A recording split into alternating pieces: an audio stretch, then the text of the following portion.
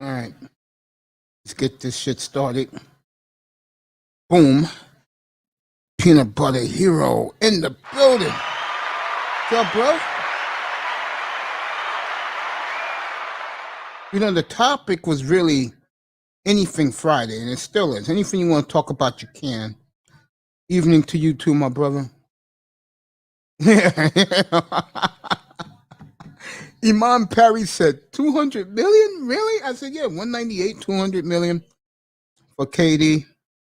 Yeah, KD's not going anywhere. I totally agree. Good evening, everybody. One of the topics tonight is the Clippers the favorite in the West in the NBA now that Kawhi Leonard's back? Kawhi Leonard got what he wanted. I don't know about money. He's going to take less money, but what he really wanted was load management. The Clippers are going to give it to him, which means Kawhi, if they're going back to the 82 game schedule, Kawhi will play 60 games only. Last time he did that, he got a ring in Toronto.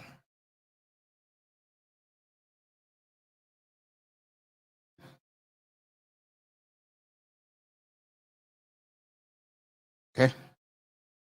Or they're the favorites in the Western Conference. Always appreciate you, brother, coming in. Or they're the favorite. My answer is yes.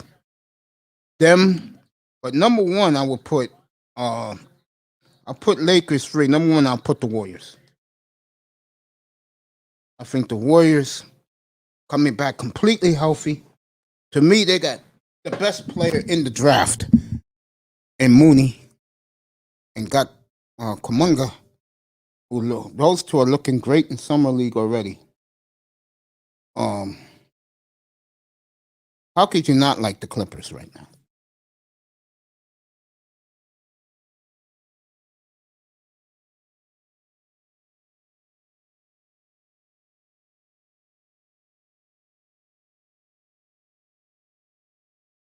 How could you not? I mean, just being fair here. Look who's here. It's always great to have two of my boys in here. You got Peanut Butter Hero and the Great Tier Battle. What's up, brother?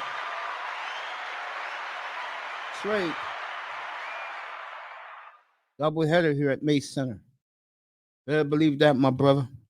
I appreciate both of you guys so much. I'll give you guys my best effort tonight. Off tomorrow. I'll let you guys know about Sunday. Weekends with Toya's tomorrow. I reach out to that girl. I mean, at 11 o'clock. Not I'm off tomorrow.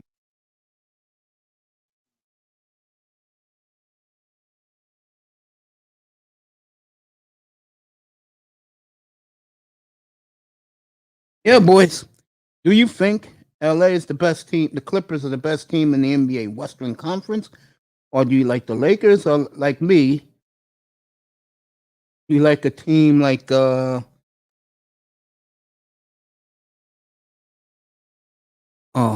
State?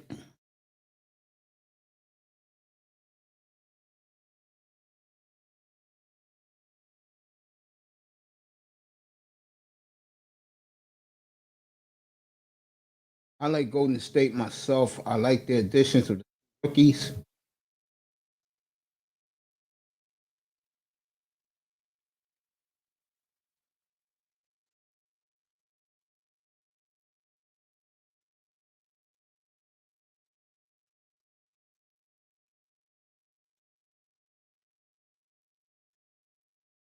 Have a good night.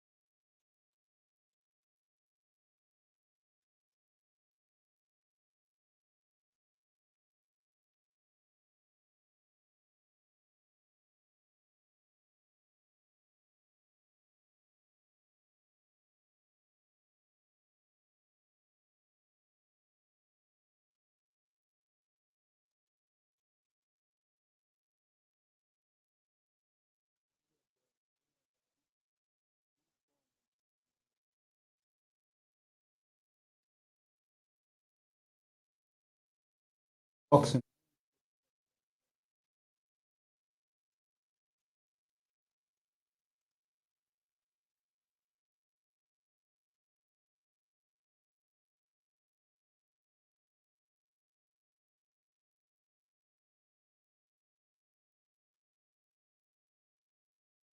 Interesting.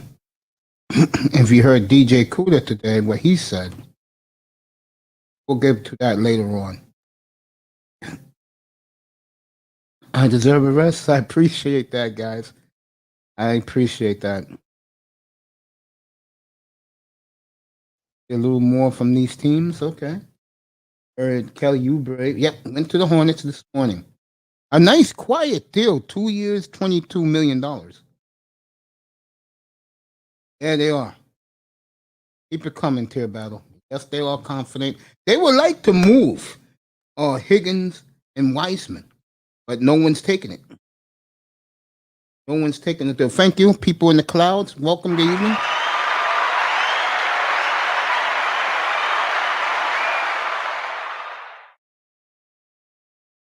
Thank you for coming, everybody.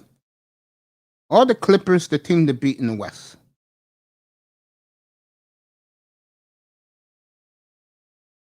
Yes. Yes. The odds should come out for the NBA September. Look for.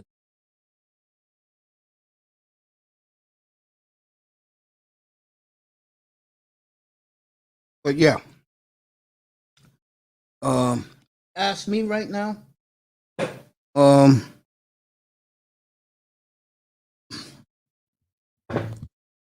I'll go Warriors 1, Clippers 2, Lakers 3.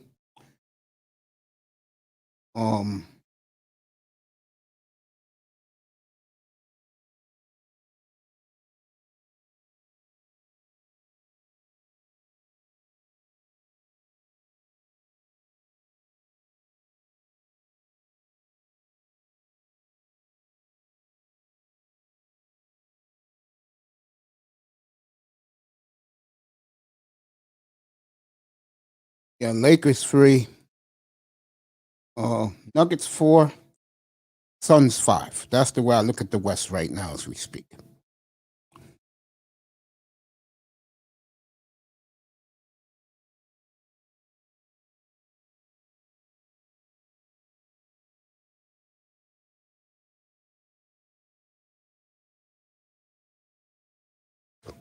The East is a little bit more complicated because we're all waiting to see what Philadelphia is going to do.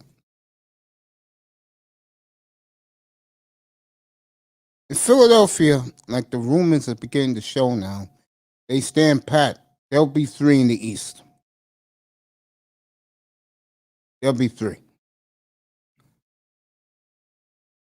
Brooklyn 1, Milwaukee 2, Philly 3. But if Philly does trade Ben Simmons, they'll shoot up to number 1.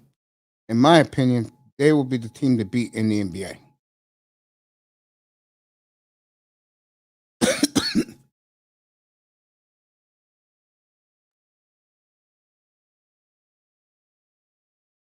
But if they don't, then De'Aaron Fox.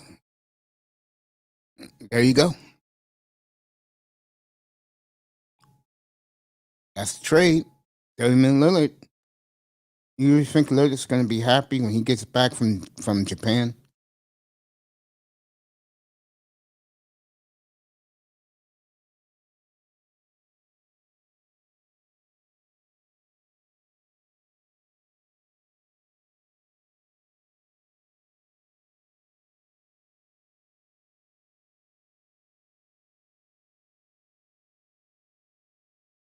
Do you really think so? I don't think so at all. Because when he gets back, he's going to tell the GM words. Yeah, I know. But he has no other choice. He's not one of these players where he's a 10-5 guy. So he got to keep his mouth shut and go wherever they trade him to. Shouldn't have got caught being in Wimbledon kissing the light-skinned girls. Yeah, Suns 5. in the West.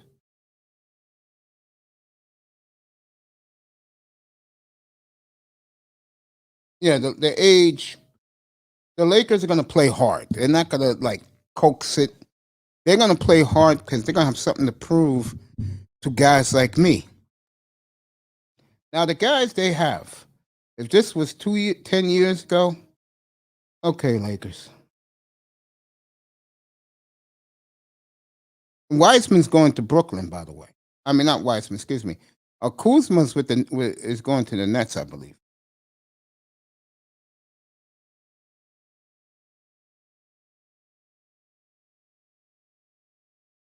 Uh, they're good friends. One is different from the other. I'll do Lillard first because he's more of a guy you could do first. Lillard's type of guy that he's street.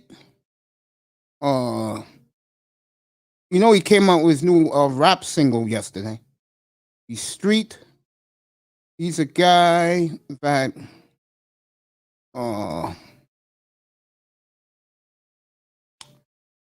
he connects with guys like ourselves better than CJ McCollum. He's more urban, street. He's one of those guys. He's hip. He's into hip hop. He's not a bougie. He's not what's that shit? What you call that? He's not boule. Yeah, I thought he went to Brooklyn. I thought. Lillard's hip. He's like one of the rappers. On the other side, he is boule. I'm talking about CJ McCollum. He's very boule, very educated, went to Lehigh, got his degree in 3 years, well-spoken. He's one of these guys that you'll see in the media someday when his career is over. You could see him in the future on ESPN, TNT. He's one of those guys. NBA TV, he'll be in the studio when his career is over. One of those brothers.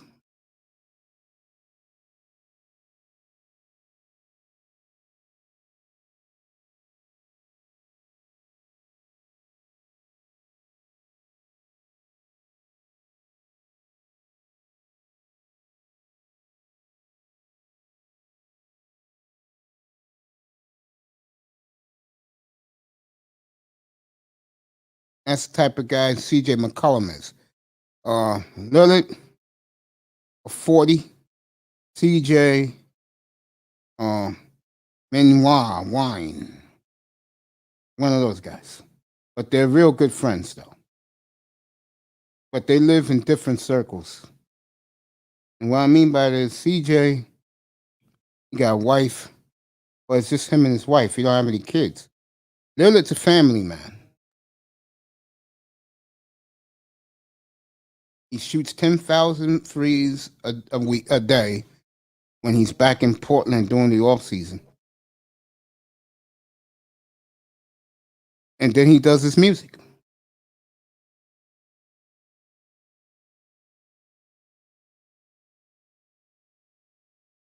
Dipset versus the Lock Speak. I'll skip it. CJ's hip now with the music. He's into his hip hop. Him and Dame is boys. He supports Dame with his music. But CJ is the type of guy that instead of having an ice cold one, he'd rather be having some wine. Eating caviar. That's CJ McCollum. Lillard, he's nigga. Give me some spare rib. Shit like that.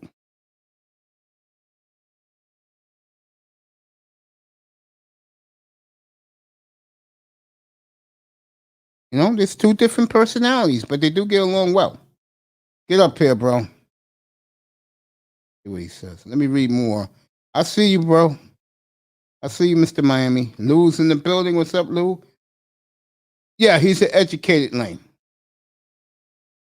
That's right. Journalist major at Lehigh. Yes, he was. Yeah, like Larry Fitzgerald's dad. You right. Tier battle's on point tonight. Yeah, he drinks the nice stuff. And he wears some nice, expensive jewelry, too.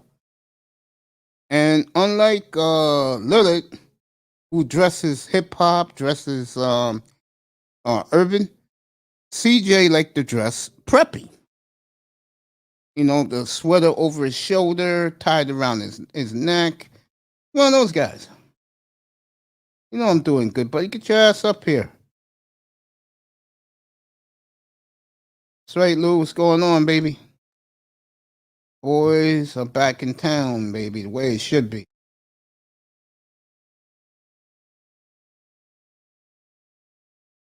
Nothing wrong with it, bro. Let me tell you something right now.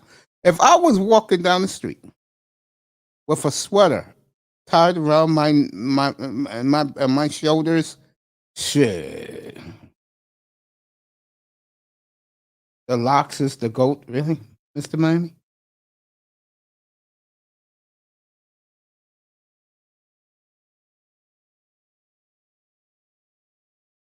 So tell me what you guys think. Are the Clippers, now that Kawhi is back, the best team in the West?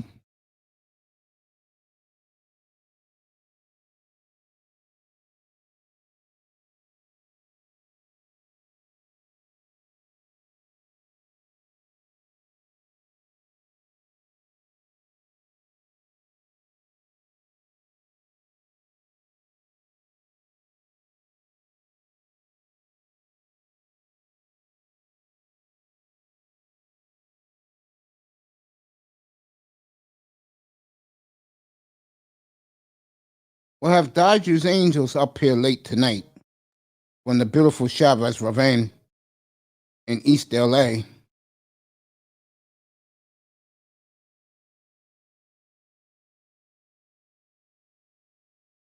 This man coming up right now gonna have a brand new show, a brand new concept, which I think is gonna be a major hit.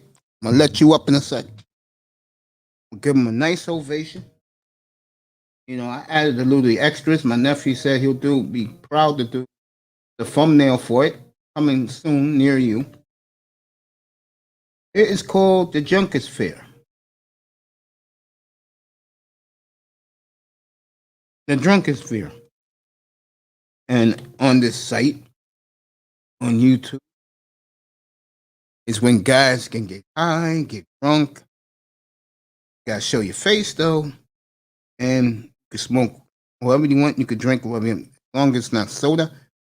Coming up in a second. Mace, that's harsh. What do you mean that's harsh? Yeah, PG3 had a great run, didn't he? Clippers need a Rudy Gobert.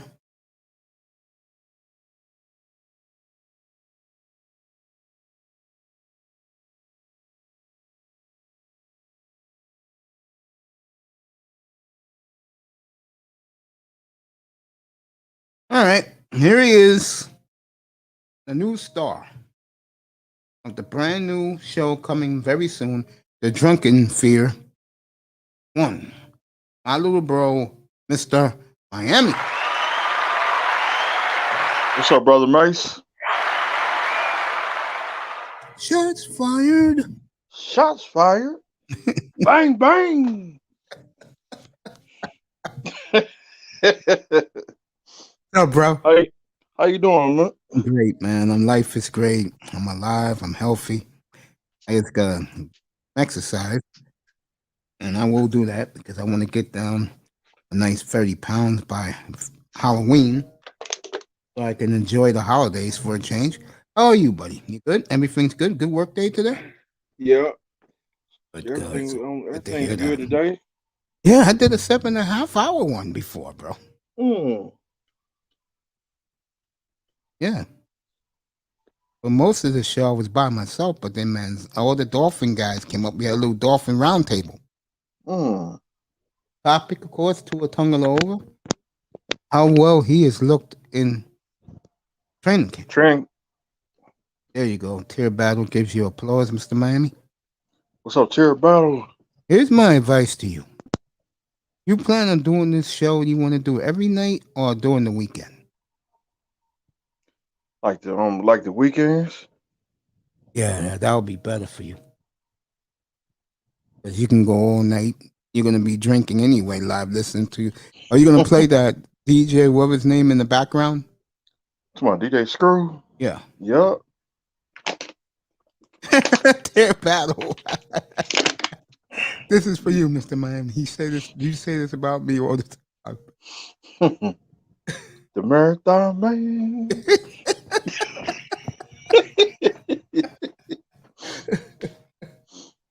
It's the Marathon Man. It will be on till like 2 or 3 o'clock in the morning.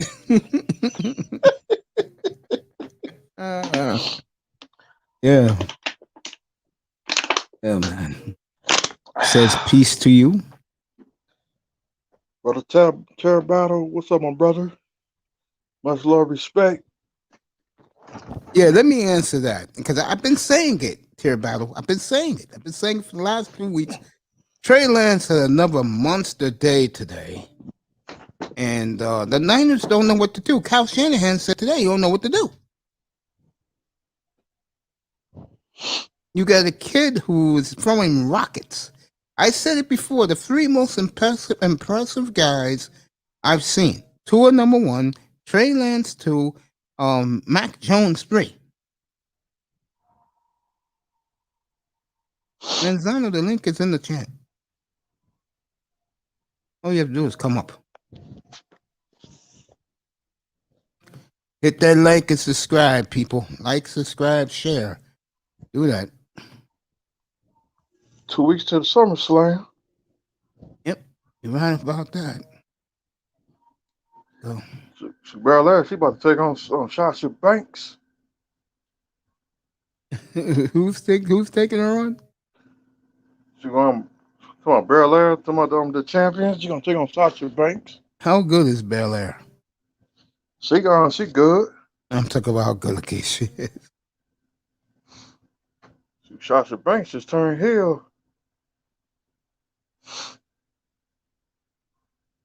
So all he needs is a playbook. Oh man, you guys are funny tonight, man. You guys are tonight. Say that. Quiet at night. Well, I just started at 8 o'clock.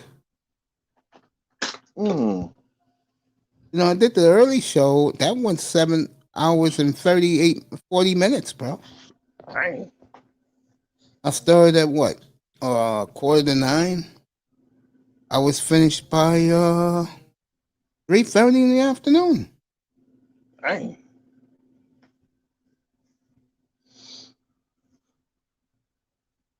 You know, I mean, I want to give these people what they want. Facts.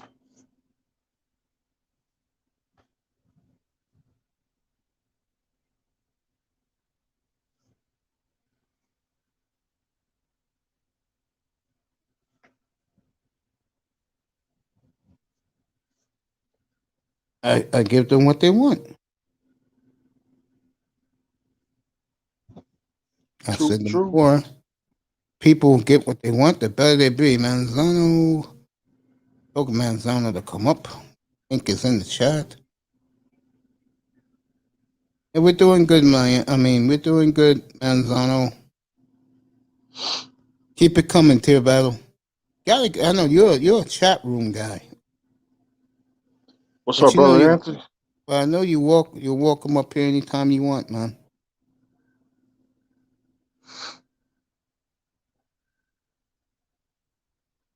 And we got JB up here, Green Bay correspondent. He's out in Wisconsin. Gave us a real insight on Rodgers at the time when him and management was going at it. Mm.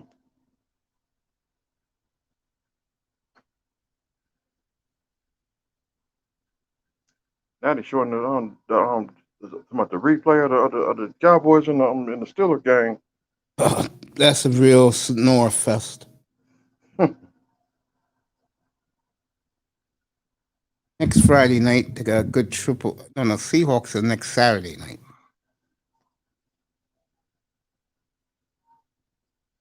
So next Saturday, the Rams Dolphins play Chargers. next. Yeah, Miami's next Saturday. They'll play at 1 o'clock Eastern on NFL Network at Chicago. Got to get them dubs, them W's.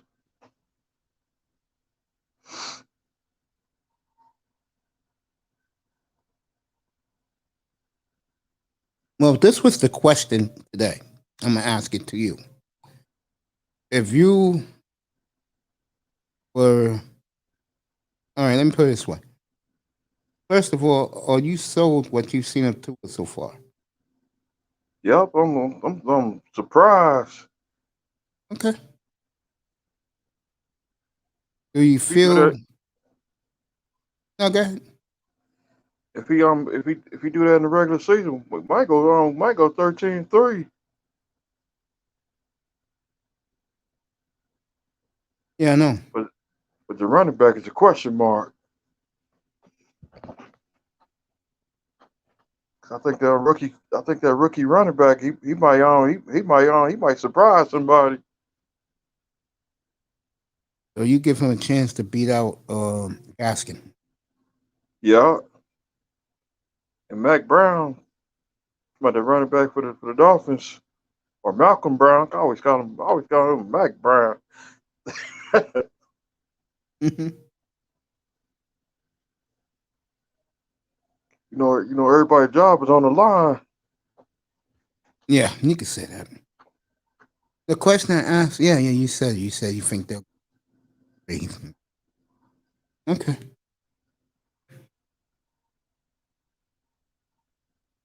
The other guys up here, they kind of agree. I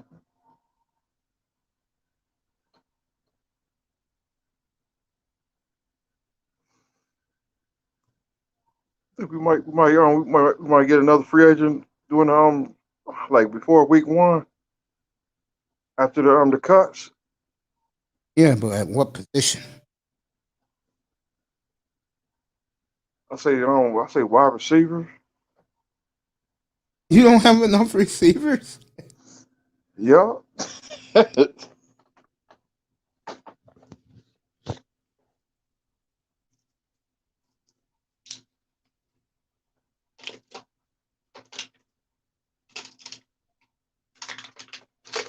know about that, man.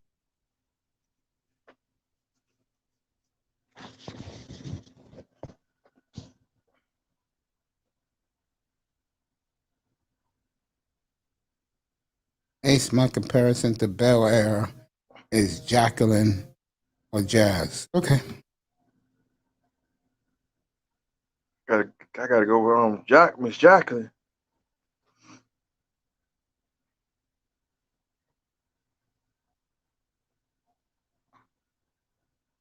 Good to have you up here early, buddy. I was coming out. I was coming up. Yeah, it's good to have you up here early. Appreciate you.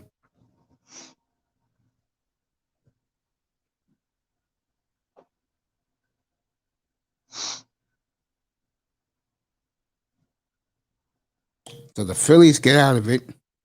It was look at the fans in Philadelphia. It was bases loaded and no outs, and they got a double play. They got out of it. This is for first place, by the way. Phillies have caught the Mets. Let me read what you said here.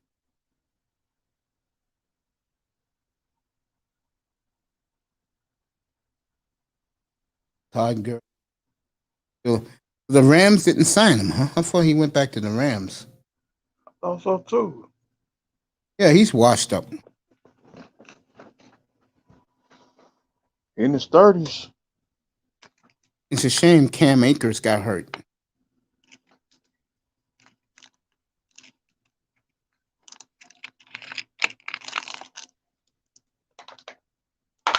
That's a damn shame.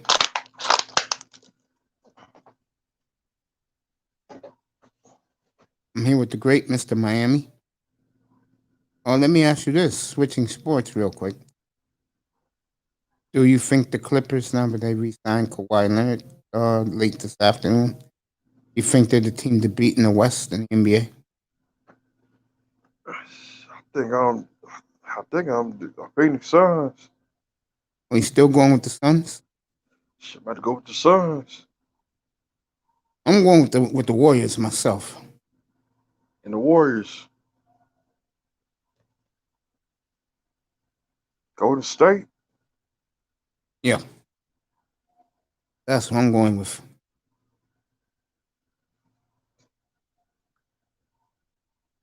Been a long time since they done something. Facts.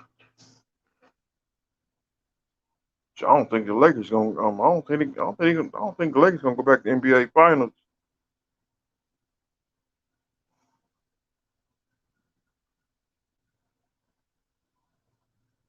Yeah, I can see that.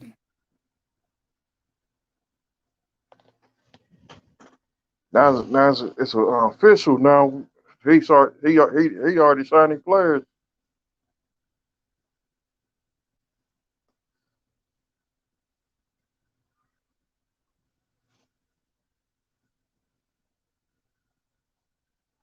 I don't know why he signed the player because they want Milwaukee. But I gotta get that PJ Tucker on jersey.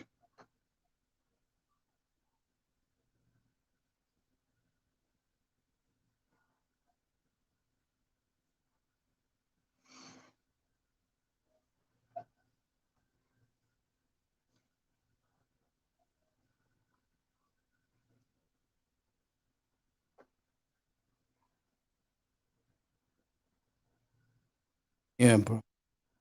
Back to the football. What you looking forward to next Saturday in Chicago? I think Tula you gotta stay focused. You gotta stay focused and see the defense. You know the defense is sick.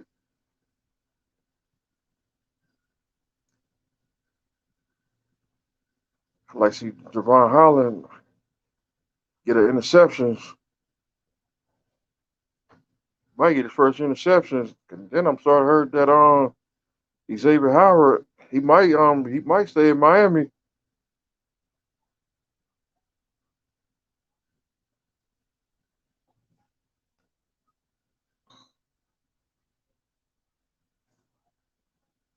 Yeah. I'm looking forward to next week. See how that offensive line. How does Dallas look? If the defense can perform, that'll be pretty cool. Yeah, PJ Tucker spent $250,000 on a pair of sneakers. On a pair of sneakers. Dang.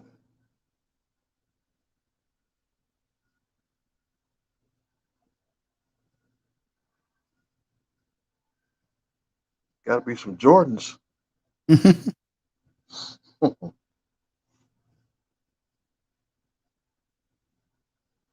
course, they want some success. Yeah,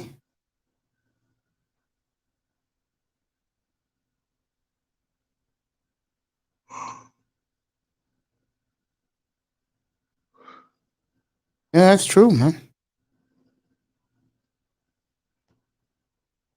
It's probably true more than people think. It'll be interesting.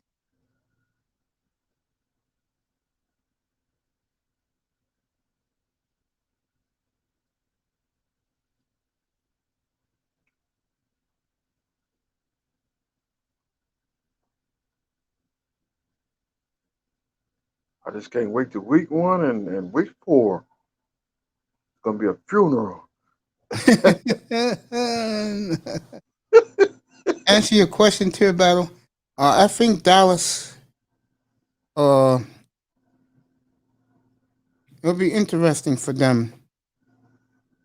You know they could put points on the board, but like Dion said yesterday, maybe Dak is more injury relevant. You know, who will be the sneaky team in the NFL this year? Who will surprise people?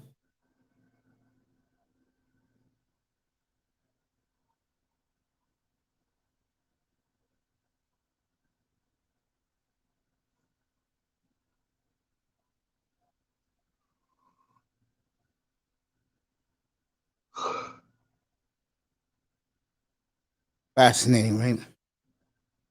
A sneaky team for me. If their quarterbacks is all right, I got a team for you. Panthers, Carolina for me. Tear battle with the Panthers. Let's go with the 49ers. Everybody got the favorite with Tampa.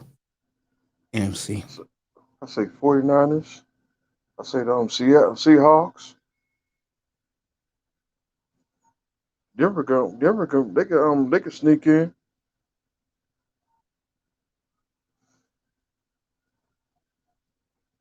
Tampa Bay.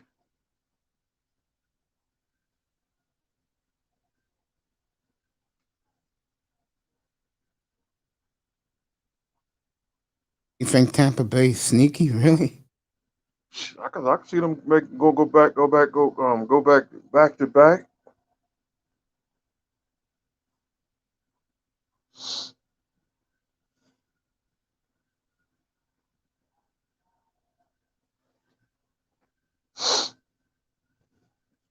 You all right, bro?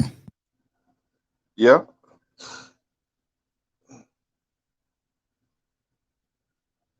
And I'm just drinking on some water.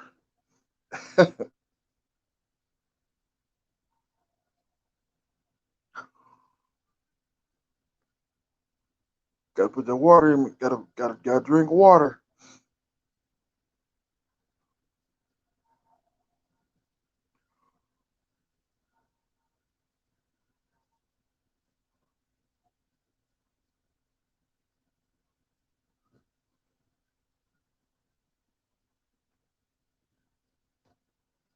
Oh. So, let me see what else Tear Battle's asking. Dak stared down the barrel like he had get that money. Yeah, well, he's pretty. Michael Irvin don't think his injury is, he thinks it's more serious when they're letting on. Tomorrow's the scrimmage. Yeah. At the stadium, right? Yeah.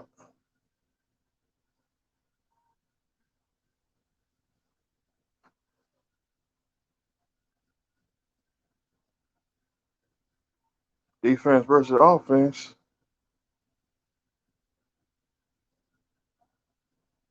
Agree with that. So training camp about to be over. Yeah, it'll be over next week. Not this week coming, the following week. And it's going to be the second exhibition game. That's when it's over. Yeah. Players don't have to live at the camp no more. They can go home.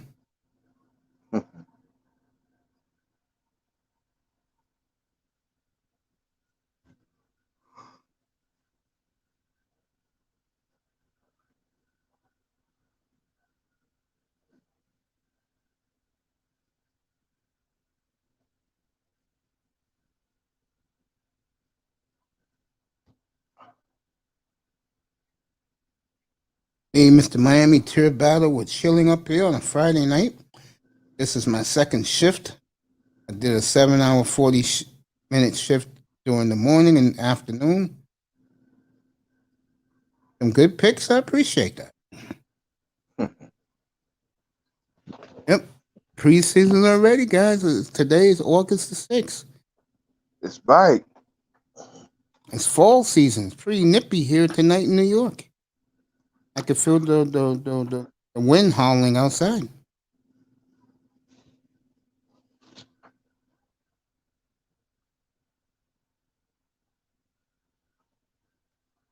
Then you got Labor Day coming up too. That's next month. Yep.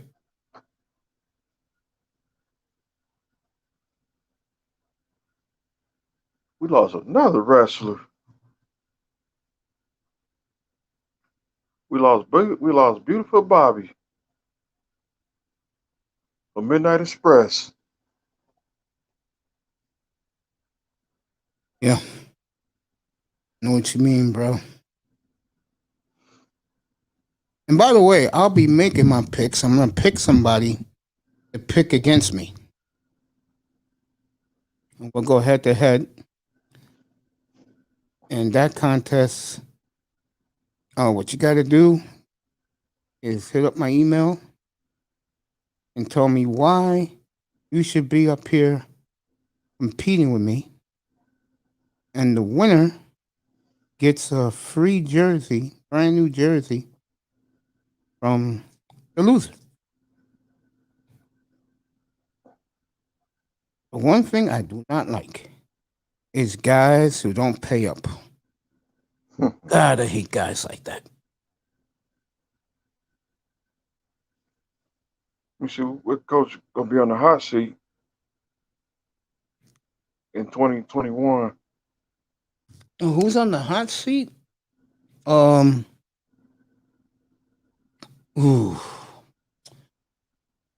I think if I had to pick one,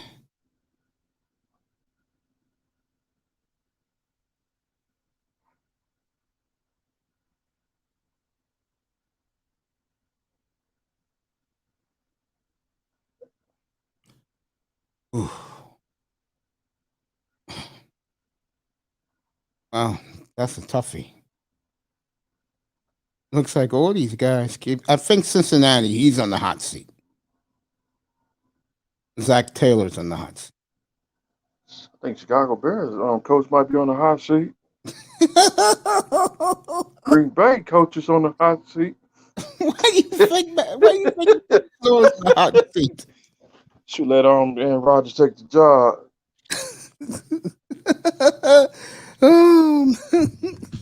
Like let him get that job at Jeopardy. Yeah, did he get it? Because they was supposed to announce it today. He got it? Jennings got it? Who got the Jeopardy job? Sure, I don't know. That's what I'm trying to find out.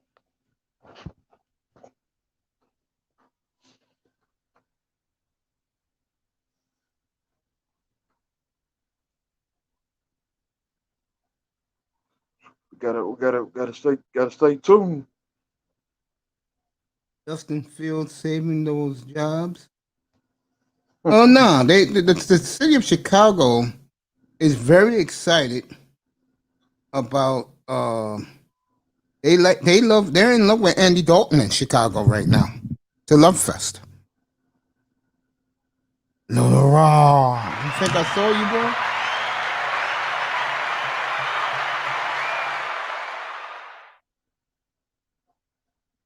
Let me see what coach gonna be what coach is gonna be the coach of the year. I'm gonna tell you right now, Brian Flores don't have a running game. He'll be on that seat very fast. I can see it right now. And this running game is abysmal. Can't blame the quarterback. I picked him, you know that, and he's playing up to my expectations.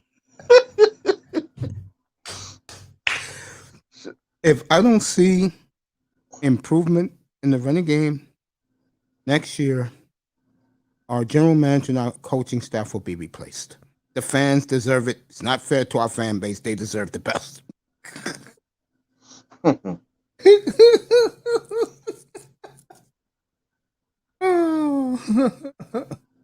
I love when Ross does that shit. Can we trade owners too? give us I'll take Jerry Jones. Did you like when I killed Ross? Yeah. Gross. Def Jam comedy. What if Flores loses Xavier Howard? That's on the GM. He didn't want to pay him.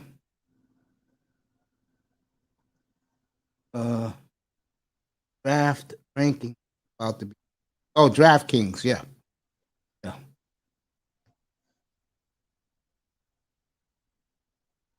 Yeah. Zach Taylor on the hot seat. Chicago's fine. They got Dalton. They got the quarterback. They're all fine in Chicago. To a lot of people's friend. I can see Brian Ford. Not Brian Ford. I think I'm about to say Brian Ford. I mean, Bill Belichick.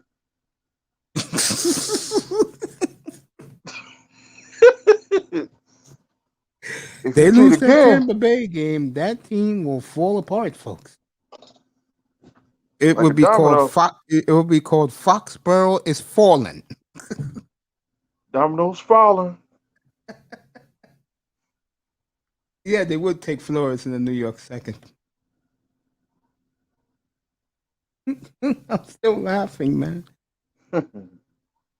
Oh boy, can't make this stuff up. that's why we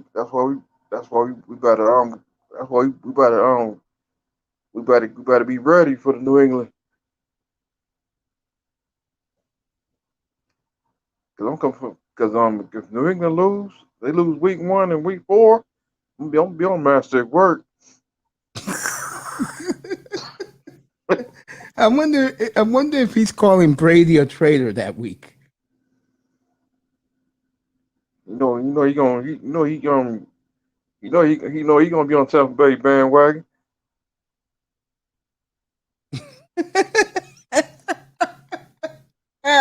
That dude ain't no true New England Patriots fan.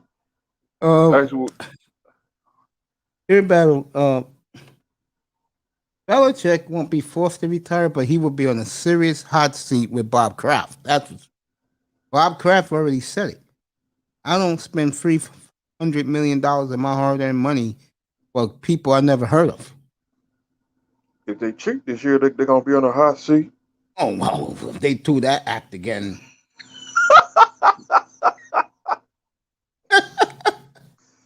I still can't get over it. Really? You sent the tape boys for 2 and 14 Cincinnati. Do your job. Do your job. Do your job on film crew.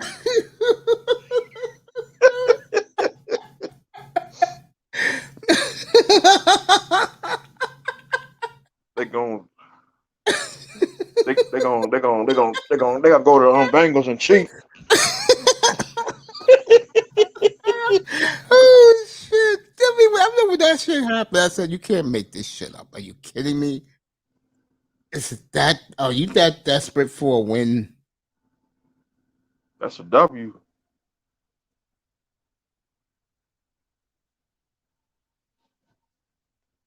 Now, Philadelphia fan is in full force tonight in Philadelphia. The hated Mets for first place in the East.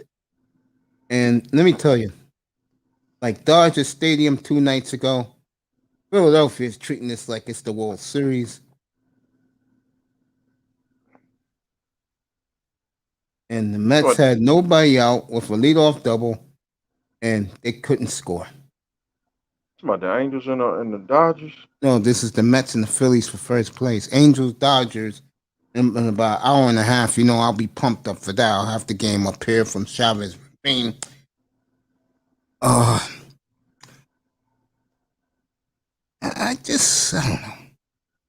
don't know. I mean, I tell you, I wish those guys were up here. I wish Jefferson was up here today. Bob Costas. Bob Costas. Definitely don't talk to him on the phone because he gonna let you get off the phone. You gotta hear every word he's saying.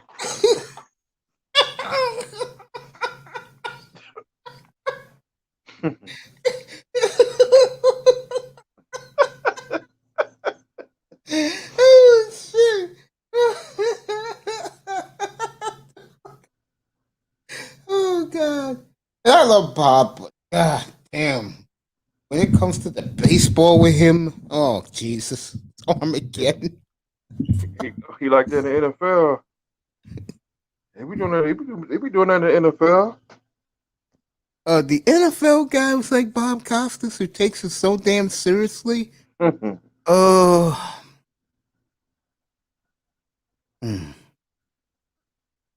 I gotta think for that one, but there are football guys who take this damn thing too seriously. I can tell you one thing about Bill Belichick.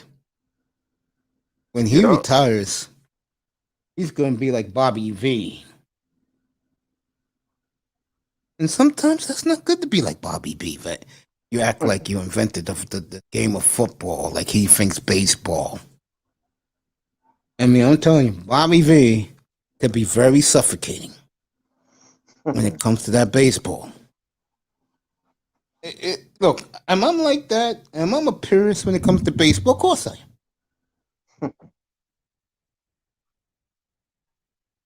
Good to see Gary Thorne back in the Mets booth. It's good to hear Gary.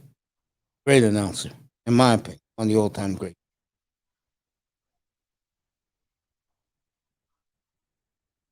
It's time Jerry to start Bell's getting. loving comments. It's time to get Bill Belichick up out of here. He's supposed to be the heir apparent, by the way, to his father, is Steve Belichick. You know, the father has taught him the tricks of the grandmaster about defense.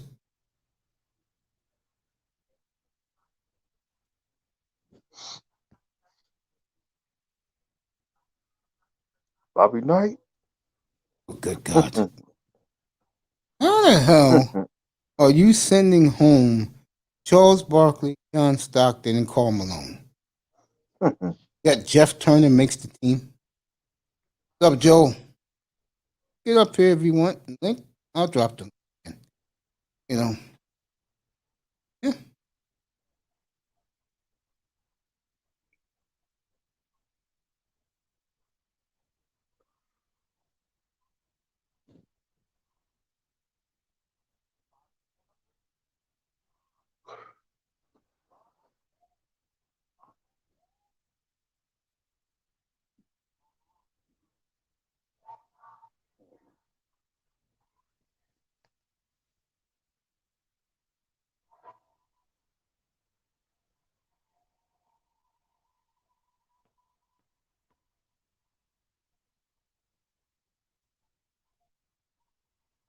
John Cena. Oh God. Don't tell me he's on the, don't tell me he's out there. Nah, they just playing his music.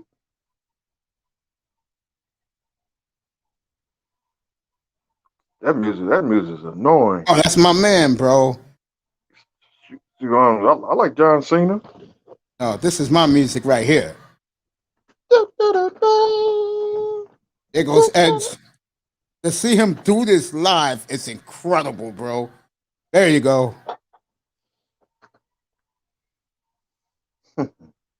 See the white girls or the white boys? They used to go crazy. I do like Edge music. Yeah, that's what they're playing right now. He sees the white girls screaming for him. He's laughing. Yeah, Edge. In person, when that music is blaring with the fireworks, his music gets you fired up. That shit is the shit, bro. I would say that one and Randy Orton's old one, his first one. Yeah. Yeah. And when you go there live, yeah. What's up, Prince? What's going on, Mace? What's going on, Mr. No, we good. Thank you What's for up, that brother again this morning, bro. I gave a big shout out earlier this morning, bro. I appreciate that. I was All right, Tom Brady's now for Subway.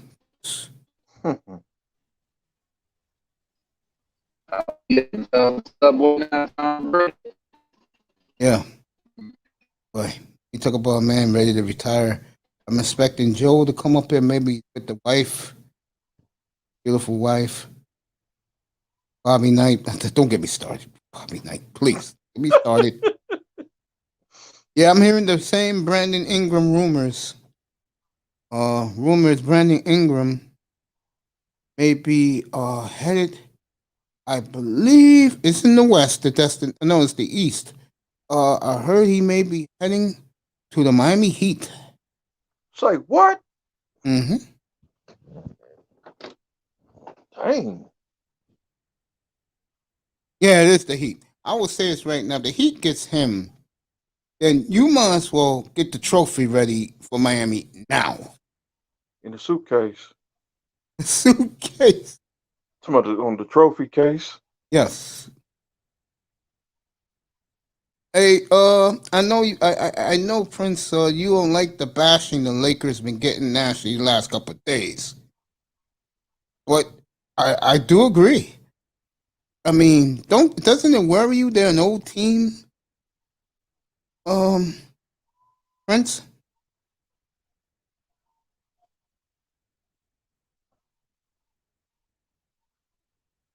Prince is fixing his equipment. Yeah, Brandon Ingram to the Heat. That's the rumors. Thank you. I appreciate that.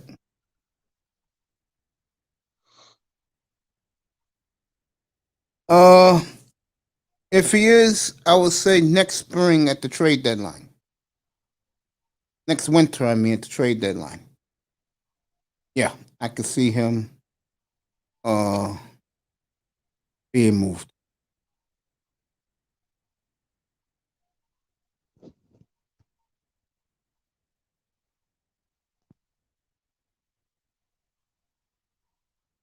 Big Poppy.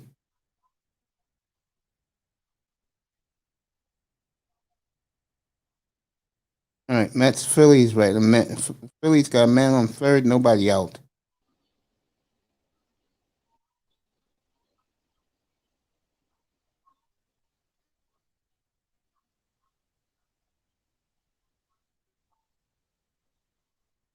Don't you think, that was a little bit too inside to be a strike?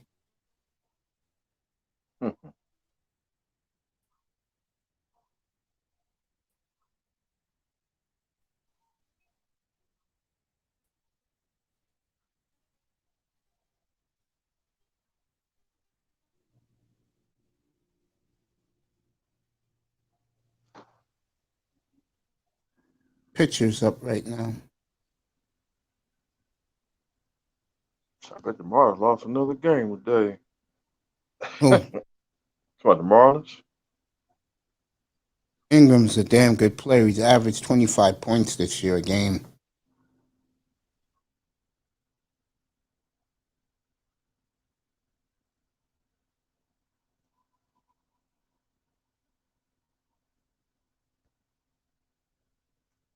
That dude was a good player. Yeah, Brandon Ingram, yes. Yes, I totally agree with that.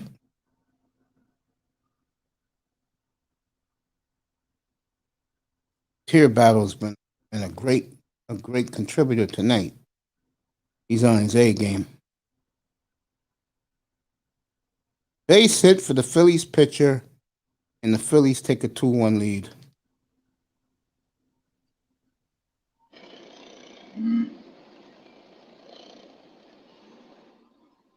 A great city. Philadelphia is a great sports city. State Phillies. Yeah, it's a good sports. It's probably, in my opinion, it's the best sports city in America now. Chicago, Detroit, and Boston. If you say any of those plus Phoenix and Denver, I wouldn't have an argument with you. Clearly, in the West Coast, Phoenix and Denver are great sports cities.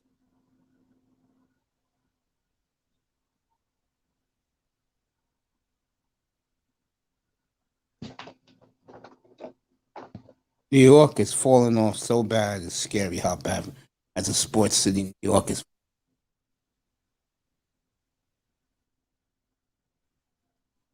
Somebody else got some good wrestling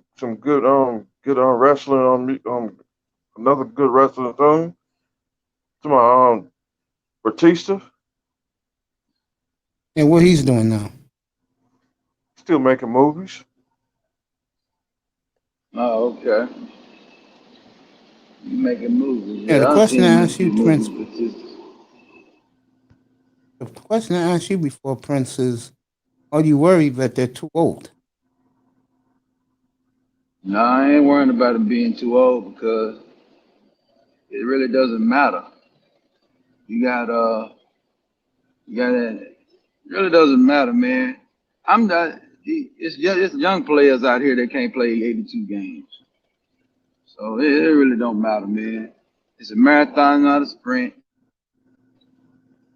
You don't see Diet the and Lakers nutrition, coming out like and they get Brooklyn. They're it gonna come done. out guns It blazing. it doesn't matter. Yeah, they're gonna come Okay. out guns blazing, trying to pace themselves up and try to get them records up so they can goddamn me pace themselves in the second half of the season or whatever. Yeah, they're gonna try to. That's why the NBA kind of realizing they need the 82 game schedule, bro. So these teams will be trying to get 60 plus wins and shit. You know, force these teams to get out here and play because these little 70 it's too little, and the load management is what it's gonna be. You know, so I think what they're gonna have to do is, I ain't worrying about it.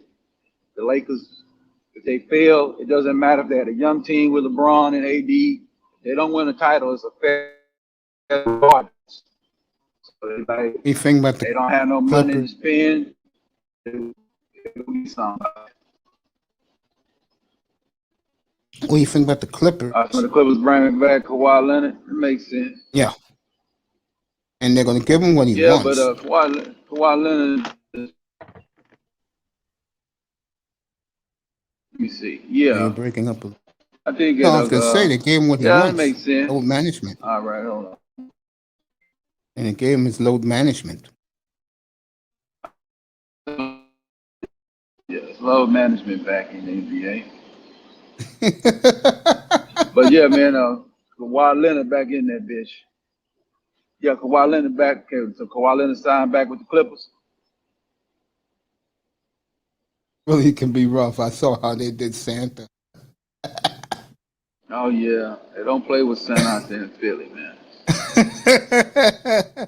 I think Philadelphia gets a bad rap.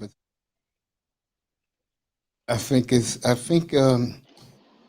the cool thing about it is the people are cool. Like they remind me of myself. Hmm. You know, that's why Yeah, I fit city in of well brothers. there. I fit in better in Philadelphia than I do in New York. All right, call the city of brotherly love. So you know, brothers fight. Shit, they don't get along every day. I think that's one of the biggest gender war cities in the country. But Oh, somebody in Philly. yes, Yeah, man. No, what the so the females don't be what's going on in Philly?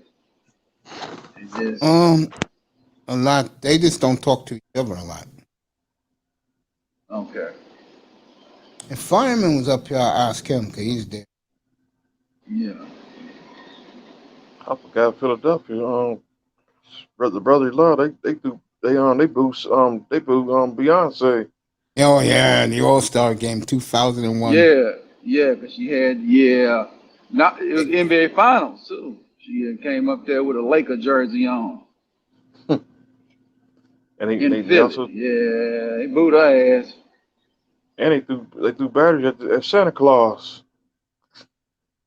Yeah, they threw batteries. They threw batteries covered in snow at Jimmy Johnson back in It was so funny. 1989. I remember that because they booed her, and then when they brought Elton John to play Philadelphia Freedom, even David Stern was dancing. Dang. Mm. Oh yeah, you gotta pay respect to Philly, bro. Can't come up there disrespecting. They will boo you. I'll play Yeah, Benny. that Lakers. I'll play Benny and the Jets later tonight for the Bucks. Benny and the Jets. Benny and the Jets. Yeah. I know he's playing the hell out of that shit in 1998 for the Jets. Oh, for the football Yeah. team? But you know he had Vinny Testaverde. Yeah. Yeah. So Vinny and the Jets. Benny and the Jets. That was another disaster. That plane crashed. Mm. It's showing the bad blood through the years. Phillies and the Mets. How much they hate each other. Oh, okay. Philly and the Mets. Yeah, you need grind in here for that. He can probably tell you all about it. Here goes the brawling. There it is. The Mets and Phillies. How much they hate each other.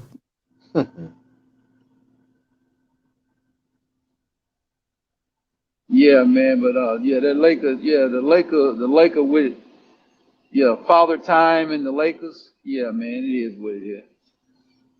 They trying to get there. See, can they make it? It's going to be a fun season, I think. And I think with the NBA, what's going to hurt them is the talking heads. Talking heads and who they would be considered to be. The Stephen A. Smiths of the world. Oh, okay. It's going to hurt Okay. them real bad. Stephen A. Smith be fucking up shit. You right about that. Okay. So the guys at TNT, they all right with you, huh? You don't have a problem with them? No, because they did the right thing on like ESPN. They embraced Phoenix, Atlanta, Milwaukee. ESPN did not. No. Yeah, TNT. Yeah, TNT more basketball first anyway. They just want good matchups. Yes. And they want to see young stars.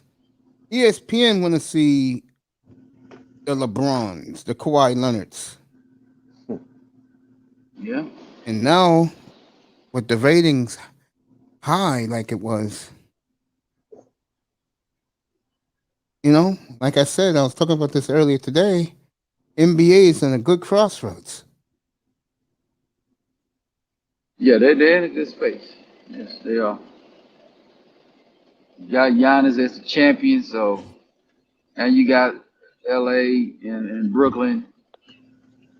The storylines are good. You know, you got Milwaukee in the heart of America, per se, in the middle of America. So we'll see. Let's see what's up. It's going to be fun for the NBA. The season starts October 19th. And next October week, 19th? we're going to have a contest up Yeah, they're back to 82 October games. 19th. Yeah, they're playing 82 Yeah, games. they went back to 82 games. Because of the 75th anniversary season. They had to do that, bro. One of the things I'm going to have up here is a contest. And contest is who will be Milwaukee's home opener. You only can pick one team, and you can't pick the same team twice. Oh, okay.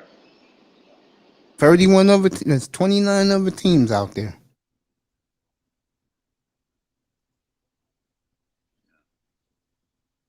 I will say for Milwaukee, I'm going to say they open up against the Heat.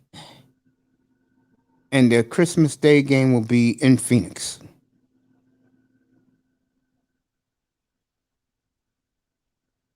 Okay. You think it's going to be Phoenix Christmas Day? Yeah, for them, yeah. I see Lakers Clippers Christmas Day. I see Milwaukee Bucks Christmas Day. I mean, not Milwaukee, but Milwaukee and the Nets. Bucks Nets Christmas Day. They won 7 games and then they was injured too. Yeah, I can see them Christmas Day. Maybe. I can see that.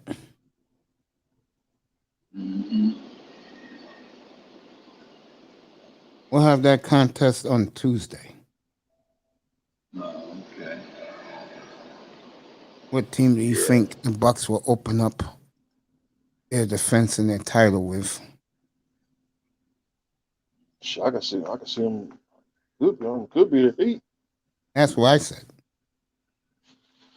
Yeah, because of the 2 years. Yeah. He saved those Brooklyn matchups until next spring Mm. for the sweeps weeks. You could do a Yep. home and home with Brooklyn in February and in April. God. Ratings will be sky high. Speak of that, KD this morning, signed a $200 million extension with the Brooklyn Nets. Dang. So he's not Oh, going yeah. nowhere for the next 6 years. So he did too. Yeah, he got his money today. Did, Congratulations to KD getting all that good money. for, yeah, good. Yeah, good for KD, man. Yeah, he bounced back, man, and showed everybody that he's ready to go. Nah, shit.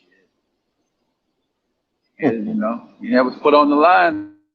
You could have been a champ right now. He had his foot on the line. Why do I get the feeling that it bothers a lot of those NBA bandwagon media guys that Giannis took the team on his back and won? Oh man, they done got spoiled by the 3-point shot, man.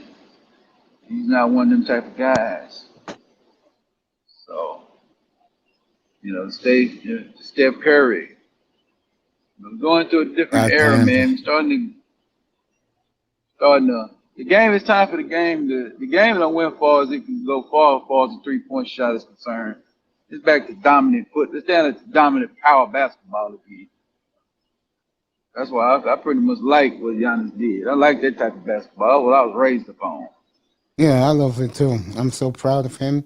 Well, I was very disappointed in him too. I had the beautiful Corrine Henry up here this morning, and she was killing Biles again. Yeah, I'll listen to it. I listened to your I show mentioned, this morning. I talked about Giannis, about what the hell is he taking that trophy to Greece with his brother and bypassed Africa altogether. Like Kareem said, if he would have took that trophy to Nigeria, Africa would be celebrating them right now. Yeah, it's kind of making your point kind of valid about shit. He's even African. And he don't give a damn about Africa. Ain't that a bitch? Damn. I knew that the night of the press conference when they won the title. Beautiful African reporter came all the way from Nigeria to interview him, and he totally blew her off. Damn. Dang. So where was he raised at? Was he raised in Greece, or was he born in Africa? I think his like late kiddie years, like 10, 11, 12, he grew up in Greece. I get the feeling his parents had a rough. I think his parents had a rough time in Africa. I think that's what it is. What you know something about a lot of kids, man. Your high school years, man, is usually what you claim. You know what I'm saying? That's pretty much what you claim because you're going from adolescence to young adulthood when you graduate. So a lot of times you might be in, it's like, perfect example, shoot, from 4 to the age of 11 years old, I was raised in a country town called Alvarado.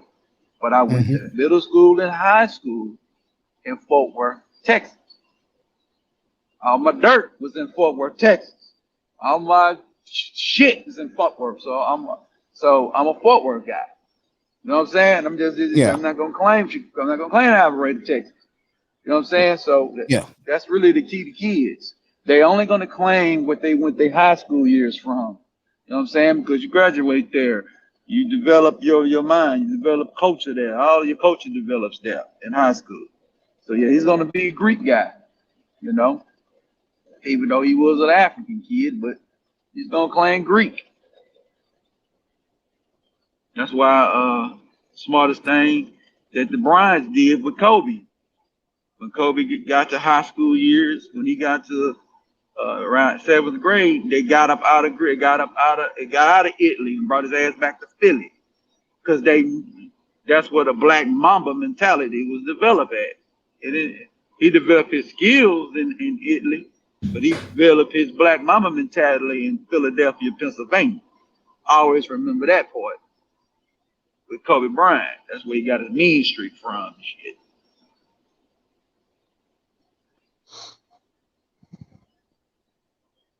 You know. So yeah, it's messed up, man. You know. Yeah. He totally just blew that woman off, bro. Yeah, he don't. Bro. Yeah. That must was bad. Yeah. The stories must have been bad in Africa. Oh, his Everything. favorite music is Afrobeat. Oh, Afrobeat. Afrobeat. What was it like? It's like African house music or something like that. Yeah. Yeah. Okay. Yeah. It's big here in New York. Yeah. Those Caribbean bitches be losing their minds over that. Yeah, on that house. Yeah, that house music. I done been to clubs back in like the 2000s and shit, but I know in the 90s it was real big. But like in the early 2000s, I went to some couple of them house clubs. Oh yeah, them women go crazy with that house music. Yeah, Oh yeah, they especially head Latinas. banging, dancing. Yeah, Oh yeah, they sweating Latinas love off that the shit. plates. Crop They don't music. stop dancing. Ultra, right? Down in Pretty Miami, much. Mr. Miami? Yeah. Yeah. That's the music he's talking about. They play in Ultra. No. Oh, That type of yeah. Mm-hmm. We also got them techno clubs down here. Oh yeah. New York too. And the Techno salsa clubs. clubs. What they Oh yeah, I know the salsa clubs. Yeah, them spots. When you go salsa dancing. The salsa is big here, but not like merengue is big here for the Dominicans. What about the foundational Black American one time? These. I don't know what to He tell you. talking about Tariq Nasheed. Oh, okay. Hakeem Dollar, Giannis, Nigerian blooded finals MVP. Three of them. Storm his rookie year out in LA. Oh, Statins in LA consider Kobe part of the family. Nothing but love, yeah, of course. yeah, he's married to And he's he, married to it? Latina. He brought that city You know, together. As crazy as it may sound, they love him there. I keep telling people, yes they do. Kobe, is God. Only other Laker, the two other Lakers bigger than him. Yeah, West That's why Magic Magic. said what he said. Magic said the greatest Lakers coach. That's what Magic said. No problem, Tear Battle. My nigga, you know that. Oh, Magic said that about Kobe Bryant. Yeah, I can see that. It was right. It was right. It was right. You know,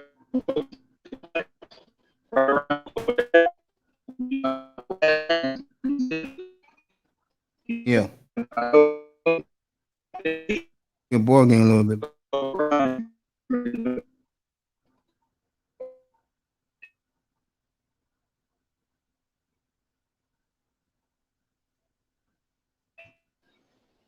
I'm always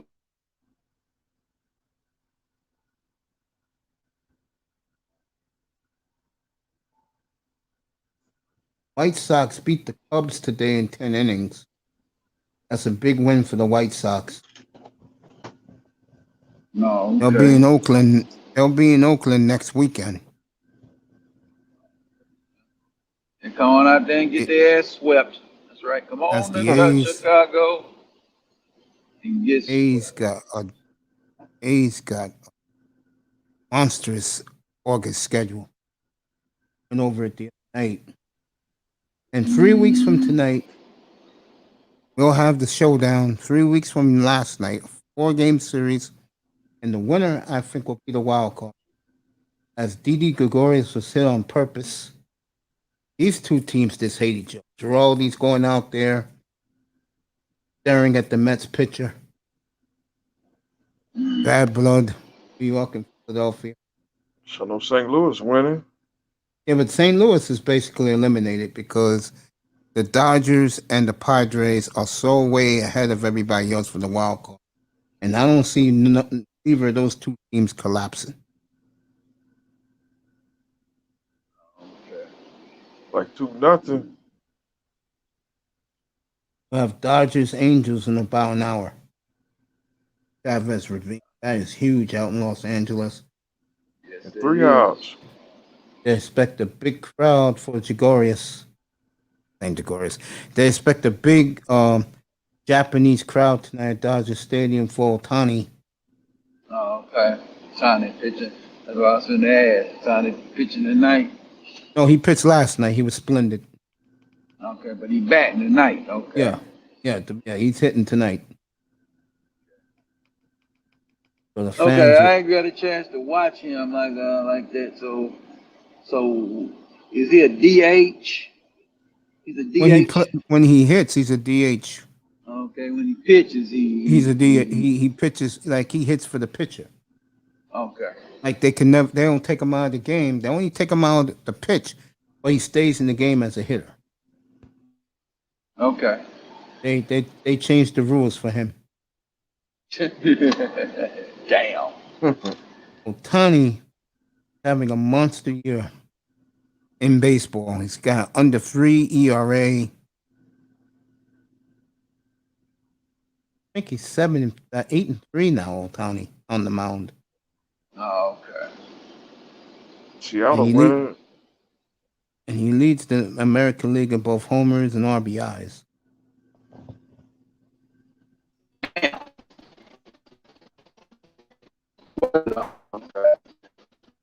What did he do, man? But you know,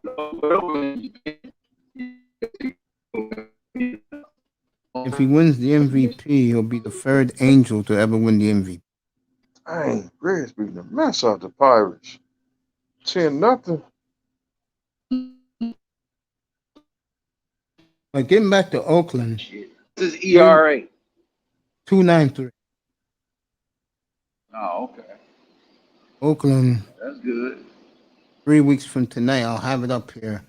The Yankees will be in town for 4 games. That will be for the wild card. Let's go Astros. Who got the best ERA? I don't know. I could check it for you. I could check, see who got the best ERA. Well, in the National League and the American League. Oh yeah, Major got the whole too. Yeah. Still got that 1.99 ERA. I remember them days.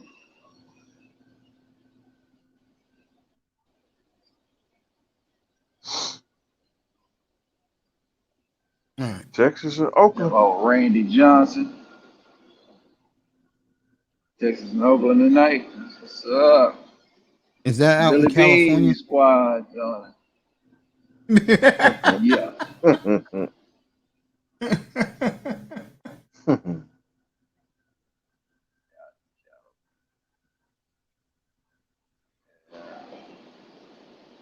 But yeah, man. Mm-mm-mm. The Angels gave up on this Brian Goodwin, yet Brian Goodwin is killing it for the White Sox. Another home run today.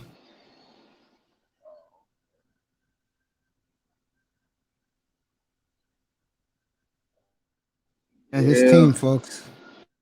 I said they'll be the next dynasty in the American League. They are getting it together at the right time, the White Sox.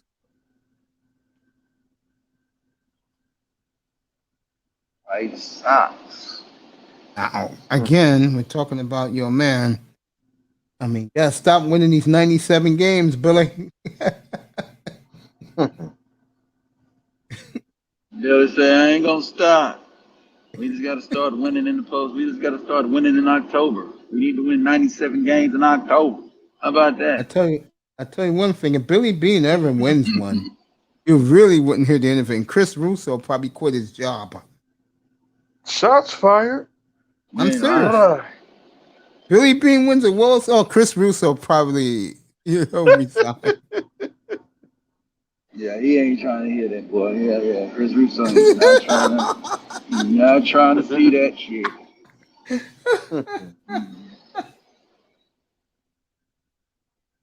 It's in a baseball, dog.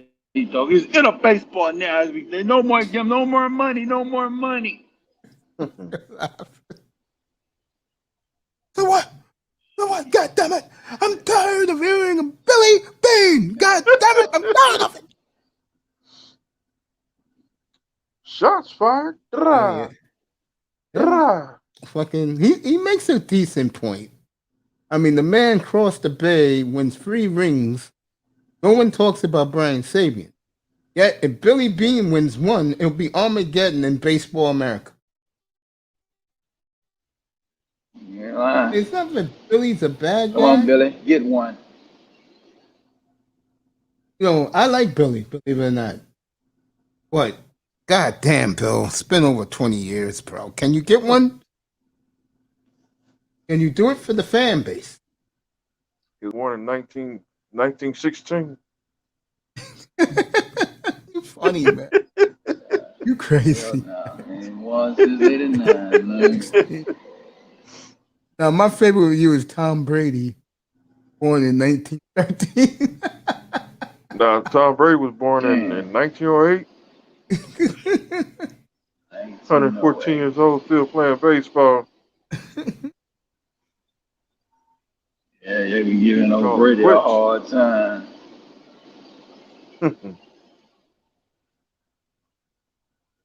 I know right now. Yeah, Brady. Well, Brady will not lay it down, will he? He will not go home. He don't want to go home to that woman. Like May said, he don't want to go home to that.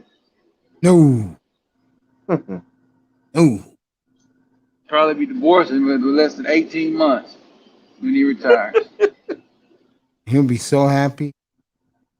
He'll be like, what you saying, but trust me, I have a whole plan of women lined up for him.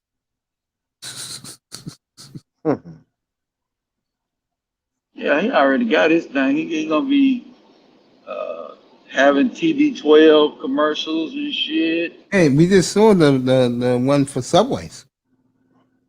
Yeah. So he getting his post career shit set up, man. All right. In the American League, well, the pitcher who leads in all of baseball is Lance Lynn with a 2.04 ERA. He may win the Cy Young because he can win it in the American League, and Walker Buehler of the Dodgers can win it in the National because he's 11-2 with a 2.16 ERA. 2.1. Yep. That's what I'm used to seeing, man. They see them 199s back in the day. Well, them 189s. Ain't gonna see that too much more. The 2.16, that's a good ERA, man. Damn good ERA.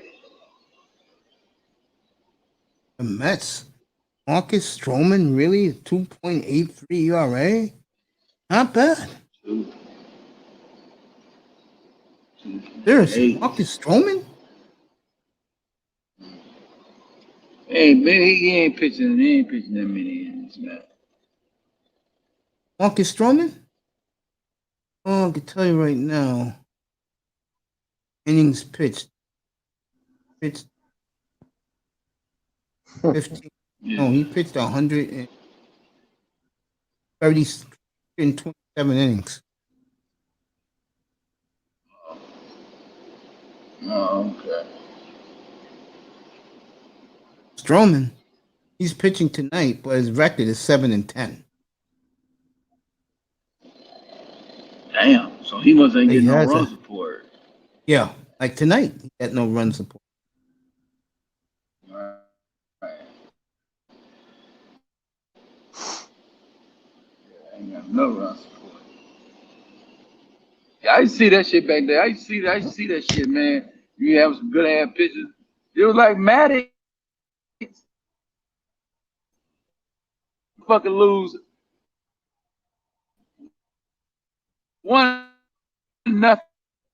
this shit, man. You know, but Greg Yeah, Maddox, motherfuckers wondering the baseball all in the back, all in the back chat and shit. Motherfuckers scoring off motherfucking it. Man, I done seen some crazy shit in baseball, man. Them guys be pitching their ass off and be having terrible records. yeah. Lack of Greg run Maddox was support. one of them. Yeah, Greg Maddox was one of them when he used to play with them regular ass Cubs.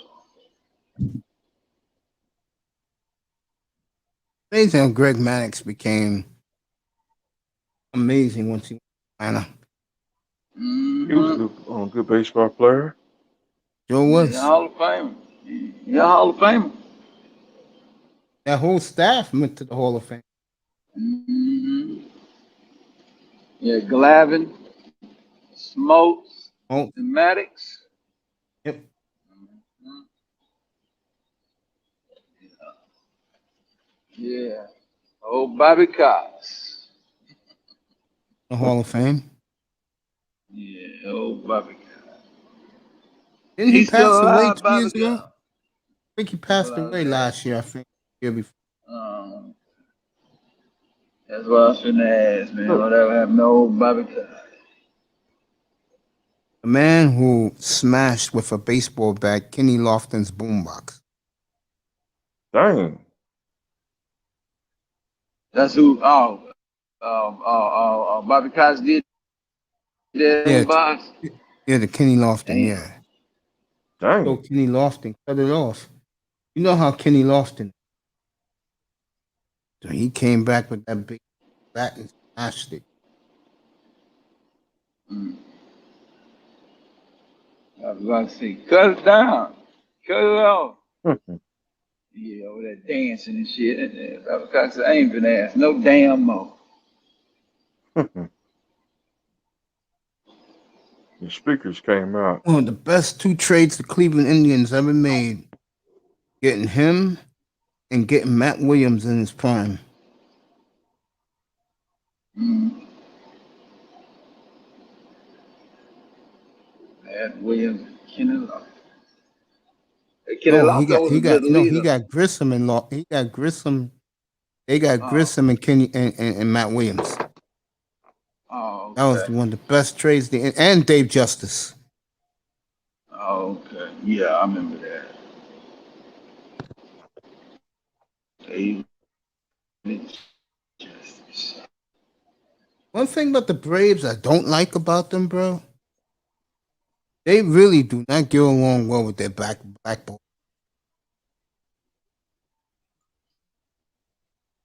They don't get along. They don't get along well with what? The black ball player. Oh no, I remember. Yeah, I remember they had old Ron Ginn over there. Got rid of him. Hmm. Got rid of he was Yeah, just in my mind just now. Got rid of Jason Hayward. damn. I remember Jason Hayward. Dang. I get rid of some good players over there. Yeah, they don't keep no. Yeah, they don't keep no niggas in Atlanta. Nope. That's an oxymoron in Atlanta. Don't keep a Yep. nigga in Atlanta. True. Oh, they crazy. I heard they ain't like what's her name when she was married to Dave Justice. Halle Berry. Halle Yeah, they gave her a Berry. hard time. Yeah. Damn. Now, why is you fucking with Halle? That was when Halle. That's when Halle was just the sweet Halle back then. Sweet And you giving her head. Yeah, you know she had the little short hair. Yeah, And no Yeah. one the Queen Swirlers. that's when she was just little old sweet Halle. Yeah. Don't ask me At why. I that never. time, you know what I'm saying? She was just with the brothers at that time, but and then Yeah. after that, after David Justice and after Eric Benet, it was pretty much a done deal. Ran The over there. swirling started happening. Eric Benet music. Yeah. I ain't like his music. I did. Spending my life with you with Tamia was great. Most black women play that for their wedding song. Those a few that gets married. But they used to wear that song out. Well, women like marriages. Oh, what a play by the Phillies third base. Oh, you overthrew. That would have Yeah, been women like women, no, Mace, women like weddings. They don't like marriage. That's what I'm saying. Yeah, the weddings. And most women play that on their wedding song. Yeah. Mm-hmm. They love that wedding day.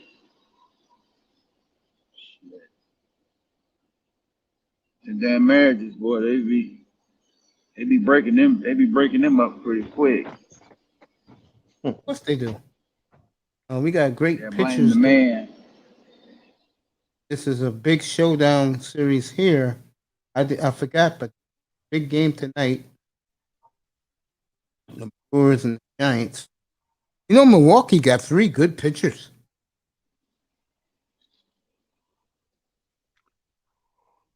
Three good pitchers. I heard Milwaukee's pretty good this year. Yeah, they have ran away with the Central. What the fuck is you coming in the damn?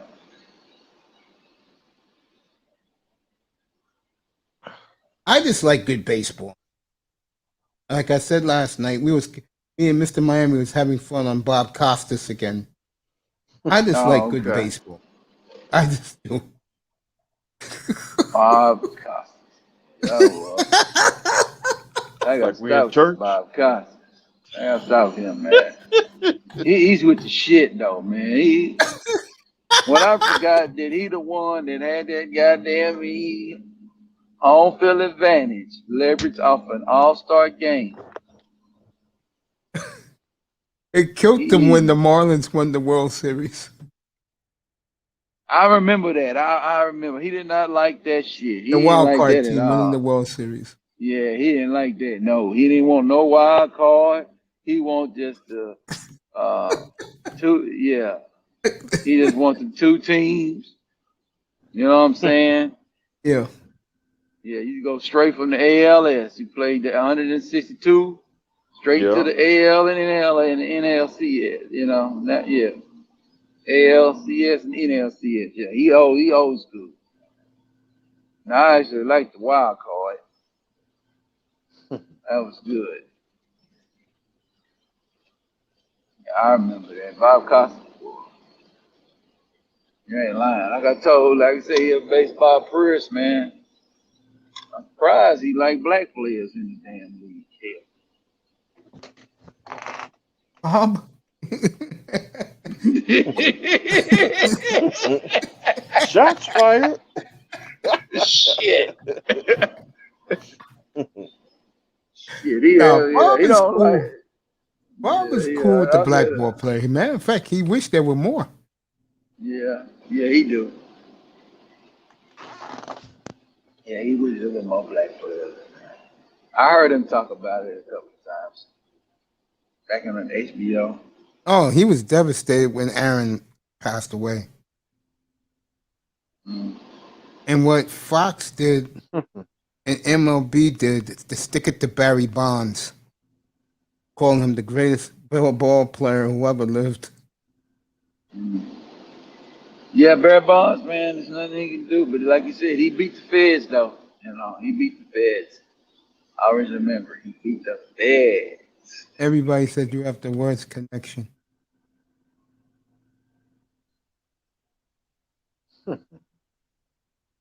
Cowgirls. Ah. Yeah, cause I make money when I talk, sir. Sorry, I'm finna pull over in a little bit, but I go get it. I'm rolling. And Texas and Oakland just started. I told you, A's start those games at 9:30 out there. Angels start at 9:30. But they're at Dodger Stadium tonight, so that's a 10 o'clock for pitch. Really 10:07. Yep, John Cena. He gonna be at SummerSlam. I said John Cena gonna be in SummerSlam. Yeah, he already signed the contract. Okay. That's what's up. I saw the Cowboy game last night. If you over here getting crunk over Cowboys in the preseason, you need to evaluate your life a little bit better than that, though. Now, Texas Dallas don't do and on shit in second runoff. preseason. Never have. In the year they did, they went 1-15.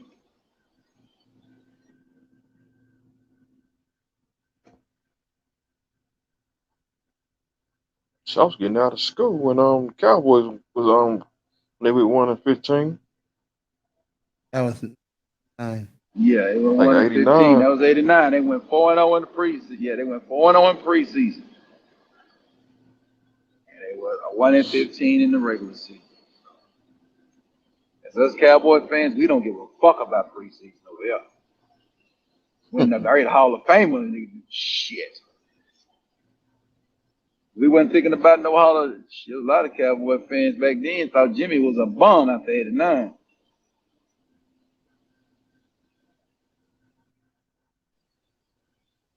But the Cowboys they did good in 90. Yeah, they went 7-9. Almost made the playoffs. They needed the Saints to win. I was happy the Saints didn't win. We did win. And I didn't want to. I'm not one of them type of guys. I don't believe in making playoffs off other teams' backs. You play 16 or you Yeah, I play hate when guys 17. go give us some help. Hell no, make your team go out Yeah, there and win fuck it that. themselves. Yeah, get out there and go get it done.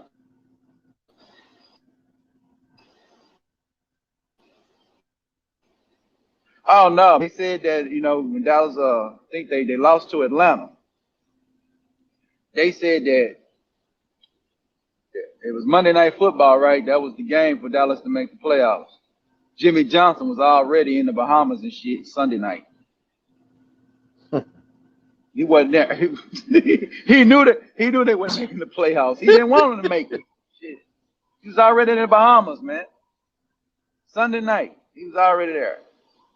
They was in the playoffs in 91, in 92, in 93. No, yeah, all right. Now 91. Yeah.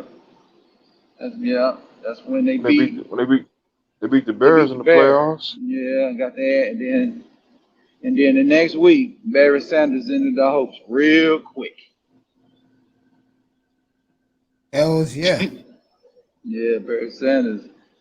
Yeah, he the one that bounced off 7 Cowboys and scored a touchdown.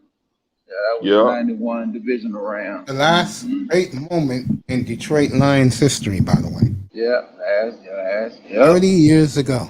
They got us too in That is, 1991. yeah, all that talent in Detroit and they're still losers today. Let me see what Tier Battle says. Look at the Cowboys. Off the connection. Almost, yeah. Right. A true purist. Yeah. Bob Costas, myself. I consider myself a baseball purist.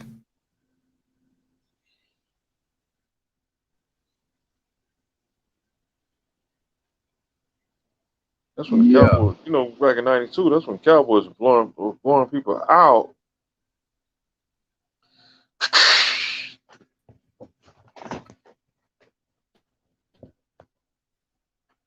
I still got that Super Bowl on video. It's when the Michael Jackson halftime at Pasadena. Yeah, when the Cowboys Leon Let. when the Cowboys took on when they took on Buffalo.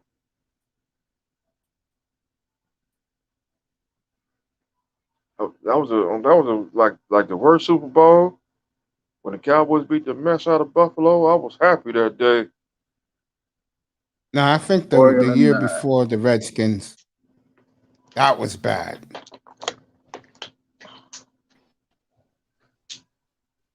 Super Bowl Buffalo lost 27, all their championships to the NFC East. so did.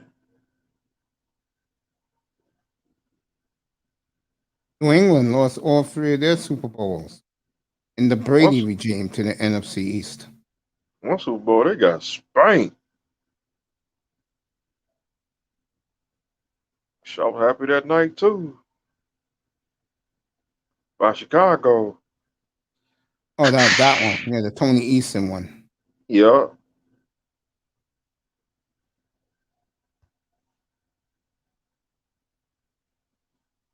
Wait for this guy to come back. There's Dear Battle. Jerry does something right. Yeah. we would It's have been like in the Super. Jimmy Dolan. He just let the players play. We would have been in the Super Bowl with New England cheated in that game too. I still believe that to this day. It would have been Chicago and would have been Miami in the Super Bowl.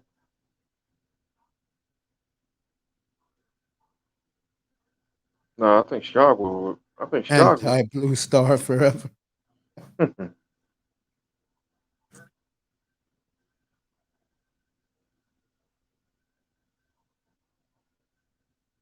That's when New England. That's when New England started going down. So that's good. Right, they're getting ready out in Chavez Ravine. The MLB network will call the game tonight. The Angels are playing great baseball. And the reason is they got their fans up there. Kershaw pitches tonight. No, excuse me, Sandoval versus David Price tonight. Dodger Stadium. A beautiful night in Dodger Stadium. But Josh Allen got a big contract. yeah, Pete broke it. 6 years, $258 million, $43 Damn. million a year. Starts Woo. in 2023.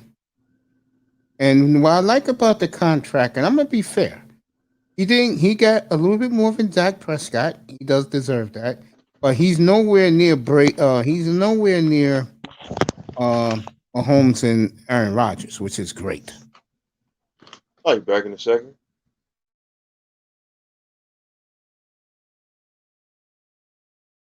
I'll stay here till he comes back. Then I'll go take my medicine. Yeah, I'm here the rest of the night. We're going on 2 hours. And I'm trying to think. Monday night we'll do the contest. The winner gets money on their Cash App.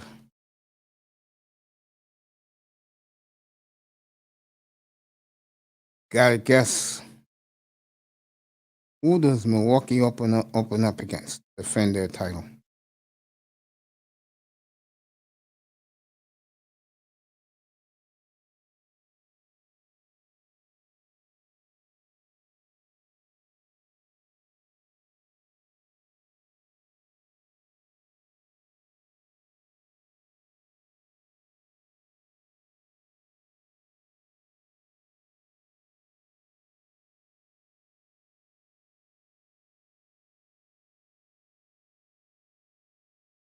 right, Prince is back.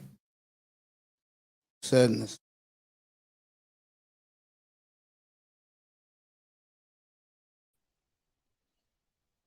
Yeah, man. I see that. I forgot to say, Josh Allen them from the Buffalo Bills. They finally replaced Jim Kelly, huh? They finally replaced Jim. That was nice, but Jim Kelly showed a picture of him and Josh Allen together on the football. Mm-hmm.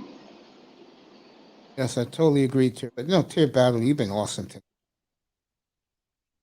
My boy, man.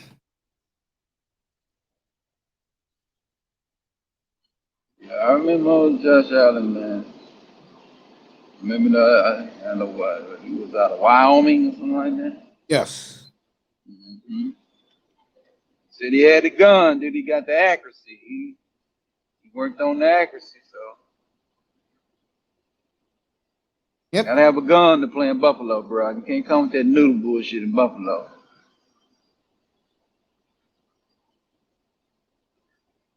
Even Tyrod had a gun in Buffalo.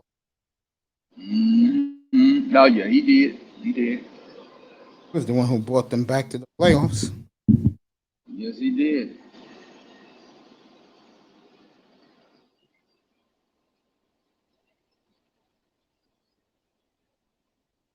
Big arm, big leg. Yeah, that's a big guy, man. That sounds a big guy.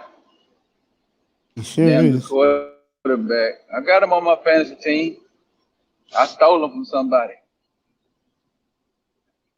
You know, because when he first came, I got him in his rookie year. All right. I got him right. Yeah, transition to the second year. Somebody didn't like him. Yeah, in the league I I'm give putting you a together. job. Go In the ahead. league I'm putting together. And you can trade your draft. You could trade your draft Okay. picks Yeah. on draft day. I like that. Mhm. Yeah. Somebody didn't want him. You know, they thought he wasn't gonna be shit. I said, I take it.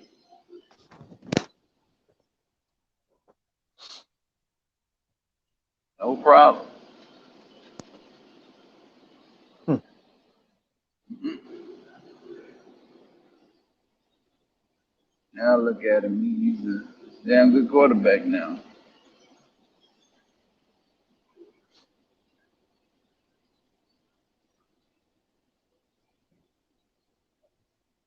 Mm-hmm. Let me see what they come out now.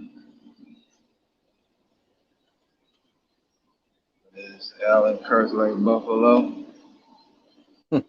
Yeah. I agree with you. You know, going down. Down.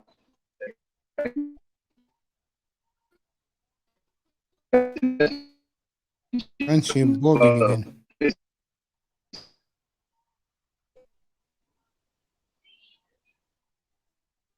Kick your Alonzo. You know that Buffalo team was 8 years ago? Yeah. Where the hell did the time go?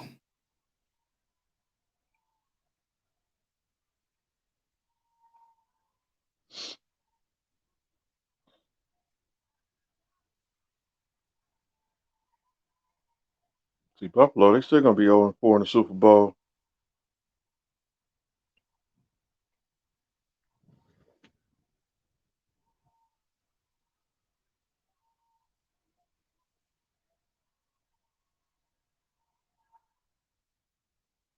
Roman Reigns. This dude still got the belt. He been having that belt almost a year.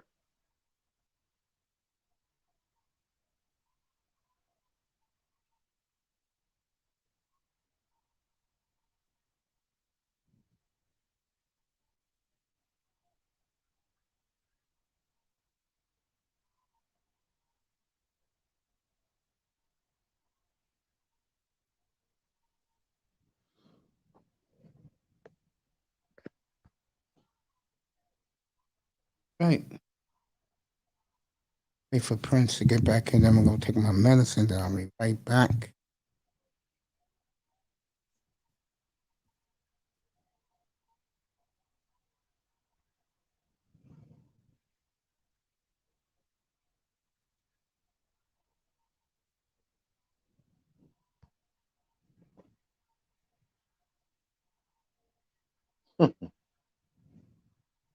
Imagine Buffalo losing the Super Bowl. They'd be 0-5. Yeah. Even Denver won 3 Super Bowls. 2 Super Bowls. They got murdered. Yeah, the Niners and the Giants. And the Redskins. They got murdered in 3. Don't forget about the 49ers. 49ers, Redskins, And the Giants. the Giants. Seattle. That's 4. Yeah. I forgot about Seattle. Seattle beat the mess out of Denver. They made 1 touchdown. That was it. I love that Super Bowl. You know that. Yep, I like that Super Bowl. Let me ask you a question. If the Dolphins spanked the Cowboys that way, how happy would you be for the Super Bowl? Shoot, I'll be happy.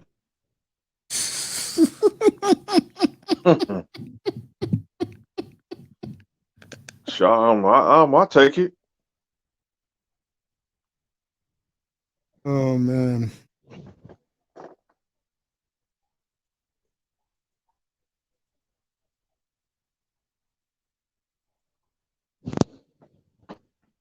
Shoot. NXT is in here.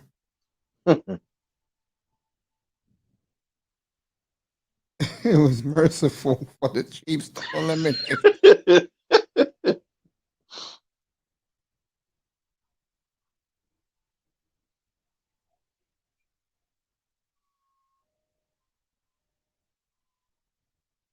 Merciful.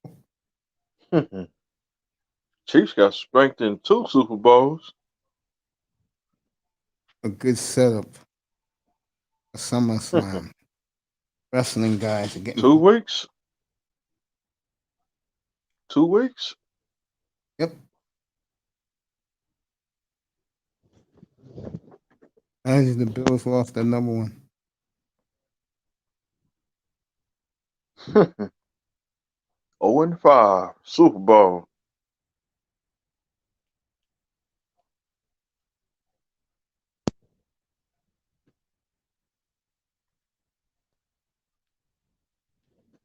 I'll be on Dan Mitchell like I'm like fire ants.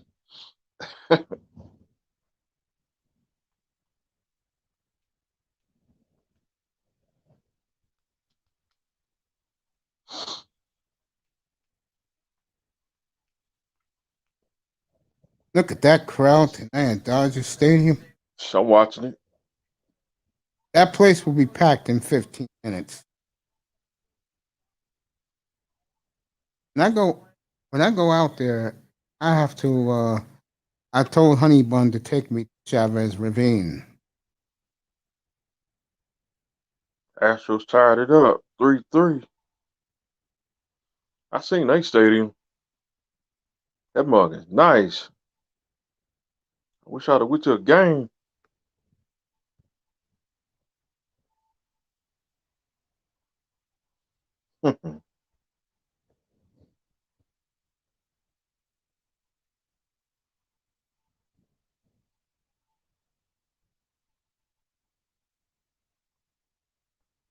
I know St. Louis Cardinals, their stadium is nice. Yeah. Dang, Marlins getting spanked. They getting spanked 11-0. There you go. That's my music.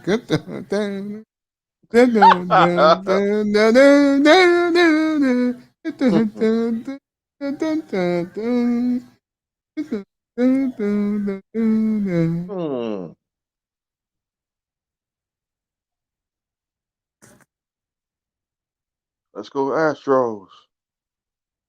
Houston.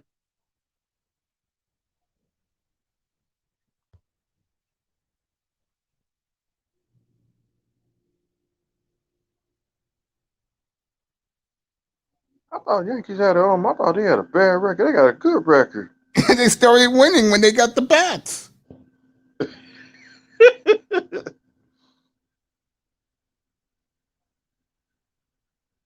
You ain't gonna catch the Giants. The Dodgers can, but because the Giants got Chris Bryant, that really put them over the hump.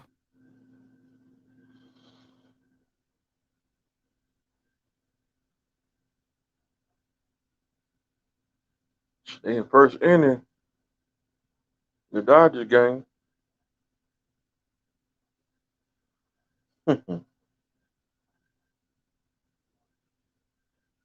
Also, I hate Dallas hashtag.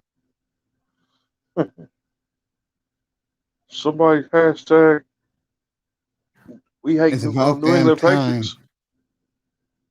It's about damn time that their organization finally listened to me and is drafting pitching. Yeah, all the pretty girls like the Dodgers. I mean, the Angels out there. They got all the beautiful suburban girls. They like the white girls, the pretty white girls in Miami. Yeah, They yeah. love the Angels. Dang. Yeah.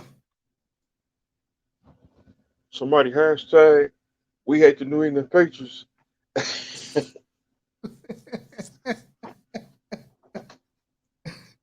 Okay, I'll do that for you. Oh, New England Patriots, they're gonna turn back the clock like 1990. Back in 1990, New England was terrible. I love every minute of You, bro. it.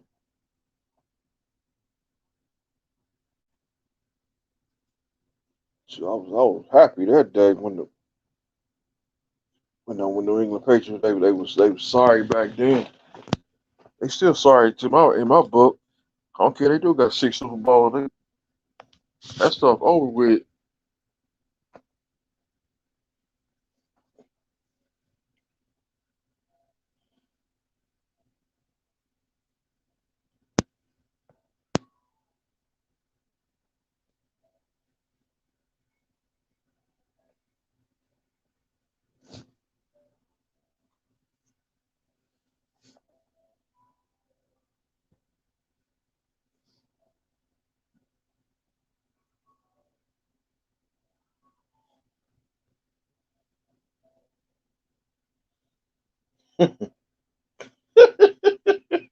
I said I'll do it for you, right?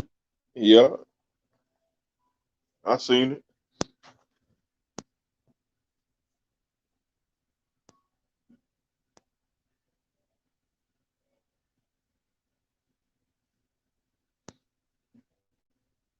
Let me take my medicine real quick. You ready for Dodgers Angels? Mr. Miami will take you folks. Stay in the clouds. I'll be back in 3 minutes. It won't take me that long to take my medicine. Right back.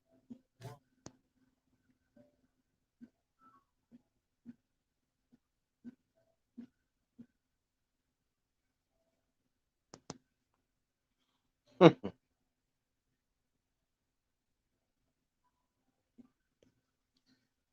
up, everybody? How y'all doing today? Much love, respect. Shout out to everybody in the chat. And shout out to everybody in the panel.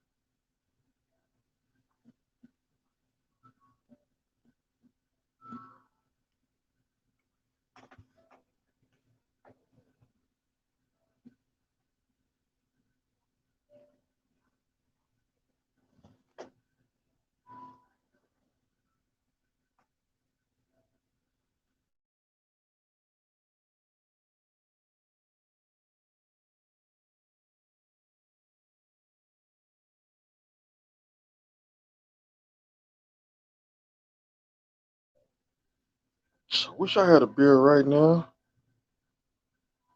but not tonight. Let my liver breathe.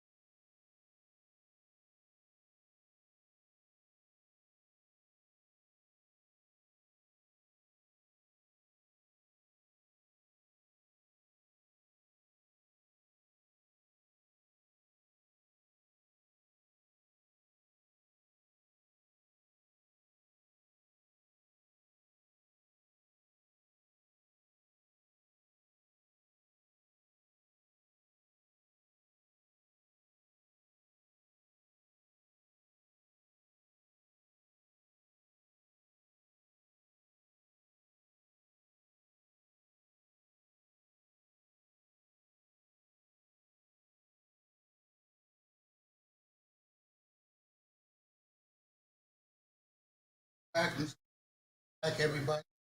California Angels getting started. Oh, I'm still here.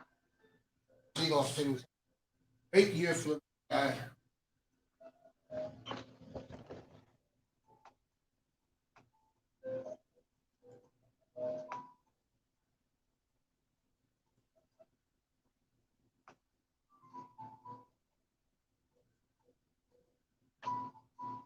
Rest of the night, everybody.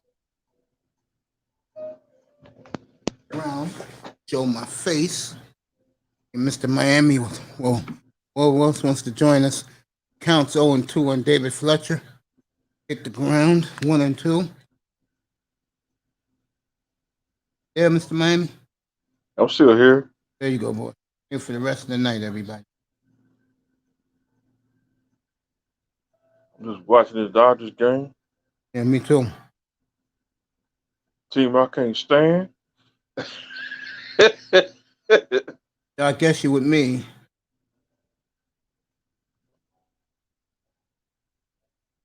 Astros for life. Well, you love those Astros.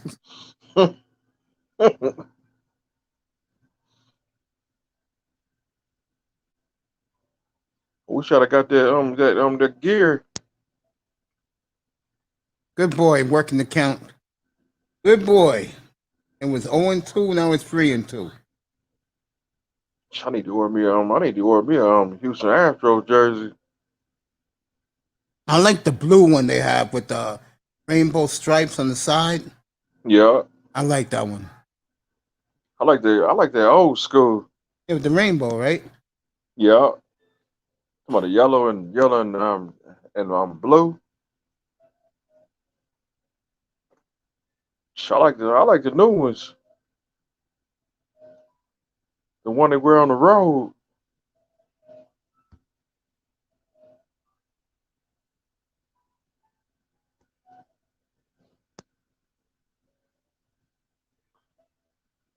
Beautiful crowd at Chavez Ravine tonight. Dodger Stadium. East LA, Echo Park. Born in East LA.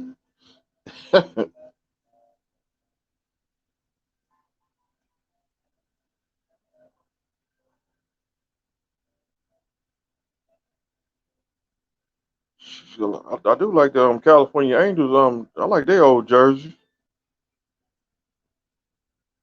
They old was fresh.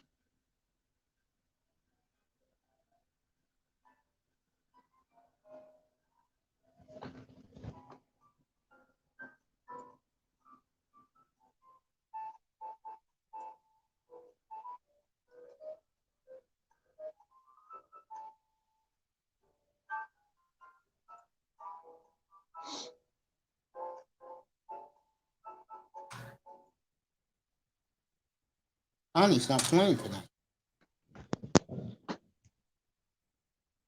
And 1 out. Watch. Dang, Padres got shut out too. 10-0.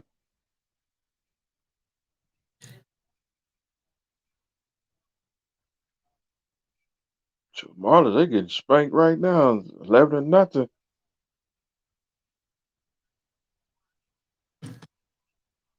Thank you, Lou.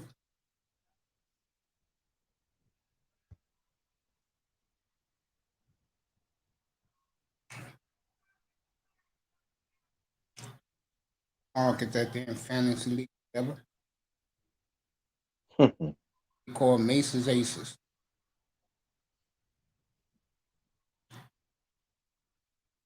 And 3 outs.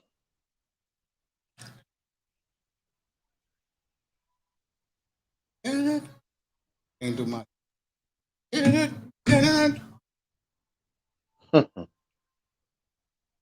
it. Ooh.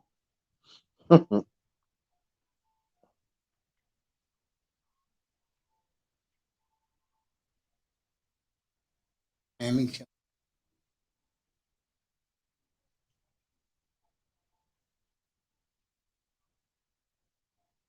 reason. 11-0.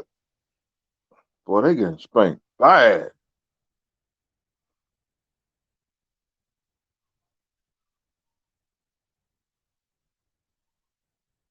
I still like the Marlins. Trying to get them a new coach. You want Manning gone? Nah, Marlins, they need a new coach.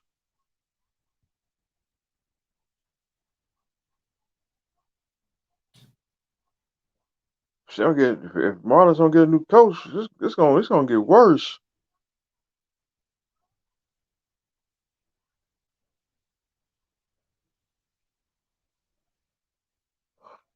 They might as well go and say they eliminated from the playoff picture.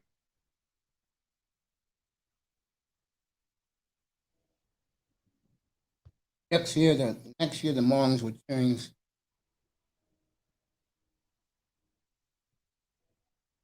Big brother Lou.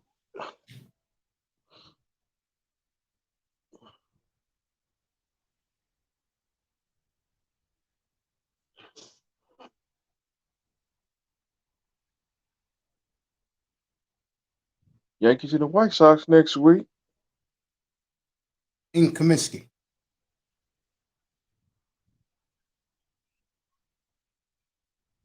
I mean, we got some good baseball in August. Oakland A's. And by the way, the Yankees have caught the Oakland A's. So congratulations, New York Yankees. As the Death March was on 2 weeks ago, they was ready to have a fire sale in the Bronx. I was eating it up. Give the scumbags a lot of credit. Hate the Mets more, believe me. Mets is on fire.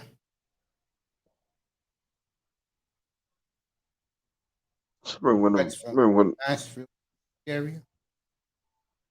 when the Yankees when they won the World Series a couple years ago. Haven't won in 12 years. Yankees, first time since the 1980s. Didn't win a World. They didn't even get one. Didn't winning. They didn't even get to it.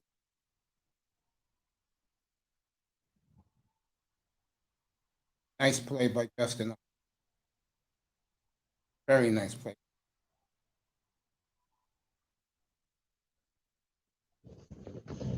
Buffalo, you caught that. Yeah. Russell was there. Up the Remember when David Wells he was there, and Johnny was Johnny Damon, he was with the Yankees. Yeah, when they won the last World Championship. Yeah. Yeah. And Roger Staubach, whatever his name is. Oh, but Home Clemens. run. Yeah, Clemens.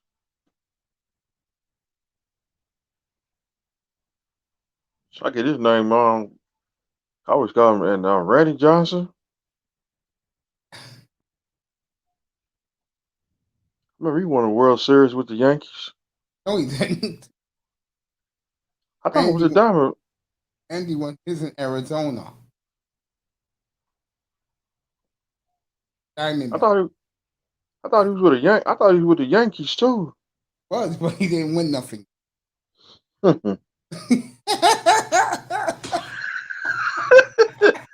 No, I'm laughing because Randy Johnson was a weird white boy, man.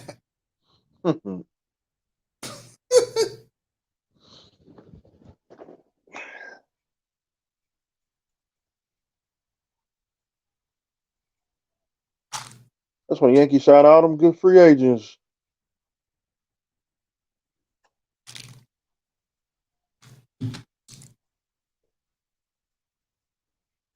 That's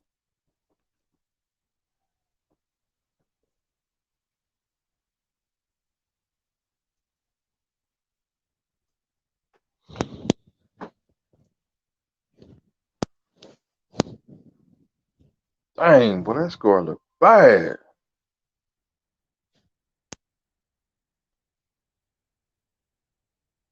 hey, what's up, Jan? How you doing, buddy? What's up, brother John B?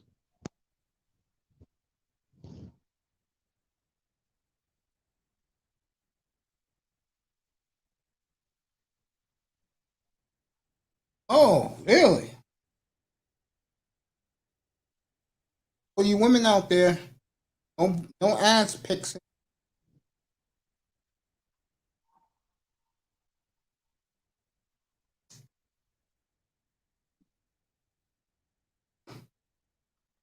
Dang.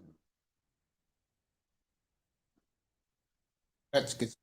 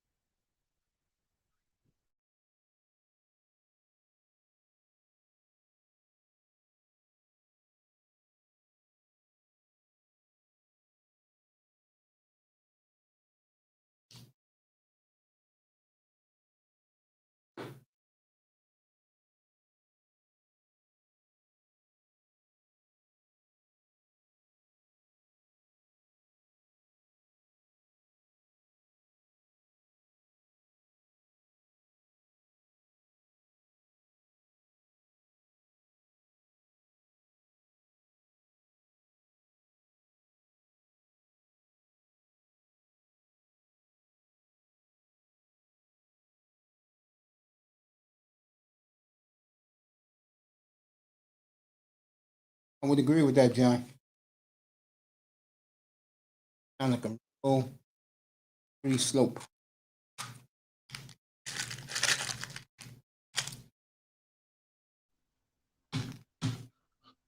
So Randy Johnson, he got one World Series ring.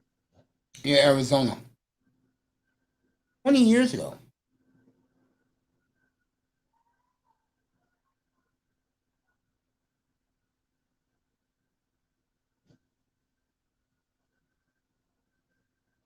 So Clemens got two.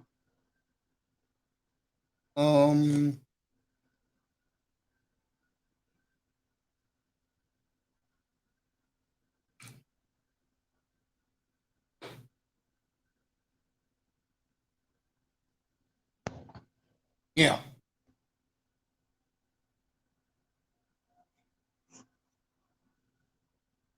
99, 2000.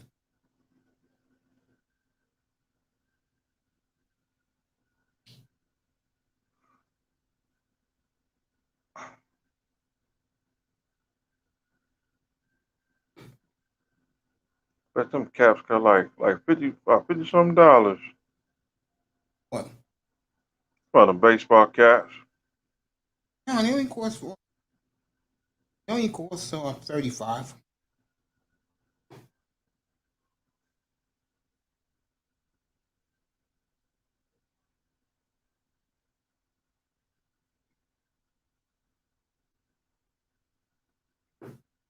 They finished score.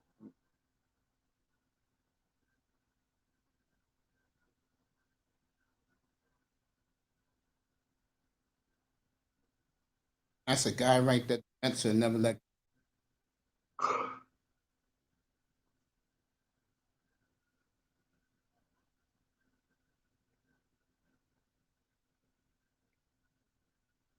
We got a football score.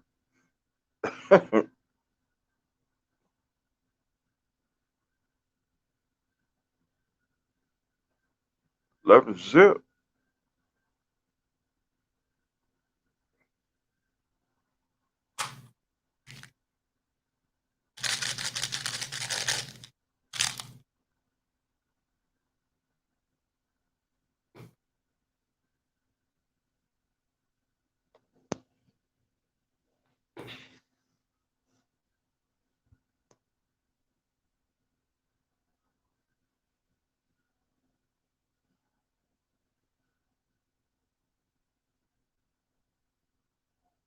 Dodgers got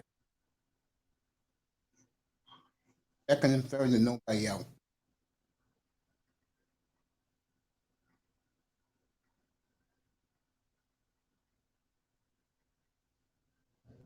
Wait till the Dodgers go in the playoffs. Think they might go? Think they might go back to the World Series? Yeah. St. Louis used to have him, Albert. Yep.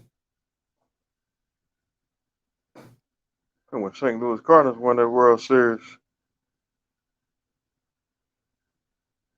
Texas won. to my St. Louis Cardinals. They beat Texas, or when they beat.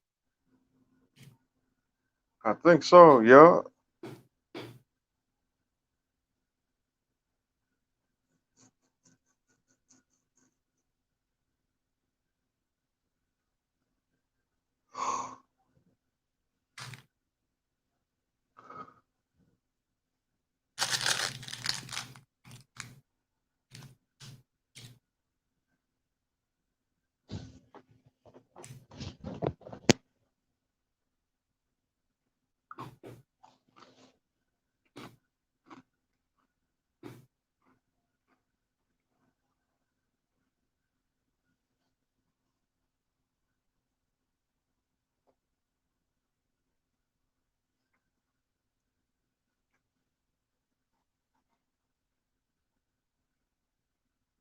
Tampa Bay Rays, they win at 10-5.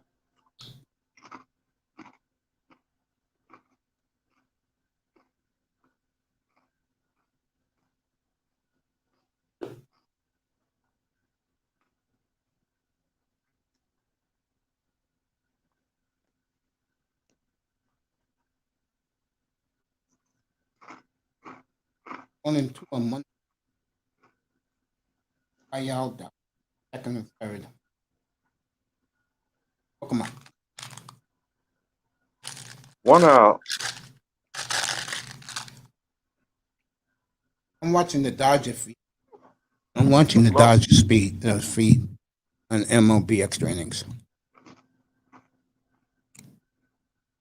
I'm watching Yankees. I mean, not the Yankees, the Dodgers and the Angels. I am too, but I'm watching on the Dodgers feed. 'Cause I get extra innings, like the MLB. Yep.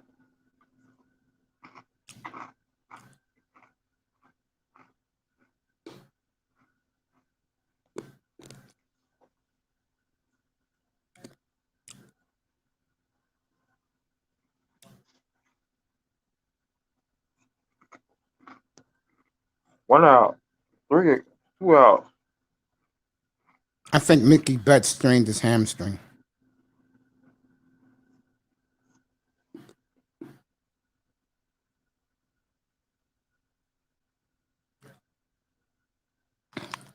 Ain't been to a baseball game in a long time.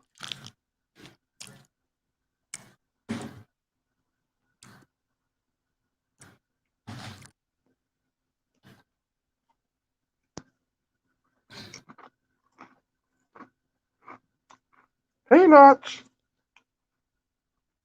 Ice cold beer.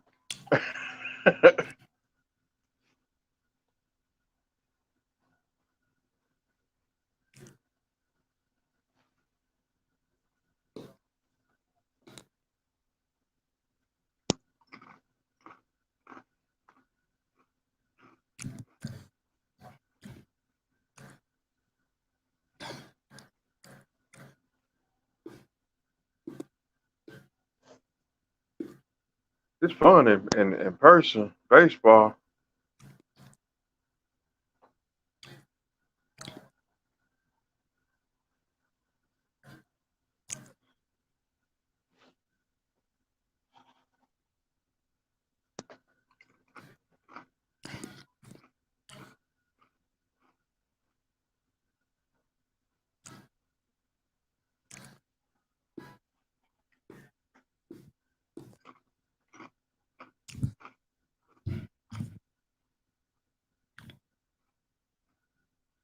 I'll be up here tomorrow.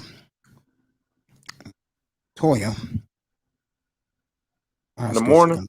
Yeah, if she doesn't come up, I'm off tomorrow.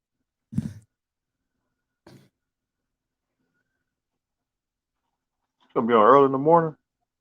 11. But if not, I'm off tomorrow.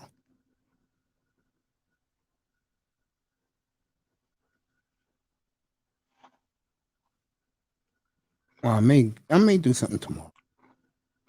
Off Sunday. Come back Monday night. I gotta see. Every Monday I go to the hospital, get my blood checked, Yeah. and see my doctor. Got appointment in 2 weeks. I think next in 2 weeks.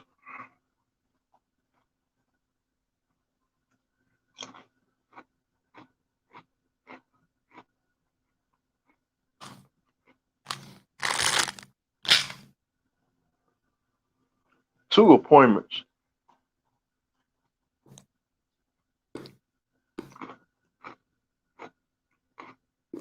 That's a big sandwich. And the girl gonna go to sleep in the sandwich. Oscar Mayer commercial. Yeah.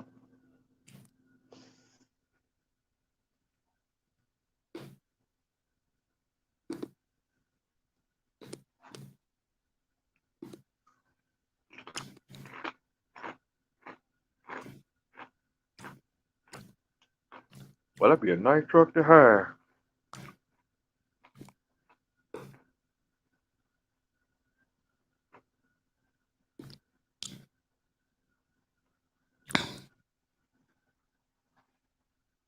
Still 11-0, 6 Indy.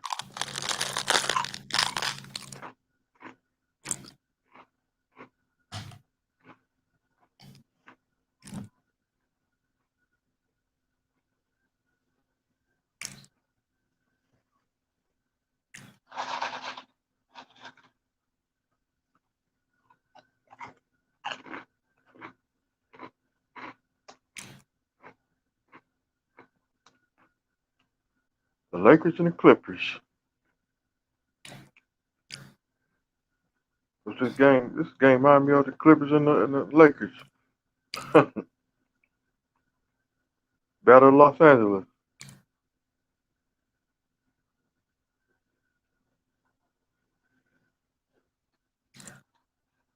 Yeah, you can say that.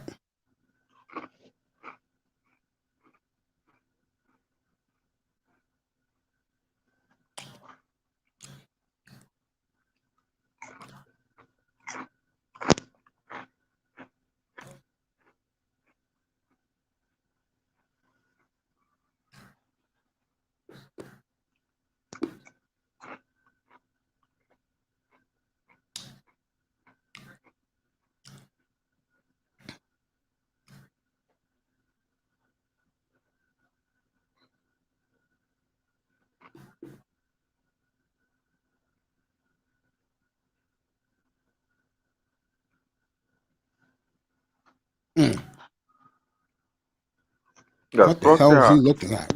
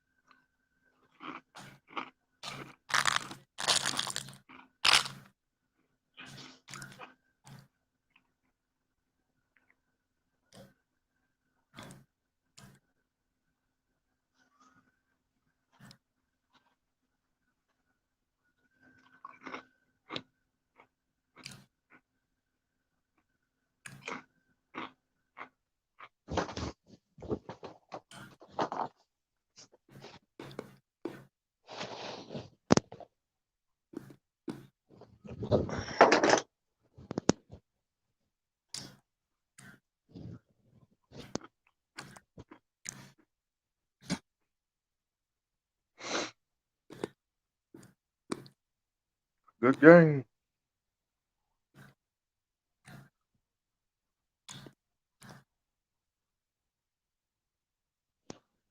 And a foul. Donald's in the building. Yeah.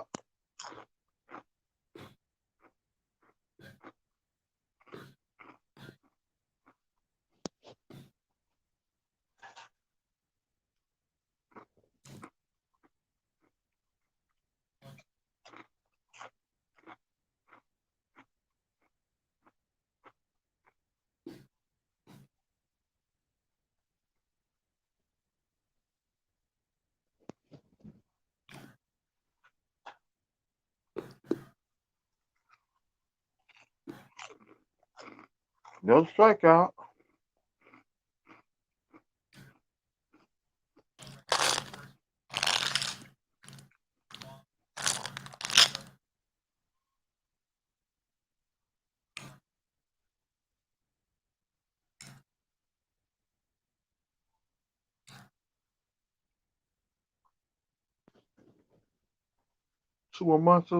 Two more months of regular baseball seasons left.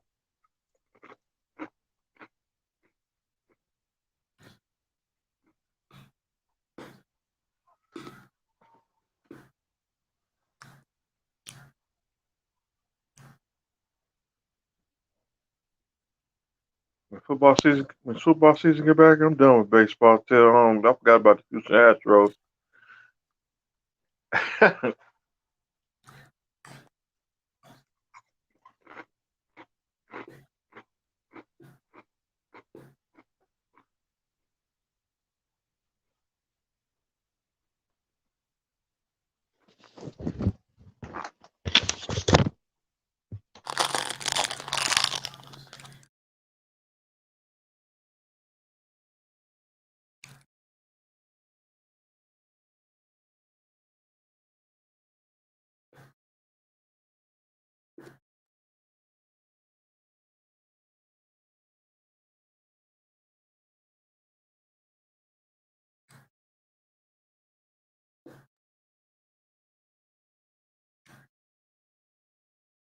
All right.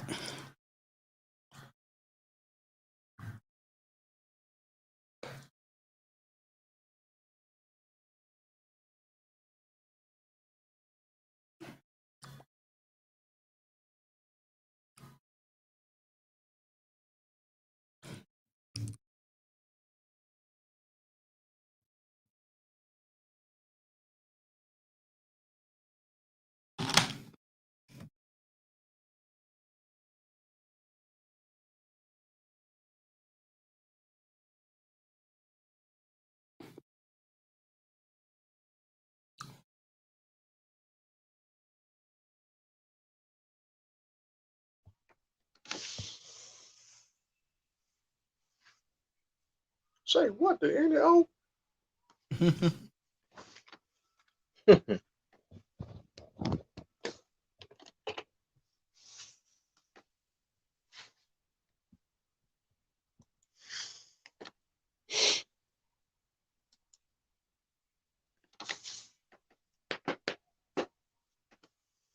All these commercials.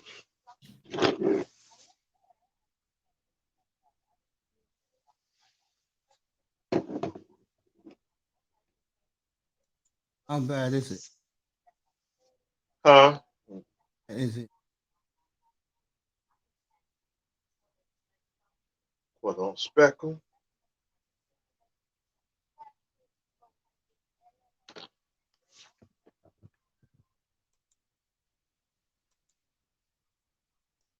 Spectrum cable box. That mark. I don't like this mark. I think I'm going back to AT&T.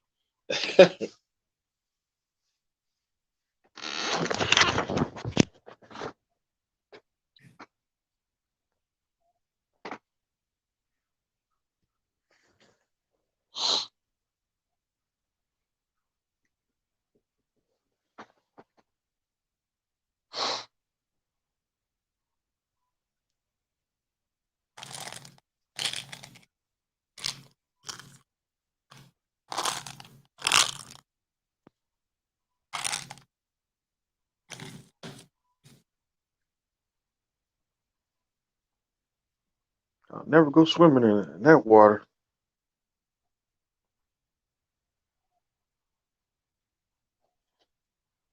Dirty water, right? Yeah.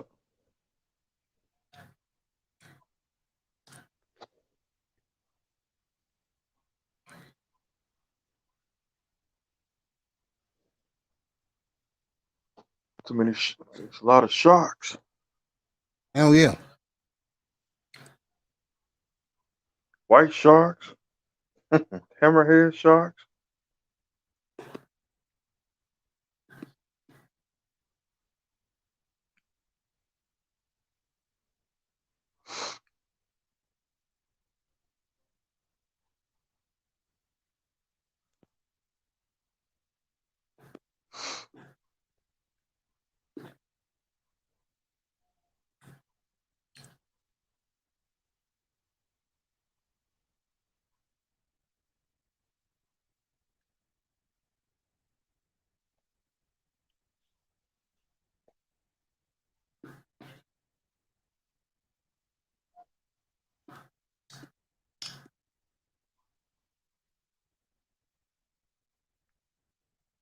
Dang, this is a good game.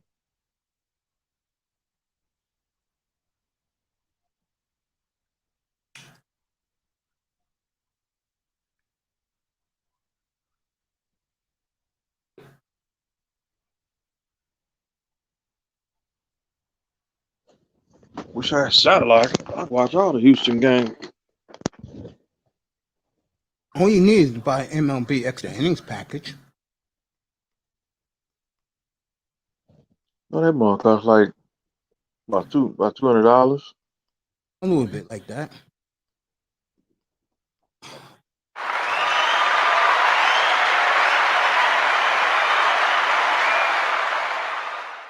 Baby bro, eye test is up here. I wish he would have came up. I saw you was trying to come today, eye test. I wish you would have came up for that Dolphin round table. That table was lit. They'll load the test when he's ready. We can do a little round table right here. But Mr. Miami, I can't wait for Jefferson to get back up here one of these days. We can do Bob Conference again. That was funny last night. I was in tears. Yeah. I touched brother. Let me see if I can get. Oh, I was in tears last night, man. With Bob Conference. There you are. You there? What's up, Mr. Miami? What's up? What's up, brother Artest? What's up, partner? I wish you would. I know your signal went out. I wish you would have came up there today for that round table we had today.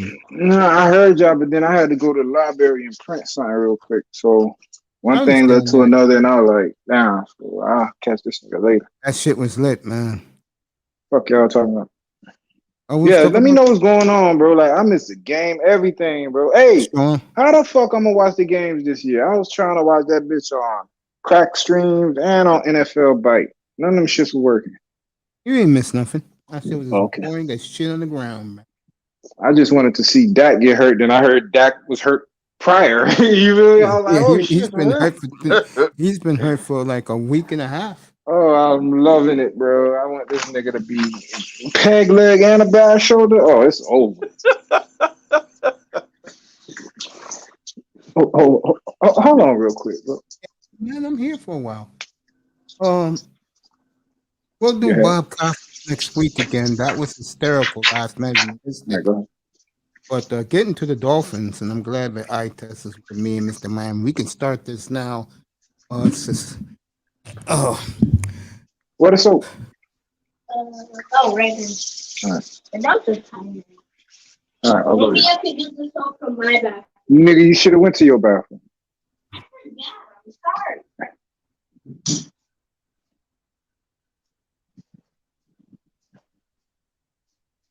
Nigga, in my bathroom. What the hell are you doing in my bathroom?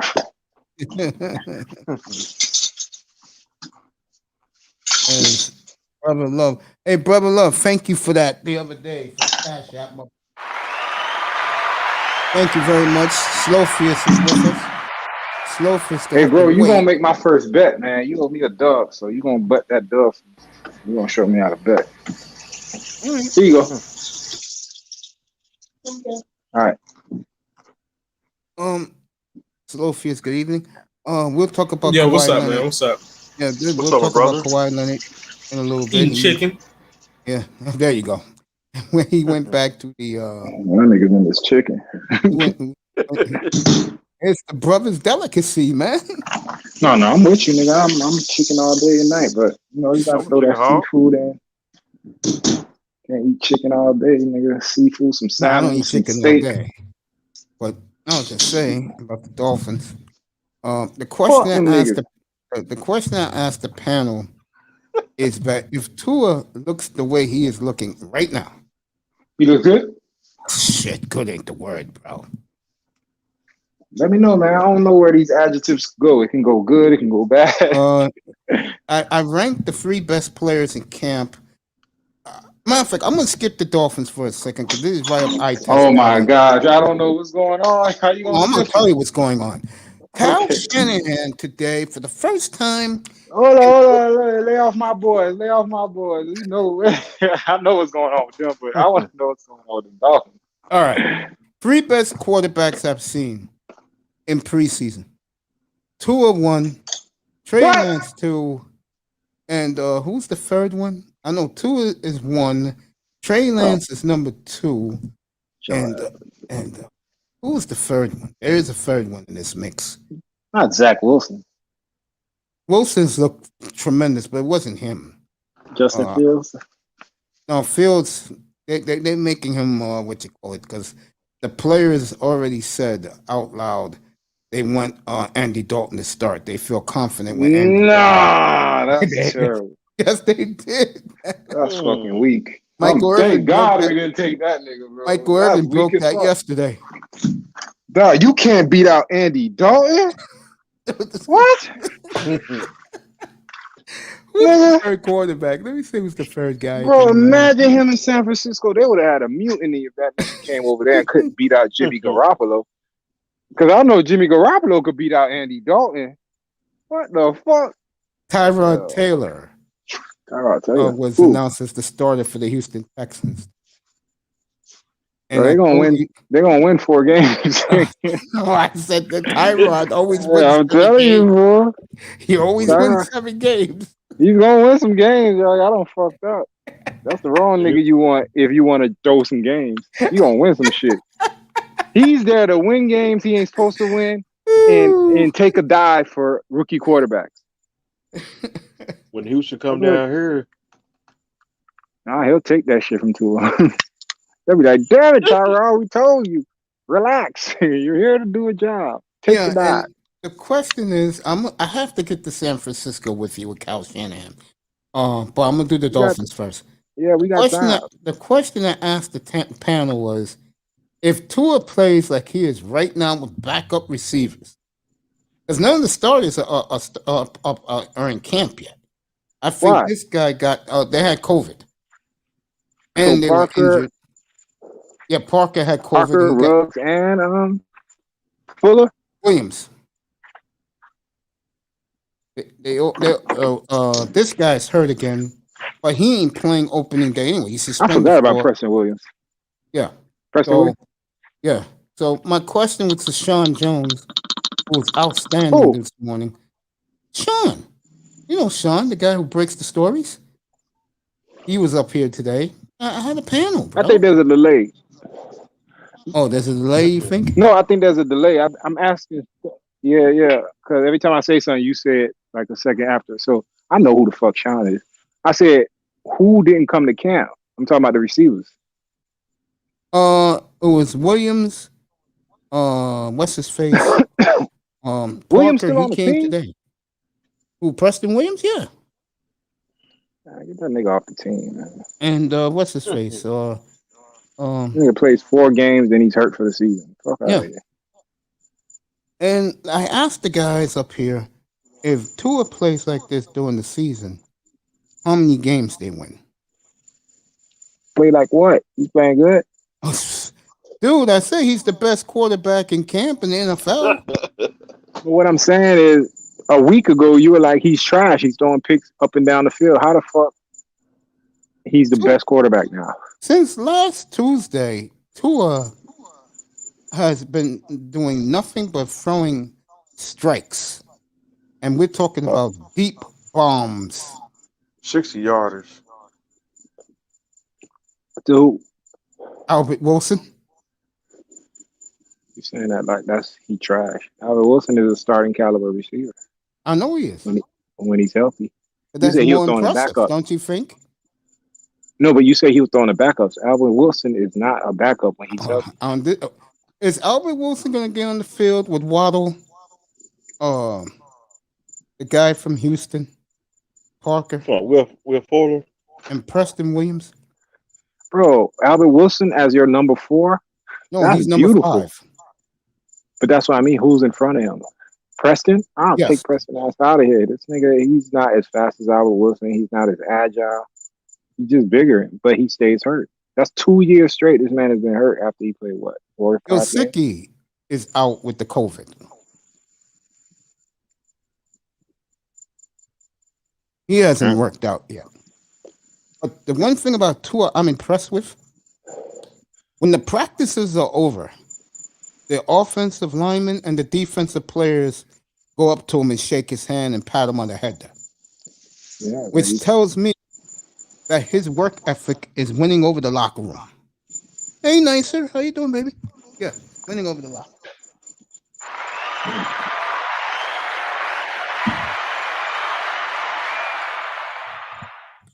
Yeah, fuck that. It's about what you do in the game, man. Nigga don't care, bro. I'm telling you. I know you've been to the locker room. Now let me get to niggas, let's say he balled last year. Then what he's doing this year will be like, okay. But niggas is like, man, we trying to see this shit in the game. So it look good. It sounds good. I know. Which leads me to young Kyle Shanahan. I'm gonna get to Slowfish. I'm gonna get to the question with him with the Clippers be signing Kawhi Leonard this morning. Kyle Shanahan was baffled at the podium today because he has a serious problem. Yes, he does. And the problem is Trey Lance is looking invincible right now. Yeah, he won't go away. He did go away. He's not going away, Kyle. He has arrived. Young Trey. No, but Kyle wants him to fuck up so he could be like, see why I can't start him? But he keeps coming, balling the fuck out. Yeah, Kyle Shanahan was frustrated at the podium today in San Francisco because, like Itest says, he has a serious problem. The kid who he never wanted, and I'm going to vindicate Kyle Shanahan in a minute. The kid he never wanted is balling, throwing BBs. Him and Ayuk have a rapport that is ridiculous. That's trouble.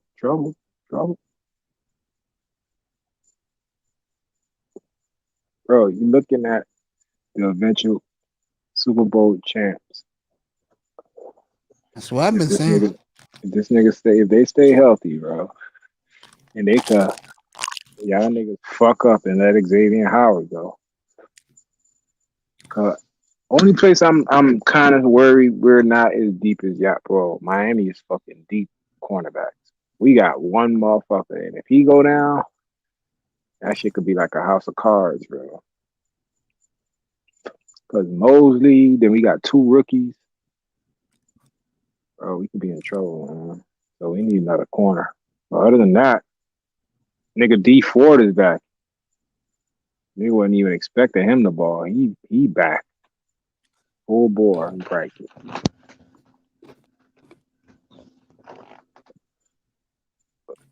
So yeah. But again, I ain't gonna be no hypocrite. It's practice, my nigga. I gotta see it in the game. Well, he's gonna play a lot. Anything practice look. That's what I'm saying. For like, that's why I've been tempering my expectations since draft day. When they drafted him, I was like, all right, now we got an insurance policy. If Jimmy wants to act like a bitch, at least we got a nigga that could come in and be serviceable. Not just serviceable, could actually, let's take over the say franchise. The defense is on top of him. Yeah, but even incrementally, like, he doesn't have to come in and just, all right, nigga, the franchise is on your shoulder. With the roster we got, if he could come in and do what Roethlisberger did the first year, because I was listening to some reports the other day, and they were talking about how Roethlisberger succeeded his first 2 seasons. What people don't know is that his rookie season, Jerome Bettis and it was Jerome Bettis and what was that old lineman they had? I forgot his name, but they made the checks. Roethlisberger wasn't making the audibles.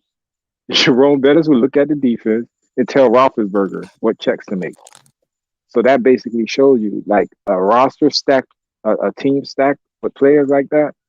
You just need your quarterback to come in, and then the second year, Roethlisberger got better. But I think Trey's going to be better than that. But if he can't offer anything throwing, at least he can offer it running. That's one thing they can't, you know what I'm saying? They can't teach him or whatever. That's just instinctual. And I really think, bro, Garoppolo fuck it up. That nigga could be out of here by preseason week game 3. I'm telling you, fool, that shit could be crazy. Preseason game 3, they say Garoppolo go out there with the second team. Trey, you start. What? That'll be crazy, fool. If Trey is the starter, because you know the preseason game 3 is the dress rehearsal, right? Yeah. They usually say that's the game that you know. And if Trey goes out there with the starters week 3, Jimmy is the backup for week 3 preseason. Yo, we going to the fucking Super Bowl. The third quarterback that's impressive is Mac Jones, and to me, most people think he'll beat Newton out. If he does, that vindicates young Kyle Shanahan, who won them at 3.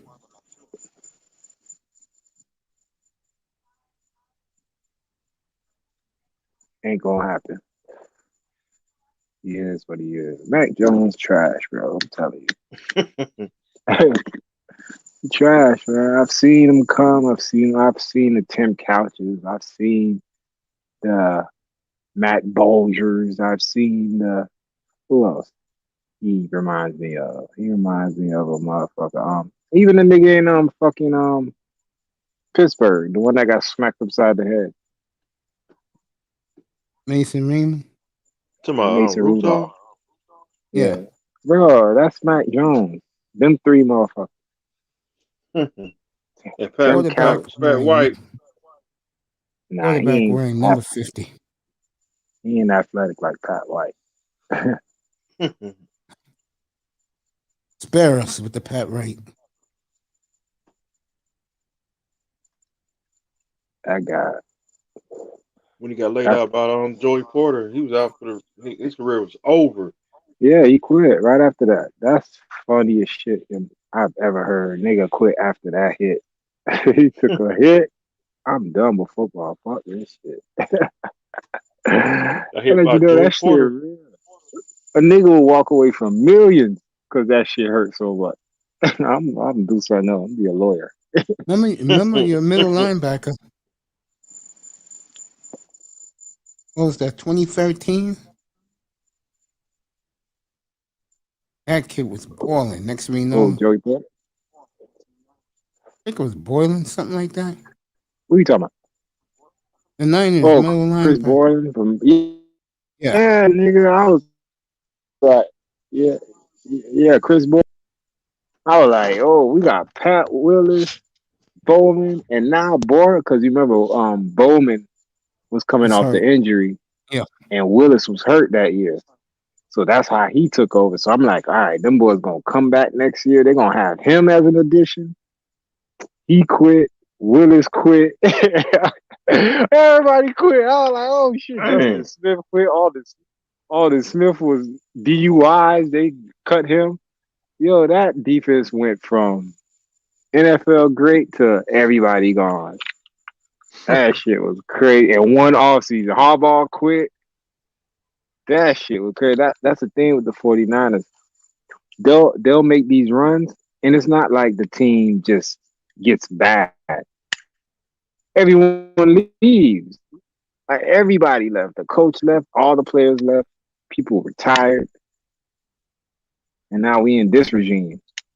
So they can't fuck it up like that 2000. What was that? 15 year? No, yeah, not 2000. Yeah, 15. That shit was crazy, bro. 13. On 15, Yeah. that was with Chip Kelly. Yeah, about 15. And then Kaepernick started doing his fuck shit. Oh my gosh, bro. That shit went from man, bro. That's a fall. They went from championship, Super Bowl to Kaepernick kneeling. That shit happened so fast, bro. That's when we had Dan Campbell. Yeah. You running Oklahoma drills. Tell you though, the two teams I follow, they parallel. Every time one is doing some crazy shit, the other one doing something crazy. Every time the Dolphins start balling, the 49ers are balling. But the difference in the two teams, the 49ers know how to finish the fucking business, bro. At least they get to the fucking championship. And I know people will be like, oh, you ain't winning, so fuck you. But it shows we're going in the right fucking direction. When was the last time the fucking Dolphins won a playoff game? Fuck a championship, nigga. 2000. Win a fucking playoff game. Give the Dolphins fans Smith some type of hope. Come on, bro. When you beat Peyton Manning barely. Peyton Manning in overtime. Didn't even know his head from his ass, bro. He didn't even know football. Yeah. That's Come on, with a quarterback that led the league in interceptions, you couldn't take him out. Got lucky, bro. Then after that, it's been shit. You go to the playoffs. Why did you even come? This is what you gonna do. The Ravens smacked us. Fucking who else smacked us in the playoffs? Fuck Ravens. Yeah, they beat our ass twice in the playoffs. Then the Raiders, the Steelers laughed us out. And the Raiders, we didn't get to see that. And Ravens beat the Raiders in 2000. Nah, they beat us next year. Don't forget about Jacksonville. That was trying to get to the fucking playoffs. Yeah, Marino last game. That's how you go out. You and Jimmy Johnson. Nigga's crazy, bro. Nah, this nigga playing with Xavier. Like, look how much shit has happened, and now let's look at the future, and we're sitting over here dangling the best corner in the game. Like, what the fuck is changed? According to Brian Flores today, he's not trading him. Smartest thing I've heard. Come on, about fucking time somebody using their brain. What's more important than a franchise quarterback? A number one corner. Bro, you get a lockdown, shutdown corner, nigga, that's half the game right there. You know how easy it is to plan on defense when I know this guy shuts down to half the field? All I got to do is run games and schemes on the other side.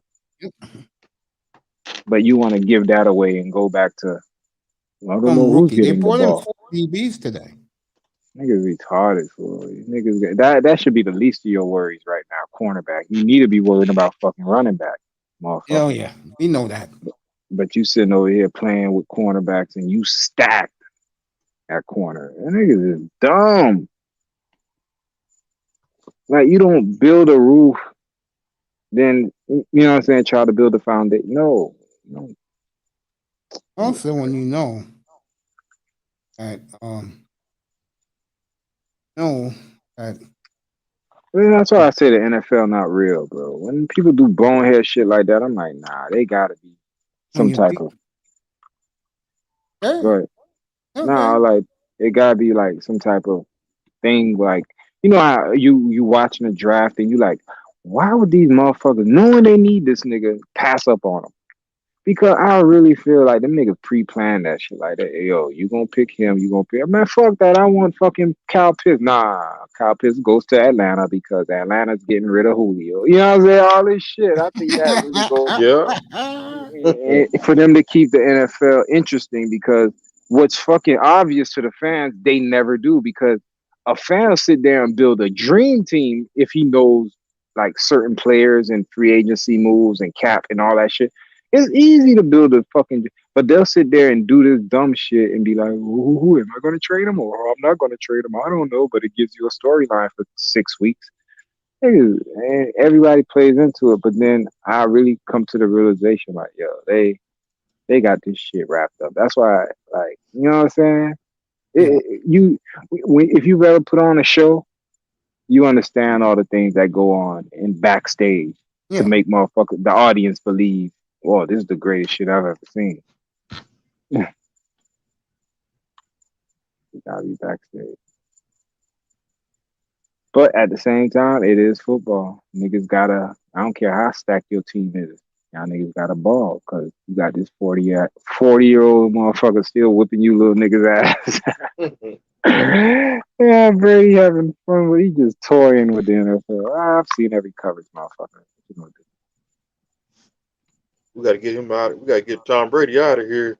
You gotta put the hit out, bro. Trey Lance, perfect guy, hitman. Go hit that motherfucker. Interesting when they go to Washington.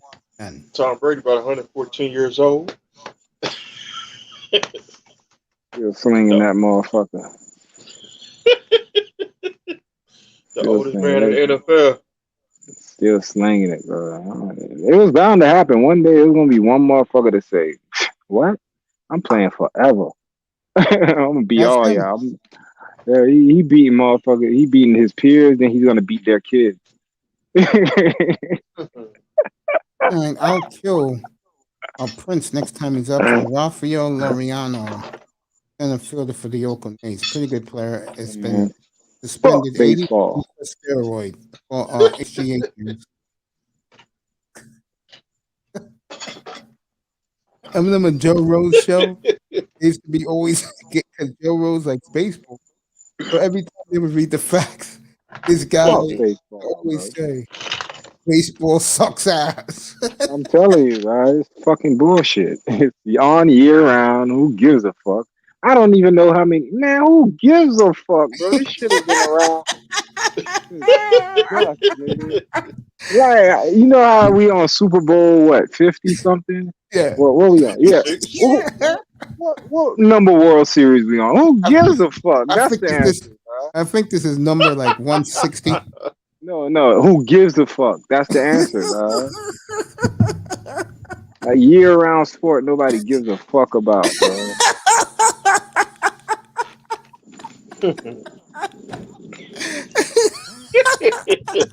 I remember the last time I watched a motherfucker pitch a ball and hit that motherfucker. I catch that shit on the highlights. That's the first thing to make me turn the channel. Baseball highlights, man, turn that shit, man. Why that shit still on? I thought that shit just ended. Like, man, fuck that shit, man. It's on during World War II. They still playing baseball. They got bitches coming out to play baseball game because the fucking war is going on, bro.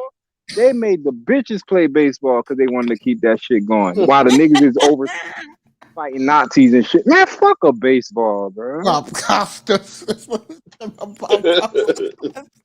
Don't tell me, y'all. Bob. Niggas crazy, bro. That's baseball. Reading scores and That's some shit. Woo! Speaking of, is there a home run? Yeah, it is. It's the Angels have tied it. The only good player to fucking sport a home run. That's it. But you gotta wait. It's like a fucking golf swing, bro. You're not going to see it in a row. Maybe in a good day, but other than that shit trash, bro.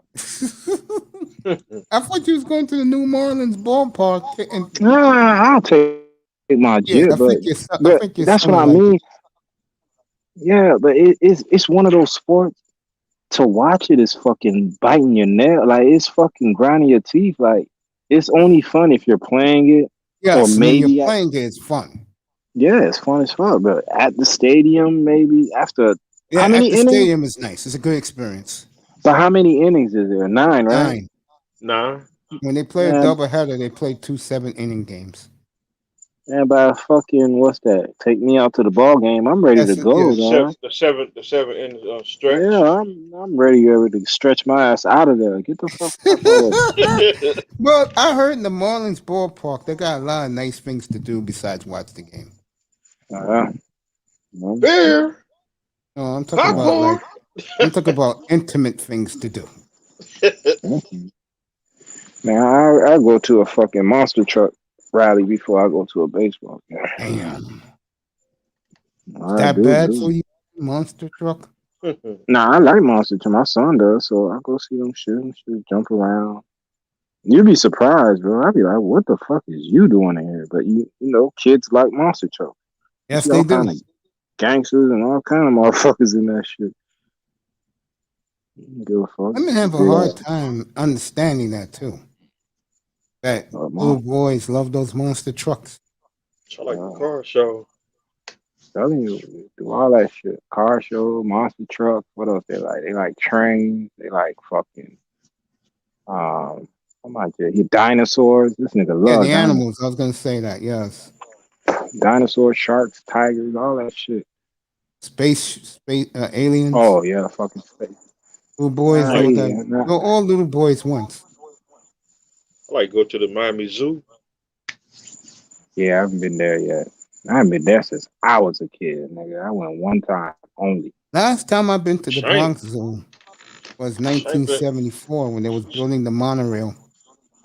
I ain't been to the zoo since 2009. Yeah, I ain't been nigga since the I haven't been 80s. to the Bronx Zoo since 1974. I'm telling you, I ain't been since I was a kid. I think I went one time. I saw a white tiger. I said, "What the fuck?" And that shit looked like it was gonna eat me. I ain't never forget that. I like them little. I like them talking birds. Oh, parrots. Yep. You remember? I don't know how long you from the crib, right? Yep. Bro, Bayside. We used to go to Bayside. They used to have motherfuckers come and let you take a picture of a parrot, and that bitch would be on your shoulder and all. Them bitches big and heavy too. I was a kid, bro.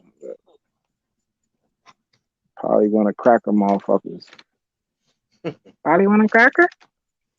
Oh, bitch, I want chicken wings. Get your ass in the oven. That's what Mason said.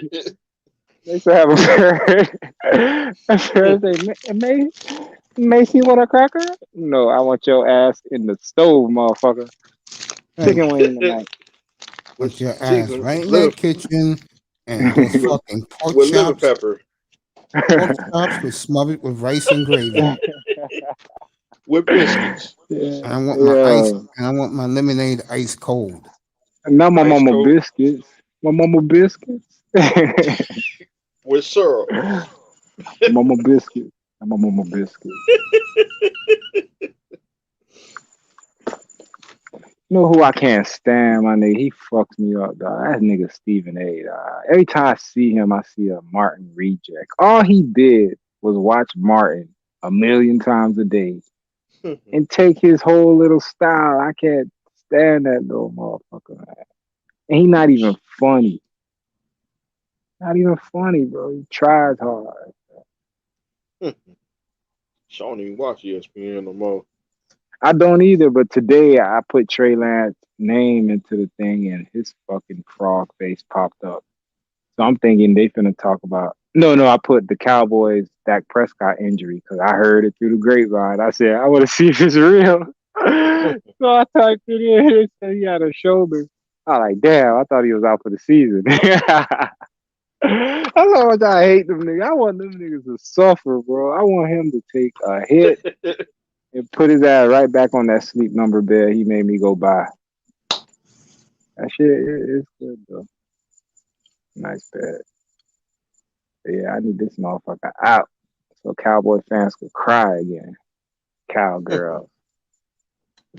Cowgirls. Cowgirls, bro. They ready to cry already, bro. First thing they gonna say, oh, our quarterback was fuck that, nigga. Y'all trash. Y'all loaded. Y'all been loaded for years. Dog, tell me another team that's been loaded like the Cowboys. Tell me another owner that goes and gets whoever the fuck you want.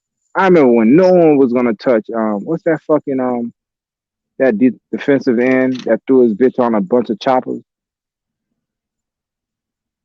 Remember that motherfucker? Dang. He took his bitch and threw that bitch on a bed full of guns.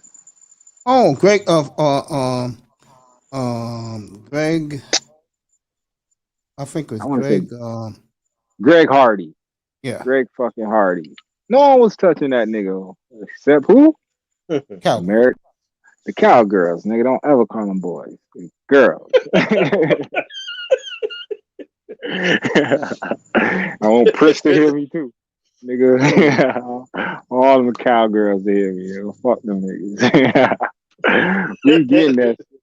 They will not get that 6 before we get that 6. And then after that, I'm on the Steelers' ass. We got to get that 7 for everybody. Shoot, Mike was trying to get that number 3. Nah, y'all niggas, y'all not built right. Y'all need me as y'all coach. Y'all need me somewhere involved in that organization to start smacking people around. And I don't know, shut the fuck up. I know what I'm doing. Shut up. Hey, sign him, cut him. You sit right there. You know, I'll get that shit right. And niggas like Mace putting respect on Parker. I had Parker out here putting up numbers and Mace saying, wow, I did not know. But I used to tell you. I told people back in the... No, you ain't telling shit, Mace. You said Parker was trash. You said Henry Ruggs. I don't want to fucking hear about Henry Ruggs. Not Henry Ruggs. What's the nigga we just got? Waddle. Waddle. I don't want to fucking hear about Waddle. Don't you fucking talk to me about... Okay, nigga. When he's a Hall of Fame. If guys don't get over 6,000 yards on the road, you motherfucker, you ain't gonna hear from me, you motherfucker. No, man. Speaking of that, the man who's with you on this podium tonight is coming out with a monster brand new show, Test. Who, Mr. Miami? Oh yeah, it's called The Drunken Sphere. You know what it's about? The Drunken Sphere. You have to show up. If you're gonna come on the panel, you gotta come. You gotta show your face, and all you do for the whole night is smoke cigars, weed, drink Hennessy, Grey Goose, beer, and just talk shit for the whole night. That shit is wild, bro. You gonna hear some shit. The niggas start doing that online, they gonna shut your shit down, Mr. Miami. No, I don't want no weed. They got so many women coming up there, bro. And you better believe, Mr. Miami, you better be ready to handle it. You will get bitches galore in that room. But then here's what happened in rooms like that. All the niggas be trying to outdo each other, and it be weird, fool. Like, niggas do it in real life. Let me tell y'all niggas, for a bitch, she gonna pick the nigga she want. Fool, you don't gotta do all that. If she was gonna pick you, she was gonna pick you regardless of what you said. But niggas will get online in front of each other and try to outdo each other, and guess what happens? A fucking argument. And That niggas guy's been try, telling me. you know what I'm saying? Niggas try to out tough each other. It should be crazy. Guy told Probably me. round part Guy's two. been telling me last few days. Guy's been telling me the last few days. Guy's been telling me the last few days, but I got a lot of haters in the manosphere. And one of the reasons is there are a couple of ladies can't stop talking about me in other rooms. I'm not joking. Who gives a fuck? Don't let that shit go to your head, man. No, it doesn't go to my head, bro, because... Yes, it does, because no, this is the third time. Yes, it does, nigga. You said this 3 other times. No, it does not. I'm telling you, it doesn't. So why you keep saying why you keep repeating? I'm talking about the haters, bro. I don't care about the broads. Fuck that. Fuck the haters. Fuck the bitches. Why you keep repeating it then? Like, if it don't matter to you, you would just say it the one time you said it and then left it at that. But the fact that you keep repeating it means that it's on your mind. Every time a guy comes up here, he find it interesting. Man, fuck them niggas, man. You know what I care about right now? My question, you know what I care about right now? They're probably recording your ass to see if you're going to take the bait. Nobody I'm probably not going to take the bait, because you know what I'm thinking about right now? You are taking the bait. No, I'm not. No, I'm thinking about right now. I'm thinking about what. Fuck them bitches. Fuck who likes you. Fuck all that dumb shit. You know what I'm thinking about right now? I'm thinking about what's going to be in my chicken box tomorrow morning. Well, I know you are. Drumsticks. You're going to turn into a chicken one day.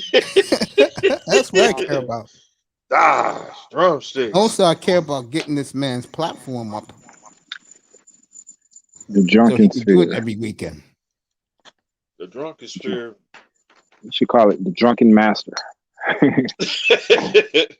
You ever play Tekken? I used to play that shit. The drunken. Oh, yeah. What was you on Tekken? Yeah, drunken master. On the panel, you just reach your hand in the cooler, get your cold one. Then I got the cigar box. Reach to get a cigar. No weed. We just gonna smoke. We're gonna talk. I'm with it. I'll sub. Once you start it, man, I'm your number one sub, man. We're gonna sip on drink. We're gonna relax. I just finished my apple Ciroc. Hey, there's something in this Ciroc, bro. You drink this Ciroc? Yeah, fool. I couldn't find nothing in the shit. Remember the other night, I was like, bro, I'm finna get my shit started. It was like, what, 2 in the morning, y'all niggas was like, like, what the fuck these old ass niggas doing up at this time? So I stopped by, I was like, hold up, bro. I chopped in with y'all. I went to the liquor store, nigga had nothing but Ciroc, my nigga. A bunch of... Dang. Yeah, fool, everything was gone. What's going on? Is something going on?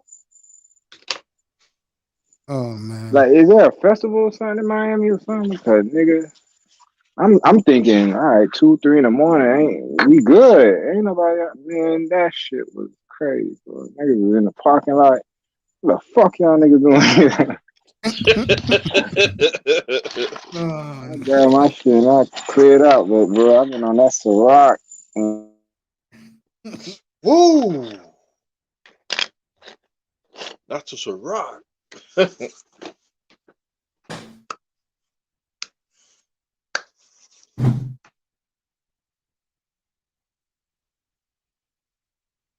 I know they had a Hennessy.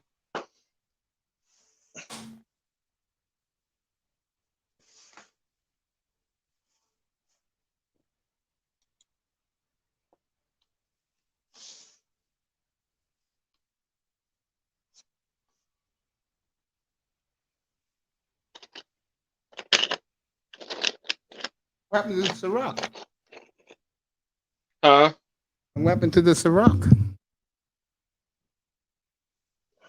That was on I just say you had the Ciroc. What I did was go over and call on the fan, and my room is hot in here, man. No, I just finished the Ciroc. I'm just saying, fool. Just finished that motherfucker, man. Whew. But you be on that Hennessy, you be on that pimp shit. Where I live, I was telling Mr. Miami this. Where I live, there's weeks they sell it for $4.99, bro. Nah, it be pimps out here, man. Yeah, nigga be 8 in the morning getting down, bro. Checking them bitches. Come here, bitch. Where's my money, bitch? Nah, I leave What those you liquor said, bitch? checks alone. My money, bitch. What you said, bitch? How much? Nice to talk to these Thank you, chicks were God. going to work at 10 o'clock in the morning. Hey, y'all boys, man, y'all be safe out here, man. Like, for real. And anybody that can hear me, y'all be safe. Like, for real. I'll be on I-95 in town about 8, 9, before 8.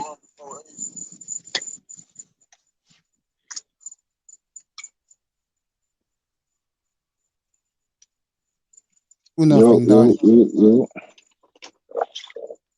This nigga in this baseball. Oh, the football. You know, I love the football. Tomorrow, NFL Network will start 1 o'clock in the afternoon. All day, all night coverage. Who playing? No, nobody's playing. They play again Thursday night. Redskins and Patriots. Redskins, Patriots. Saturday is Dolphins Bears at 1 o'clock on NFL Network. Yeah, I want to see that. I'm taking the Redskins. Redskins. The Niners are late. They're playing the Chargers. For the Washington football team. Let's get it. You're gonna see a lot of Trey Lance. Is. You're gonna see a lot of Trey Lance that game.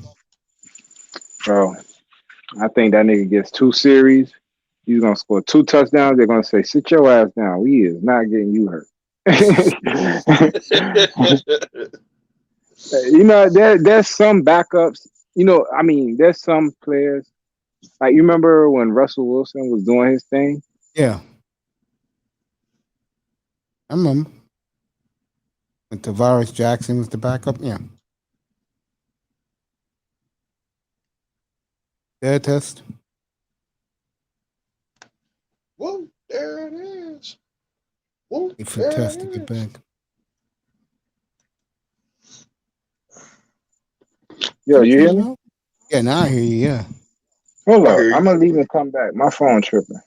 All right, man. Tootsie roll. Tootsie roll. To the left. To the left. To the right. To the left. To the right. Tootsie roll. Tootsie roll. Tootsie roll. Tootsie roll. Some classics. Hell yeah.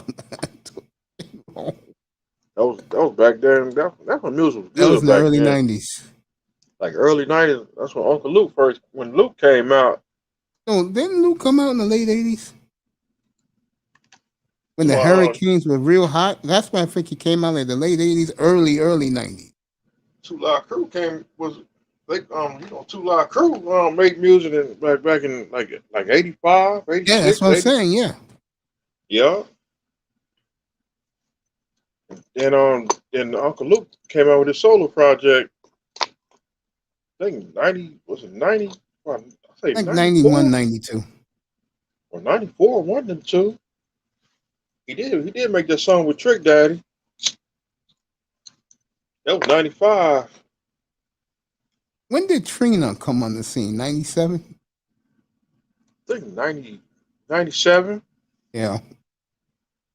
Boy, I remember the first time I laid my eyes on her, I was like, oh, God. Dang. Wow. That's exactly what I said. That's when because Trina she made I think how many albums she made? I think 7 or 8.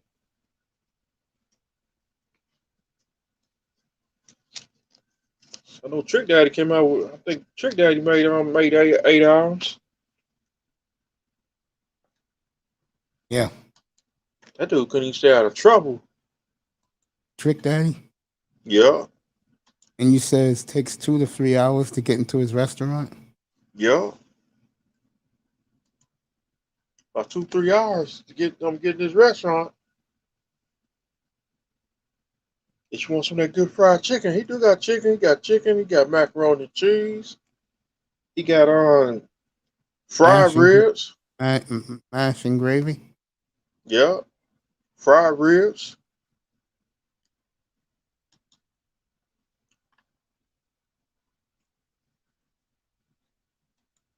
That might be packed. That might be packed around the corner with people.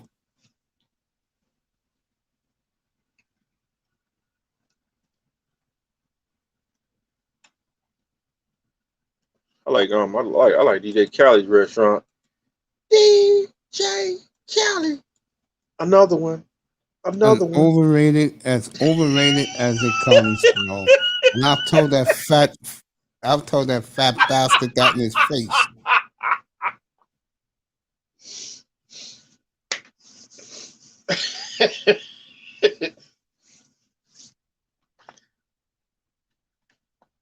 He got that restaurant called Pickin' Lickin' Good. I'll skip it. DJ Khaled.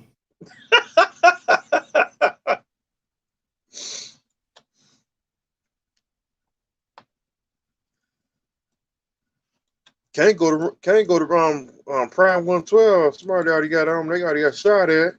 Yeah, you told me that, man. So I gotta stay away from there.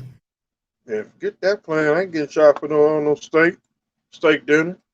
Hey, which restaurant Rick Ross goes to? I think Rick Ross go to I think he go to Prime 112.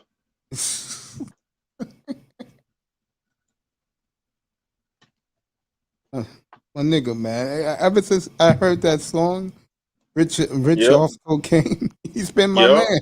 That was his first album, right? That's his third album. And a matter of fact, I got that CD. That CD you was playing the other night. Yeah, Rick, yeah. With him wearing the mafia suit in the front cover? Yeah. When he's wearing a mafia suit. Yes. That's my Rick Ross.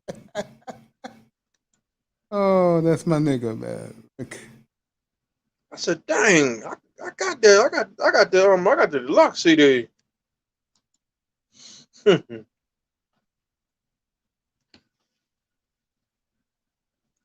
So Rick Ross been rapping almost. I think he been rapping almost 20 years. I think 2001 or 2002, one and two. Cause he's on that third Trick Daddy. Nah, how many? Dang, he on that fourth Trick Daddy CD.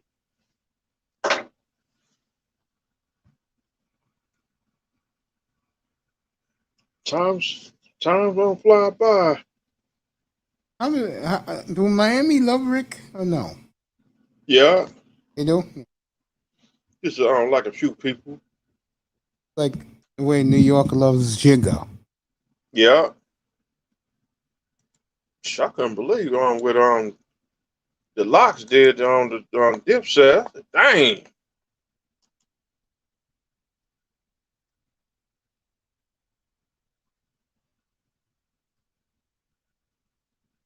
Talked to my nephew earlier tonight. He said he can't wait to help you out with the thumbnail.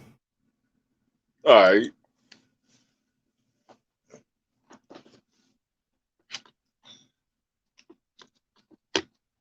First, I got to get the equipment.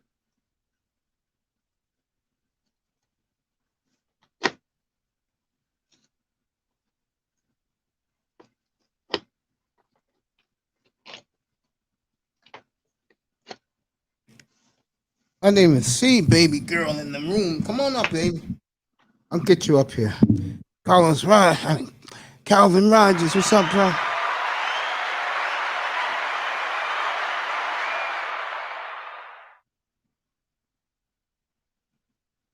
I started at 8 o'clock tonight. The reason why I did, Mr. Miami, is I didn't know I did 8 hours in the morning today.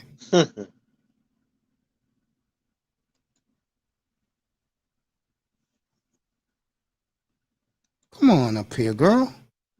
Come say hello to your boy Mace for a minute. Appreciate you watching in the clouds. Oh,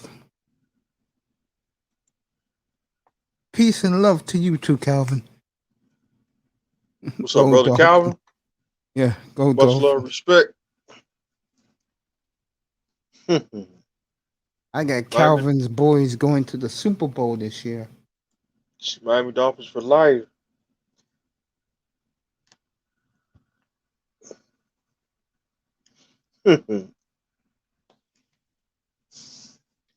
That's why we call ourselves the Legend Killer.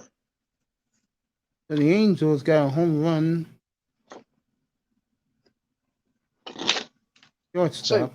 Glacius. Here she is. One of the most glamorous women on the planet Earth, the beautiful. And she is red hot right now in the manosphere, folks. The beautiful Mahogany Roots and MJ.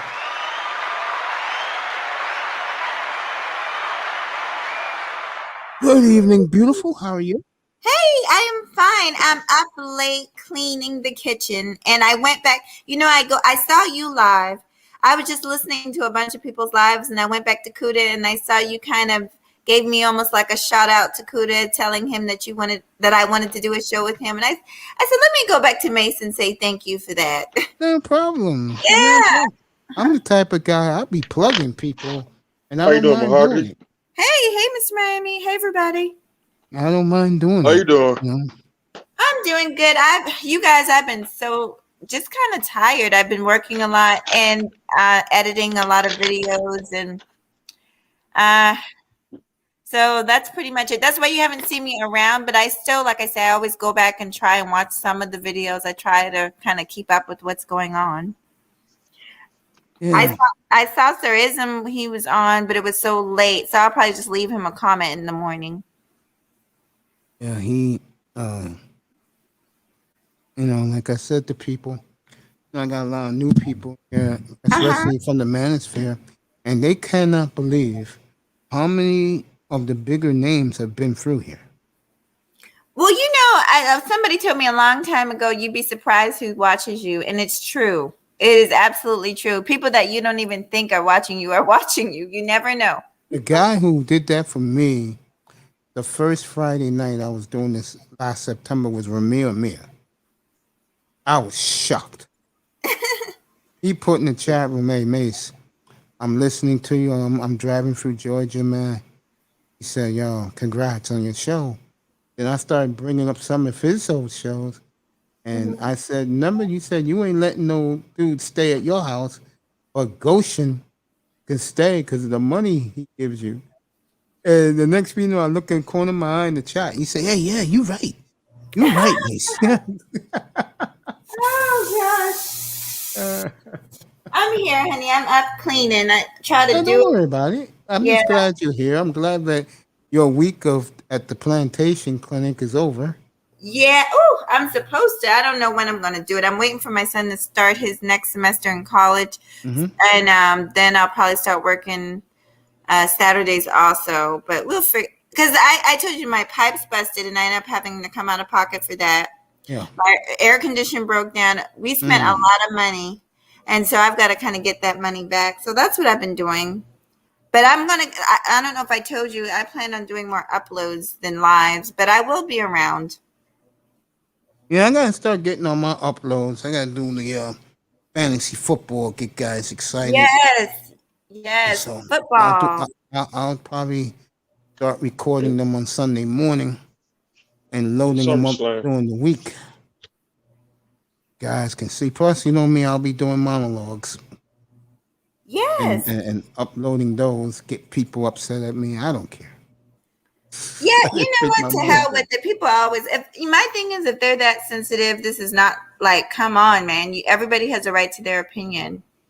I agree with that. Yeah. I think one of the things that is funny, but is real and it's sad is, I think people take this a little bit too serious.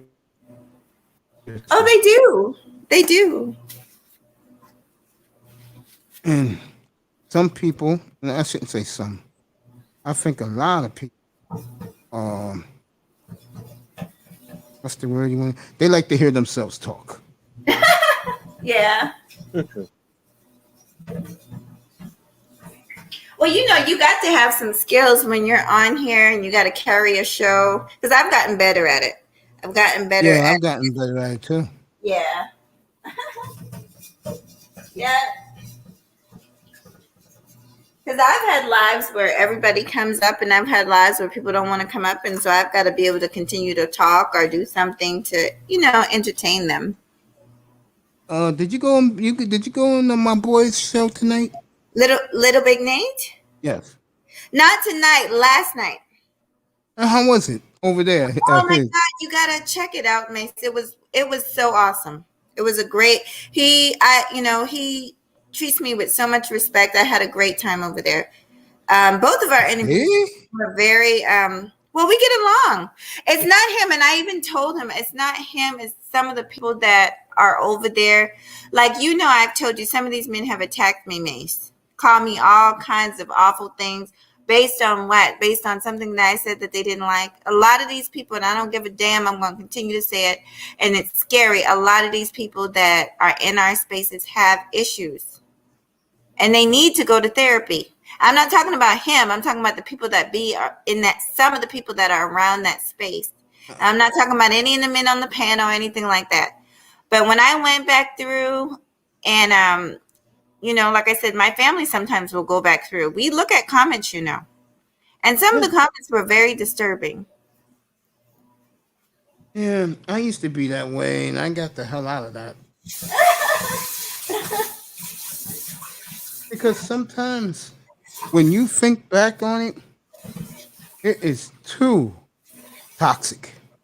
It is. It gets to a point, and you got to be wary. Things happen. I don't know if you heard the story about, like, people have been known to flip out on this mug. You, next thing you know, you see them on the news. They done shot somebody, do this and that. Like, everybody, people don't like it when I say this, but everybody can't be a part of the group. It comes I've a been point. saying that for weeks, honey. Yeah. I said the problem that you hear all the time, it's the same clowns over the place who want to hear themselves talk and brings nothing to the table. Well, it works both ways. You go to the other side, where the guys who think that you know they're successful, they think they're better than everybody else. Yeah, it does. And the women, it's because I told you I stumbled onto the crystal swirls thing, and I was like, oh my God, I could not believe it. So it's both sexes doing it. I just stay away. I stay away from it, man.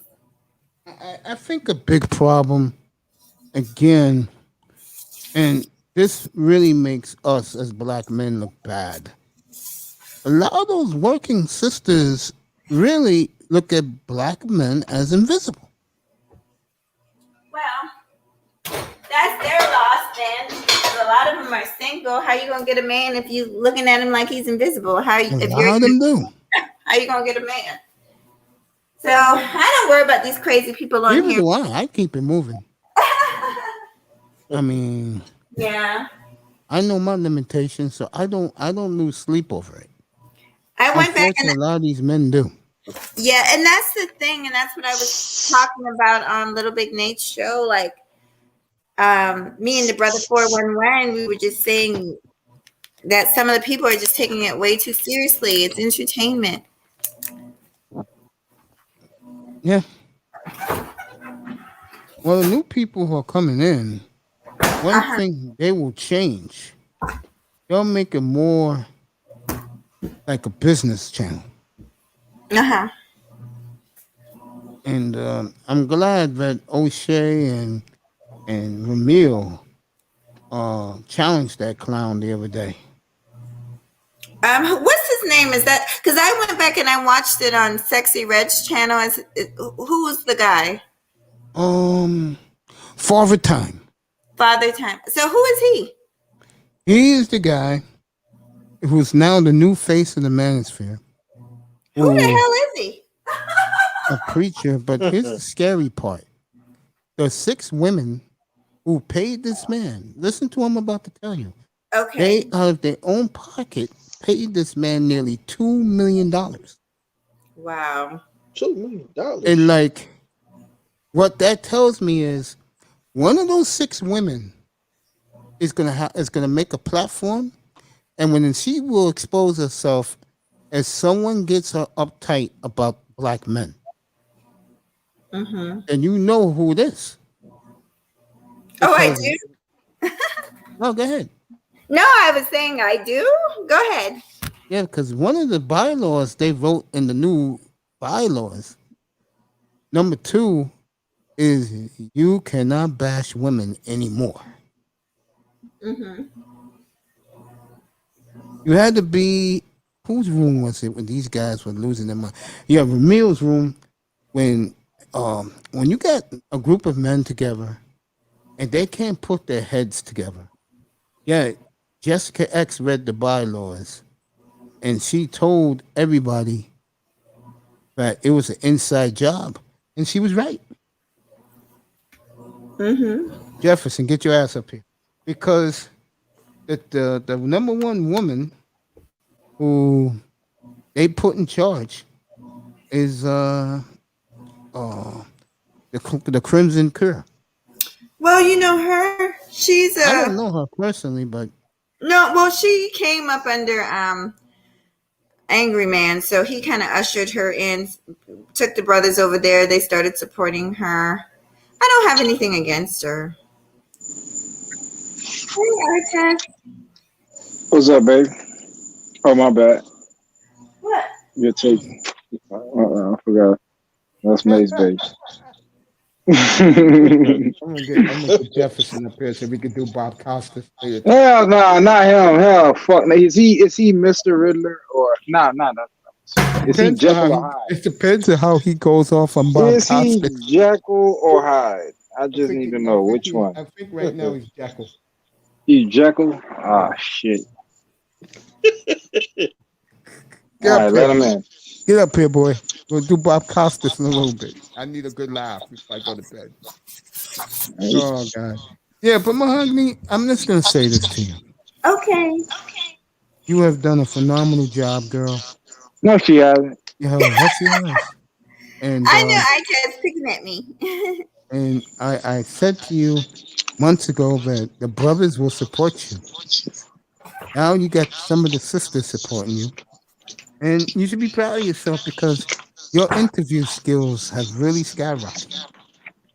Well, sometimes too it's about chemistry and it's just about relaxing. Like the interview I did with Little Big Nate, I was very relaxed. Yeah, I gotta go watch that one. Yeah, it was really nice and it was very comfortable for me and him.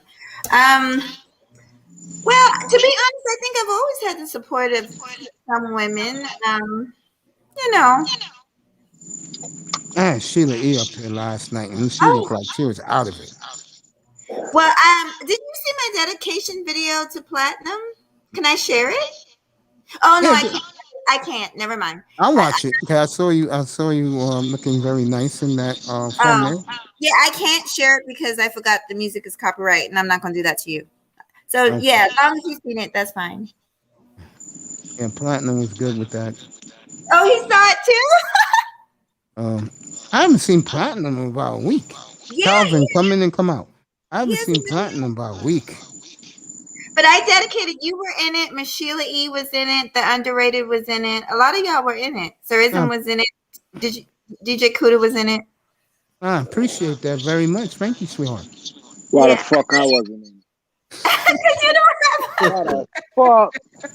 The number one nigga putting game down on y'all. See, here the thing, fool. I'll be putting out real shit. Y'all niggas don't respect. I'm gonna stop coming up.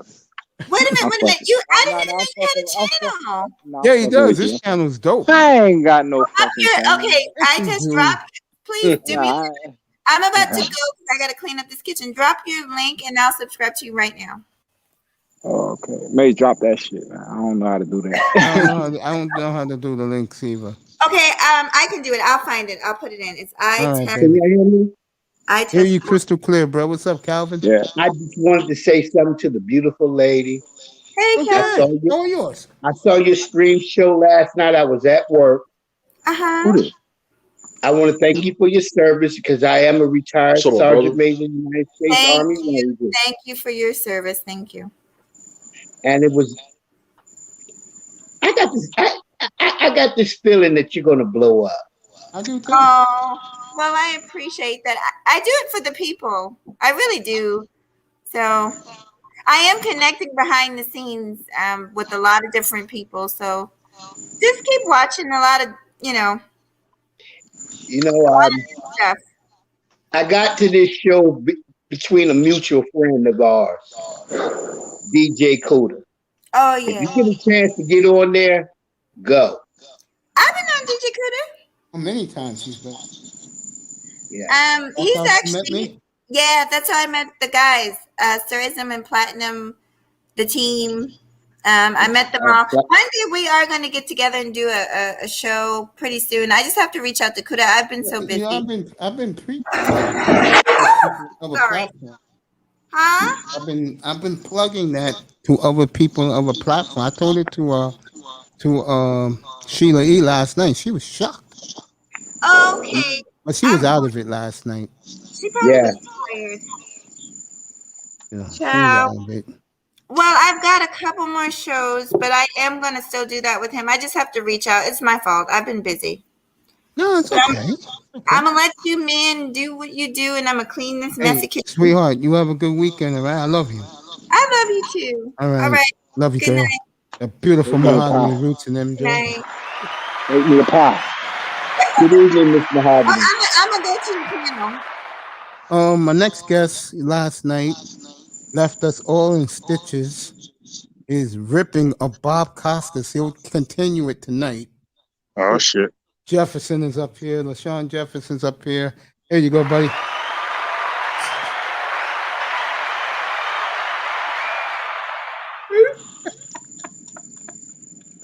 Right, Go. Miami.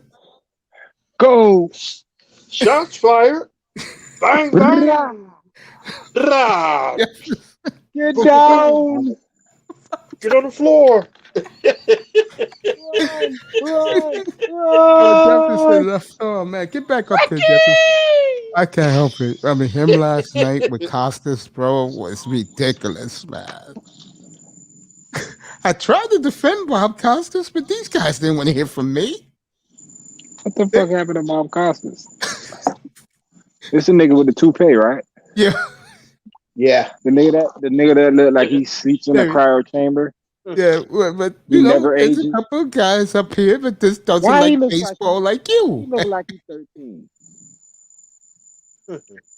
Why Bob Costas look like he's 13 years old? Don't know. I seen him lately with some new bleached blonde hair. He looks young. Oh, really? He rubs his skin with embalming fluid every day. That's why. Embalming fluid. He's a fucking vampire. He's a vampire, I'm telling you, bro. Hold Vampire. on. They walk amongst us. Easily the best man to be a host on a baseball game since the 1960s. Please leave Mr. Bob Costas alone. He's a nice old gentleman. It's not that. I tried to defend him last night. He looks 13, man. Yeah, he looks like a kid. Only thing I kept saying was, Bob Costas? You talking about Bob Costas? That was all I was saying. I wasn't really tagging him or nothing. Or Bob, like the other guy was saying. We were talking about Bob? Or we're talking about Bob? No, we're talking about Bob Costas, bro. No, you mean Bob.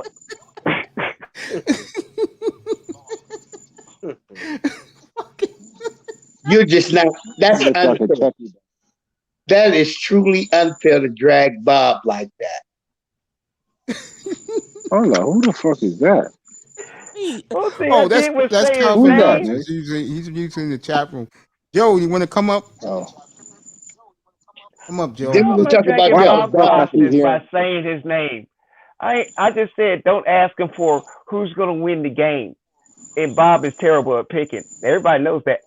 But he's a great. He can sit there and bring you back to Lambeau Field. Remember the bastard with the snow game? You know, the Yeah. ice bowl. Yeah. Bob Costas is the next guy. that's going to take over that job. I was doing the damn. It was 70 degrees in Miami.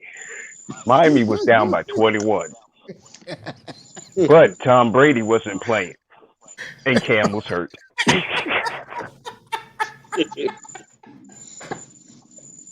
Man, y'all old niggas find anything funny, bro. What the fuck?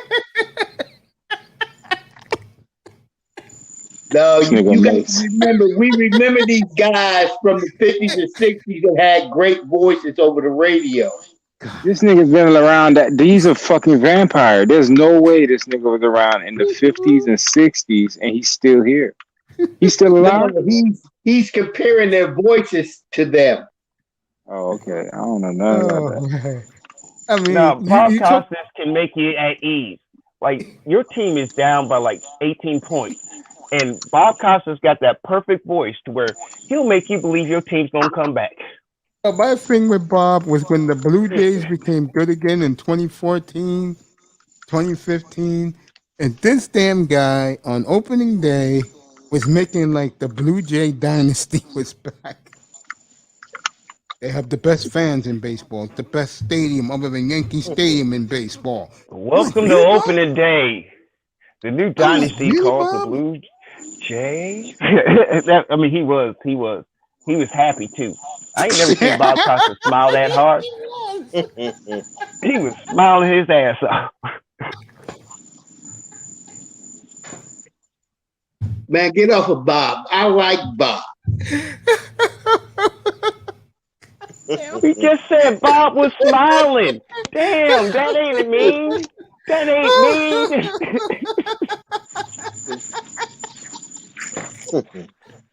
All right, I don't get it, so I'm out, my nigga. That boy have it.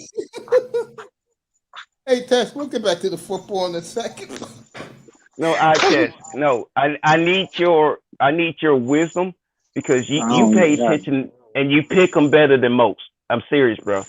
And honestly, you've been keeping up with it. Who do you think is going to be the ones you think is going to be the ones to look out for? Whichever sports you want to choose, you have the floor. I'm shutting up. I mean, I don't really keep up with anything but football and a little bit. We'll get back to the football, but I needed that Bob Costas laugh, man. Oh, man. Prince Pierre last night. He was like, really, Bob? Really? All right, back to football. Like I was saying, the team I like a lot this year is, and this man is a big representative of them, is Cleveland, and they had Myles Garrett on today, and I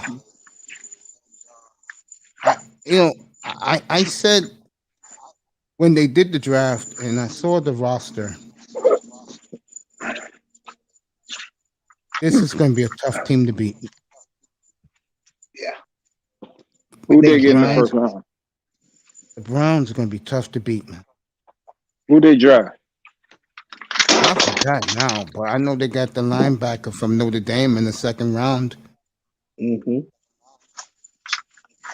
Who, Michael Parsons? No, he went to Penn State. He's with Dallas. Fuck that. I'll tell you. Cowgirl.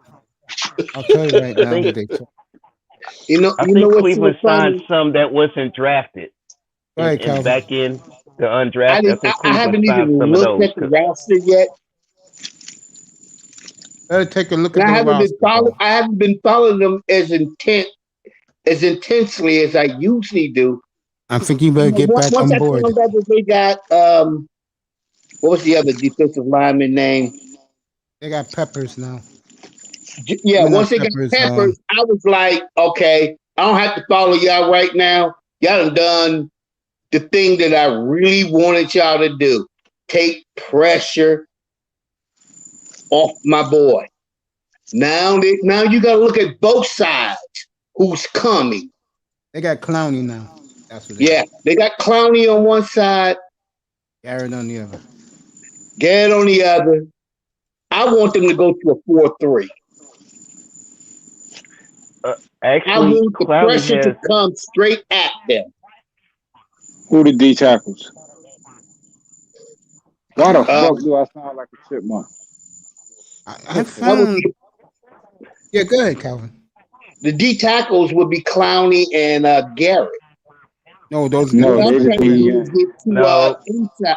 Oh, wait a minute. Those are the ends. Yes. I don't know who they got for tackles because they traded the two guys away. The one guy they had as a tackle, they traded him. They let him go to Minnesota. So who do they have? I could find that Right right now. now, I could find it's it. a, Give me a yeah, I second. can find. I have to look that up and find that out I'm doing that right now.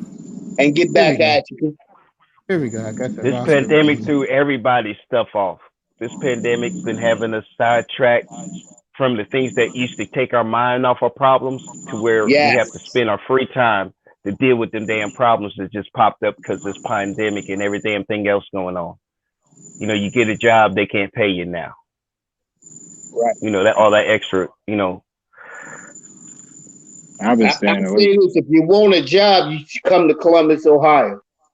Because they're trying to hire so many. And if you can drive a forklift or any type of heavy equipment, they're paying like they wet. How much? I'm making 25, and I've been doing it for 30 years. But I'm making 25 right now, and I don't need it because I got I got 2 retirements. I'm just working just to be working because I don't want to sit in the house. I feel you. That's a good way to do it. You got to Right. stay busy, or you're gonna Yeah. die slow. And I can't do it. I like to drink my shots of liquor and drink my beer when I come home at night. It levels me up. Usually, I'm up with Mason till about 1:30. Even if I'm not saying anything, I'm in the clouds just listening and laughing. Then I'm in bed. hell, 8 hell, o'clock, I'm hell, I up. slept on Mace. You know how Mace fall asleep on you and then wake up Yeah. and then still continue the conversation like he wouldn't. I be doing the same damn thing now. I'm like, okay, you know what? Luckily, I was on mute just in case I snore. I don't Oh, know, the D but I was on tackles are mute. Marvin Wilson, Tommy Yoga. Yeah, okay.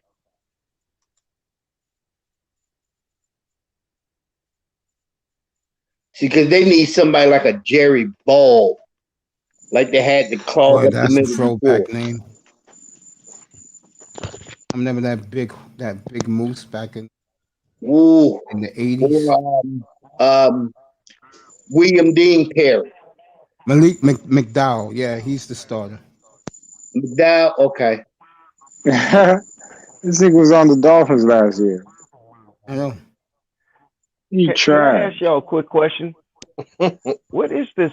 What is the NFL standard for a great offensive line, as you see it? Because I thought you would want a more you want a good blocker, but you want a blocker that can also, just in case someone slip by, he can move and catch them. J.C. Treader. Yeah, him and Malik Jackson.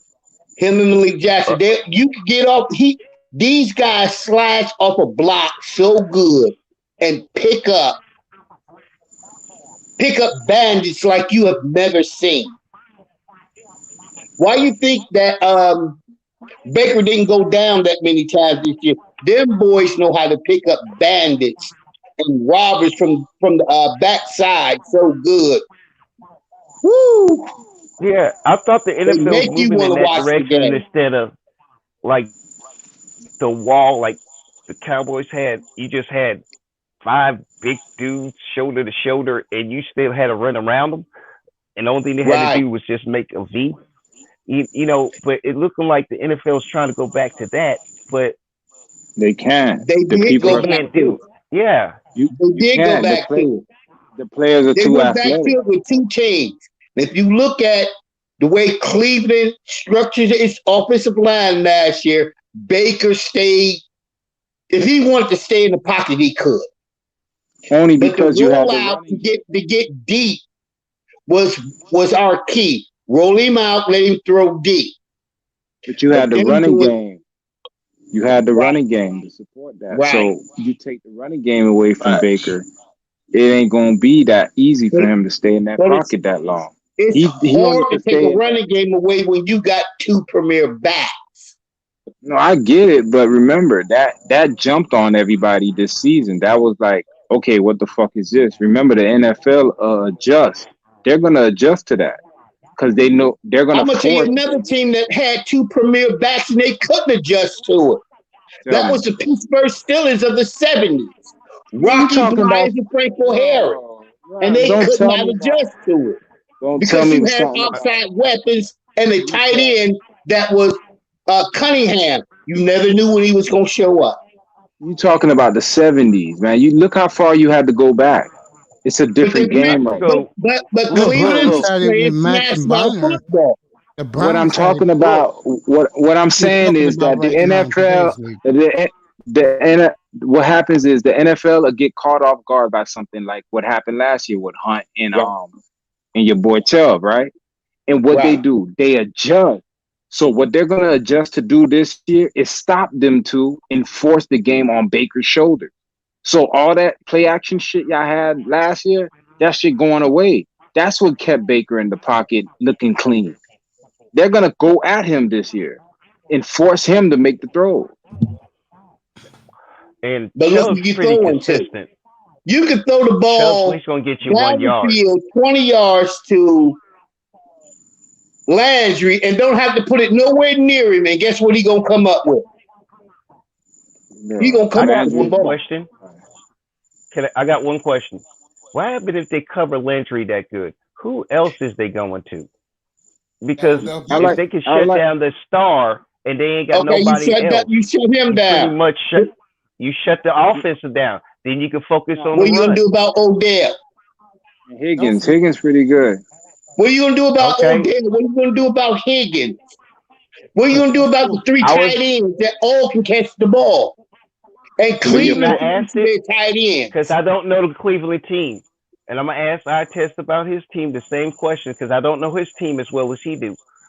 But both of y'all is agreeing they have pieces that will replace the main one you want to stop, so you guys still stop everybody else. Oh, let me so that's a well-rounded team, okay? Now there's areas they need to improve. I get what you're saying. No, Cleveland is stacked. Cleveland is stacked. Go ahead, man. It's stacked. Yeah, but what I'm saying is they're stacked, but the most important position is that quarterback, and y'all got a question mark there, in my opinion. He's not that good to me. And he's going to be the reason why y'all fall again this year. And that's the reason why y'all ain't pay him long term. Because if he was that guy, y'all would have been paid him. There is no great quarterback coming out of the draft within the next 5 years. That's cool, but y'all didn't pay him. Why didn't y'all pay him? Because one thing I can say about Baker Mayfield is if he goes another couple years, he'll be another Terry Bradshaw. Because right now, all he's doing is playing game management. They have not really cut him loose to let him do his game. And once they do, when he can drop back, set in that pocket, and launch, you got two guys with world-class speed on your outside. Oh, not Landry. Landry is not no speed. No, Landry's your slot. Okay. He's talking about People's Jones. Me and you like number 11. Nah, Peoples Jones is a speed receiver, but he ain't coming down with 50-50 ball. I like Higgins. The kid that me and you like, that he had a good year. Yeah. Higgins, your monster. Higgins, that's what I'm talking about. Higgins is a monster. I like Higgins. Johnny throws it in the area, and he wants the receiver to make the play. He leaves the ball open for the receiver to do something. All right? He isn't like he's going to put the ball pinpoint right there, and you wondering how the hell it happened. But the receiver can make it. Odell will make that catch. Either I got it. But he gives the receiver an option. I mean, I see what he's saying. Yeah, I can't argue with that. I don't think he's that pinpoint, throw it 50 to 60 yards and you hit you dead in your chest and your numbers, and you got a DB all over your back. He ain't that guy. Nope. But if you the guy to be able to jump up and fight for that ball up in the air, yeah, he'll get it right there in your general area. But he can still get the ball down the field. It's up to the receiver to make the catch. You know how he's going to get. You know how he's going to get that good because of Odell. Odell is going to make him throw him some rockets that he has to complete in tight windows. Jarvis make him complete balls in tight windows. The other receivers are like, just throw the ball up there and let me run under. But isn't that the problem? The reason I'm letting you say that. Go ahead, Artest. Yeah, what I heard was Odell was the issue last year. When he got hurt, that opened the offense up because Baker didn't have to force feed him that much. So they actually said him being hurt actually helped the offense. Thank you, baby. That's true. But here's the thing about it. Here's the thing about coming into this year. He didn't have he didn't have the OTs with Baker like he doing this year, where he don't have to force the ball to him. One thing when I heard an interview with him a couple of days ago was like, he ain't got to get me the ball like that. That's what the running game is for.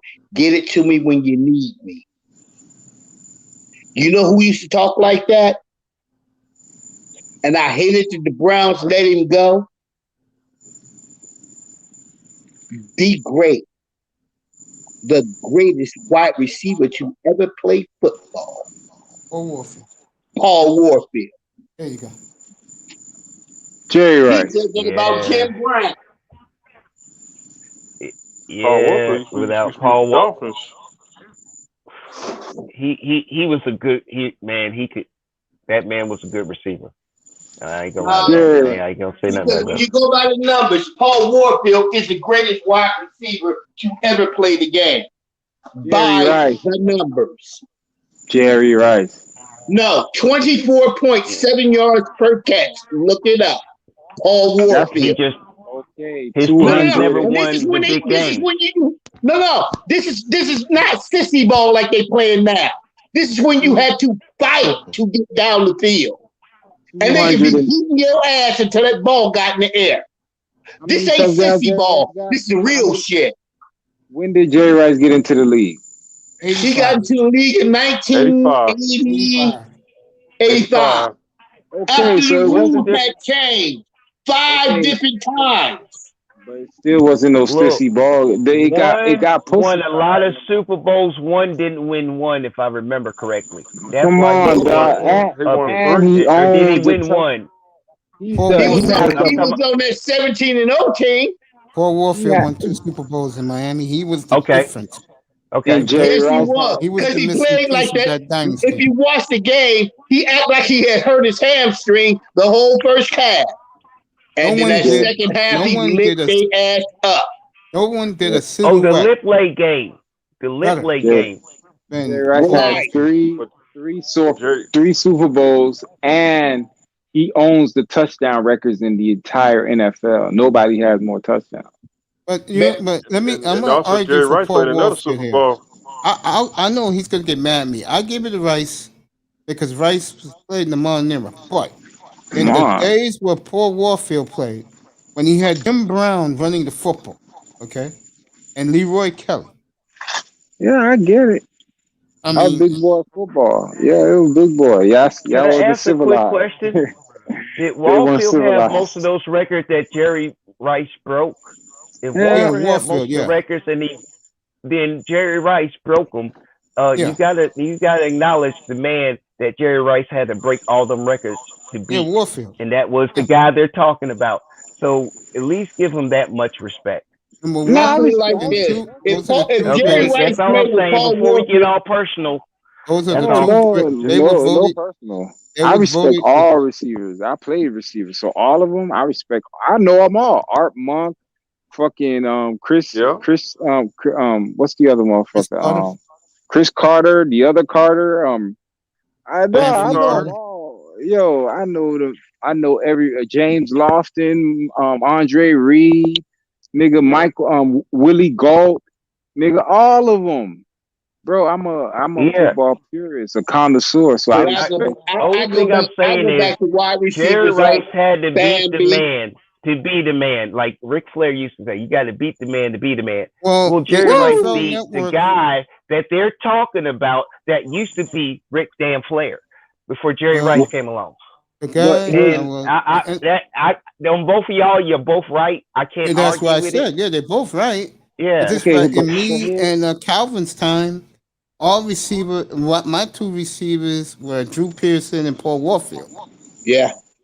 Okay, so here's my debate on what y'all saying. I respect Paul Warfield and the people in that era, but the thing is, Jerry Rice records have stood the test of time. Like he surpassed the records that you put up, and the people in this modern era can't beat it. So what does that say? Because when you look at his era, it was just basically a more faster, more sophisticated version of the 70s. Because the 70s, like football was still kind of being formed. By the time the 80s and let me finish what I'm saying. Team loyalty is one. Let me finish what I'm saying. What I'm saying is the 70s and the 60s, I'm not too much sure, but that time the football was still being formed. Like the forward pass wasn't really a big thing. It was more about running the ball and power football. By the time the 80s, all right. But by the time the 80s and the 90s, AFL that threw the ball all the time. San Francisco threw the ball all the time. But I'm talking about. Let me finish, Calvin. Go ahead, kid. In the NFL, by the time the 80s and the 90s rolled around, that's when the forward pass became a more like universal thing. Like you still had your power teams back in the days that still didn't make the transition. Look at the other teams that like who runs a 4.6? That could only run in that era. You could not run a 4.6 by the time the 80s and the 90s came around. So what I'm saying is the records that he put up were still in the transition of the 70s and the 60s because they were still playing big boy football.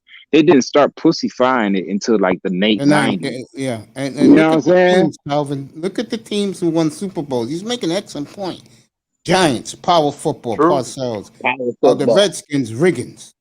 With Ernest Biner. Dolphins. The Dolphins. Zonka, and Morris. But of those teams, and this is why you can argue with me and Calvin. Me and Calvin make a great argument. It took a wide receiver to galvanize the franchise. It wasn't Zonka. When they got Paul Warfield, they became a dynasty. He was the missing link because nobody can cover Paul Warfield, pal. Nobody. But think when about he does this, it's over. It's over. You're right. But I got only one wide receiver I knew at that time that Paul Warfield, but they couldn't get him the ball that much. Lance Allworth. These guys they called him before Lance Allworth. I came after Lance Allworth. my argument to all that is the players coming around. Lance Allworth was so good that he got into the end zone in the Super Bowl, and Johnny Unitas couldn't see him because of all the blue. It would have won the game. That was 69 Super Bowl against the Jets, unfortunately. He beat everybody to the end zone and was jumping up and down, but it was too much blue behind him. Calvin showing his age. Go ahead. I'm just kidding around. Go ahead, Ites. Talk about Jerry Rice. Nah, I'm just saying. We all saw Jerry Rice. So the point I'm making with you, Tess, is I can't argue with you. I can't. Or I'm defending Paul Warfield was just as good. And that's why when the NFL did 100 greatest players, the two best receivers of all time are Rice and Warfield. Yeah. I'm going to go watch his highlights. Yes, sir. You're going to love his highlights. Can I ask y'all a quick question? Y'all brought up the 4-6. Now, do you think with the players that's coming out of college now, you can make that 4-6 work with the speed and with the skill? You better have 300-pound linemen. You better have 300. Yeah. You better have 300-pound tackles. To make what you want work, you gotta get 300-pound tackles. Yeah. Won't work. Wait. How about this? Can you get a good, solid built 275, but he's solid muscle and moves just like a gazelle? No, you gotta get To push. and you have to have good linebackers. But here's the key, and I think I-Test would agree. Good defensive You tackle. better have hard-hitting safeties like the Bears did with Plank and West. Can I ask y'all? Shouldn't you get those linebackers that's fast and hit? Ahead, I mean, Jefferson. I'm thinking these fast, those fast linebackers that kind of remind you of Ronnie Lott. Ronnie Lott. You remember how Ronnie Lott hit somebody as small as he was? Yes. And now imagine adding, and what was he like? Like if you had a 190 Patrick Willis at his it would highest work. weight. If you had I'm talking about with those guys. About I mean, 210. can you make it work with with guys and piece it together? I'm thinking, gentlemen, it might work because you can get those players that hit harder than they weigh.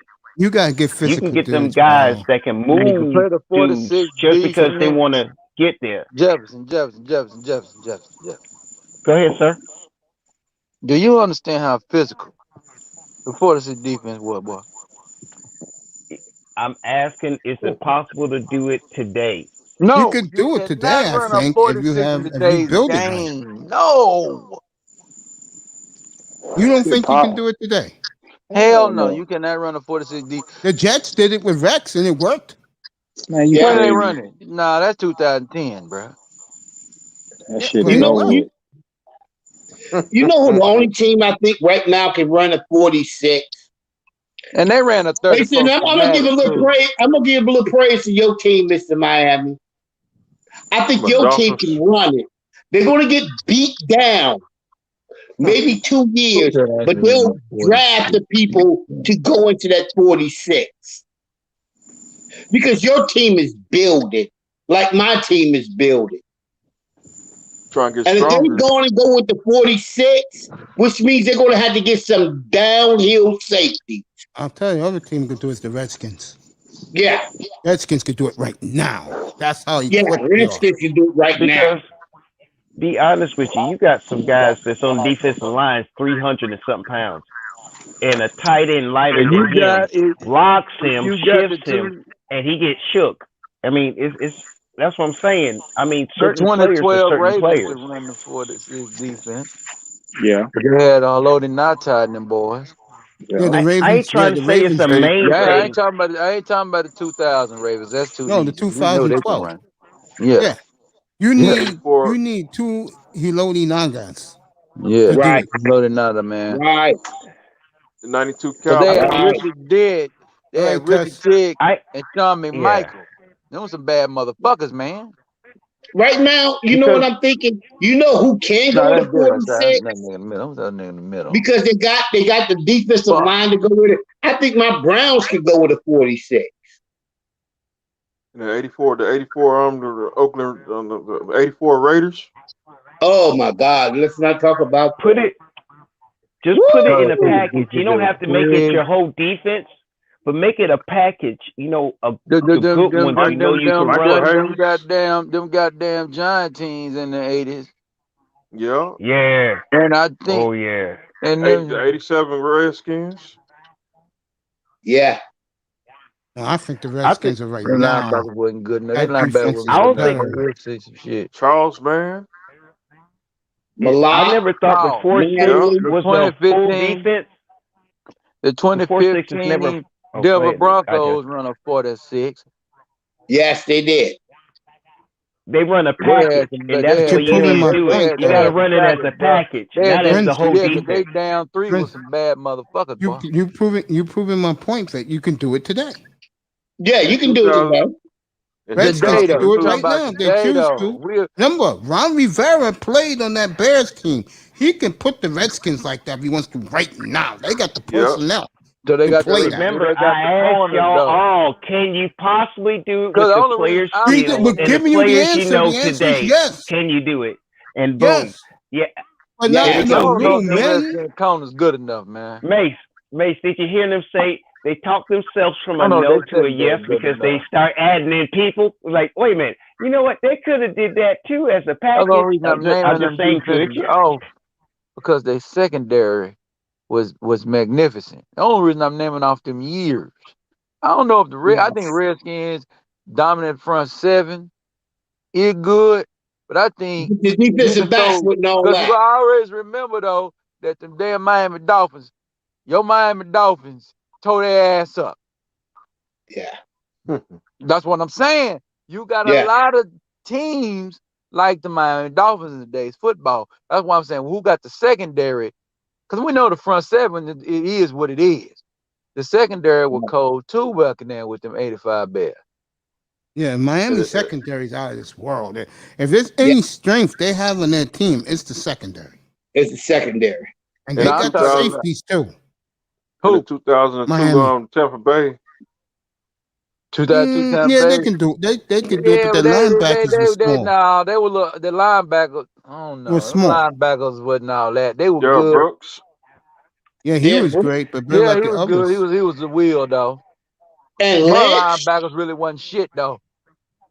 You want to be real? If you went anywhere near the ball in the air, Lynch would lay you out cold. Yeah, but I always understand that the 85 Bears had the linebackers was bad. Yes, Rondé Barber was a good cover. You had Wilbur Marshall.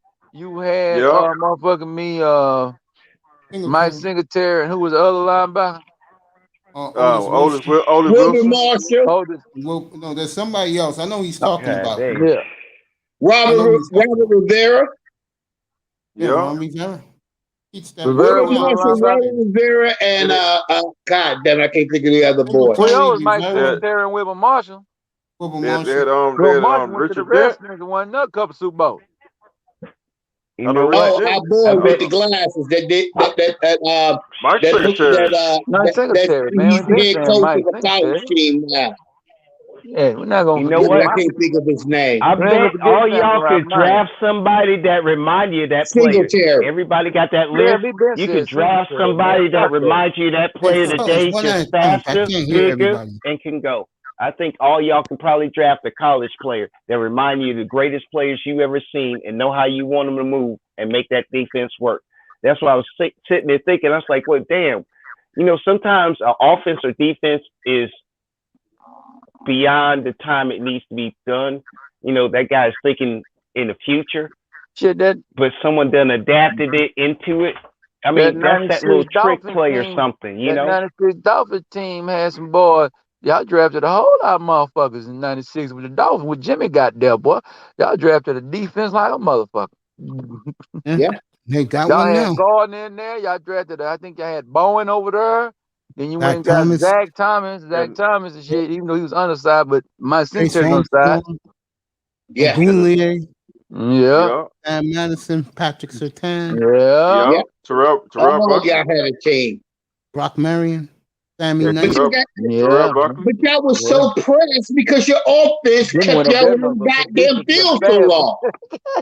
Jimmy went over there put the defense together quick, man. You got Jason Taylor. Yeah. Jimmy came over there and built you a defense instantly. When he walked in, dope.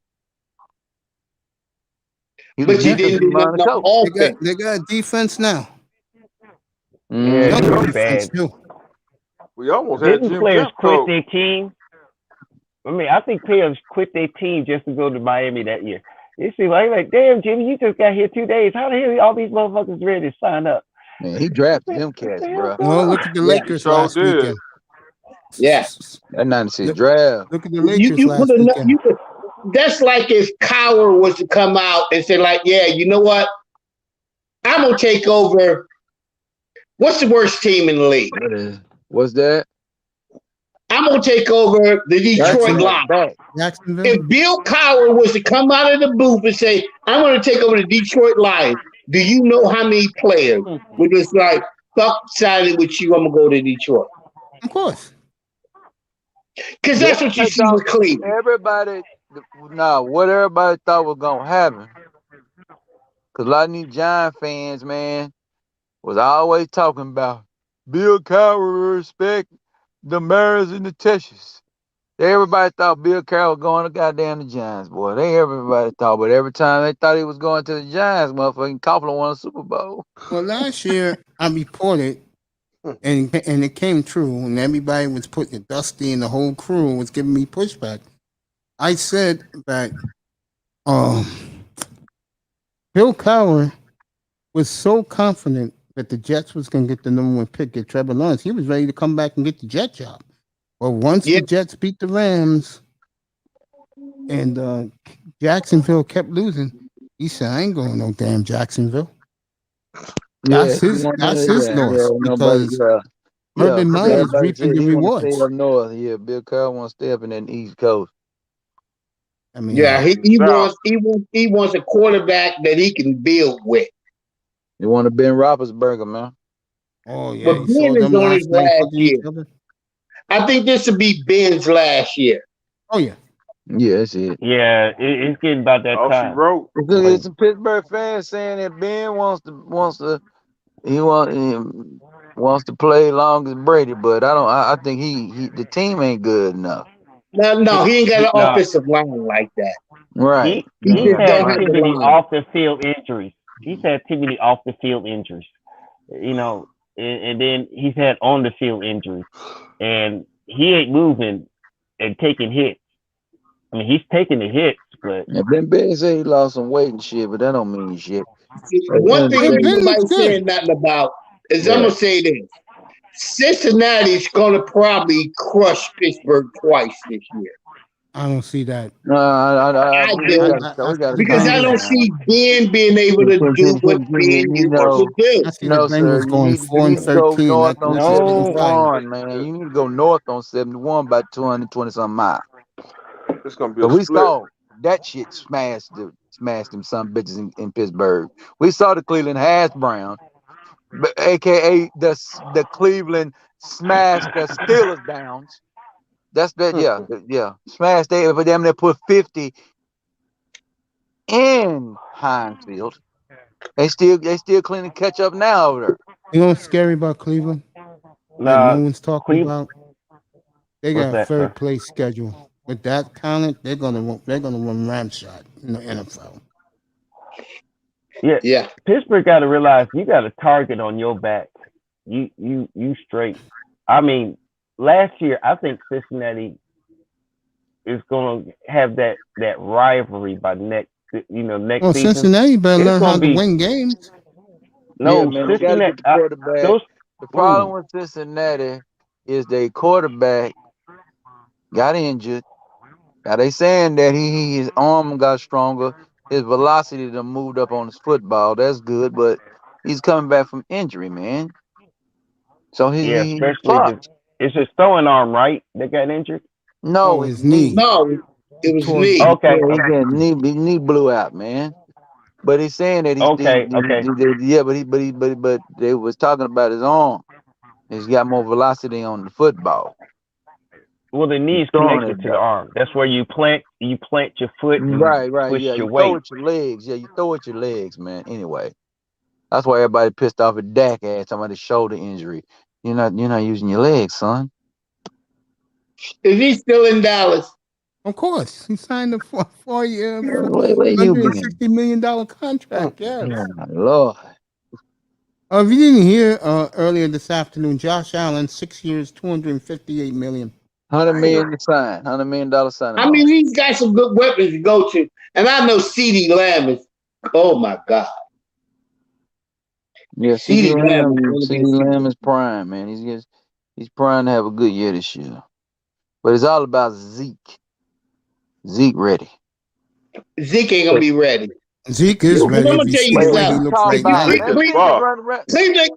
Cleveland beat the shit out of them without our running back in the second half. That was last year, bro. We're talking right now. Right now, I don't think Dallas is not going to be all that. No one said they are, but give Zeke some credit. He's in his best shape of his life. New York is going to pound them and I know my brother don't want to hear this. Gonna give them I'm gonna say Don't this be right talking now. me about no damn running back that's on the pup list, man. Yeah, and Come on, he man. won't play the Stop week. bullshit, He man. won't play the week 3, by the way. Week 3. That's right. Okay. Let me get. Oh, the umpire got hit by the pitch. God damn. That's not good. No, that motherfucker got a mouth on his back ass. Where he get hit at? The balls. In the where? Oh, balls. Shit, in there. Yeah. Oh, hell no. Oh, yeah, we're going to a television timeout. He's okay. He got to go to the ice tub, dog. He's a trooper. He's going to still umpire. He's got his cup on, but that Echo cup, he got the cup down there, though. He got the protective shit. He got the Echo ball. That still hurts with the cup on. And then Zeke Elliott is in his best shape. I don't know about the line, but I know one thing. What's that? If Dallas defense shows up, they're going to be a tough out. Dallas defense showed up yesterday. They only gave up 16 points. Yeah, but that was the backups. I mean, hey, man, when you're terrible, you know what game we'll see it? Yeah, brother, I told you this last night. You know what game you're going to see Dallas unleash everything to prove a point? Texans in 2 weeks. That's their third game. They're going to destroy the Texans, bro. And they're going to go out there and throw the kitchen sink at Tampa Bay as well. And it's not going to be a pretty game. If you're a Cowboy fan, you're going to love it. Because you're going to be going, yeah, see, look at us. Look at that offense. They're probably fifth. They're probably I'm not finna pump up the Texan game. Nope. Not the Cowboy fans are. You know that. I know it. I'm gonna be talking down on them too when they do it. I can hear Lord Nation right now. 2016. I can't wait. I can't wait on the double take on the Texans. If you want to bet on exhibition football, that is the game you bet the house. Yeah. Hell, bet some Texans going to shoot another Texan because that Texan was talking shit about his Texas team. Is somebody going to get shot that night? All right. No, don't be in there. If Texas got that bet, make that bet. Because some Texans going to shoot another Texan. They looking for talent. They looking for another draft. Let me ask you this, Prince. Do that happen down in Texas when the Cowboys play the Texans? Do their fans get into it like that? Not really. It's a rivalry, but it ain't like a friendly rivalry. Because the Texans know they're not really established like that, but yeah. Because I went to the game. No, I've heard this. Hold up. If you're a real Texan, you be a Dallas Cowboy fan. I can't have two guys talking, Jefferson. Let Prince finish. Yeah, you can't. Then you can go after Prince. I was with a Texan fan. In 2014, Dallas played Houston Texans at AT&T Stadium. That is the famous Spin the Rooney game. I was there. Remember when Romo spinned off? Yes. J.J. Watt threw the ball 50 yards to Terrence motherfucking Williams, tiptoe in the back of the end zone. I was there with a Texan fan in on the 50-yard line. Yeah, and that game went down to the wire and all that shit. Goddamn Texas didn't give motherfucking me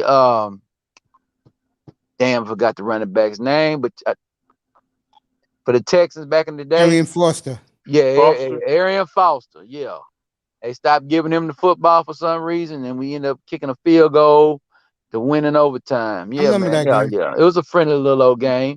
Texas fans was everywhere. I was on the Texan side. You know what I'm saying? So yeah, they wasn't tripping too much. It was friendly in there. Yeah, so I was at the goddamn Spinner Rooney. It wasn't friendly when it was the Houston Oilers and Dallas Cowboys.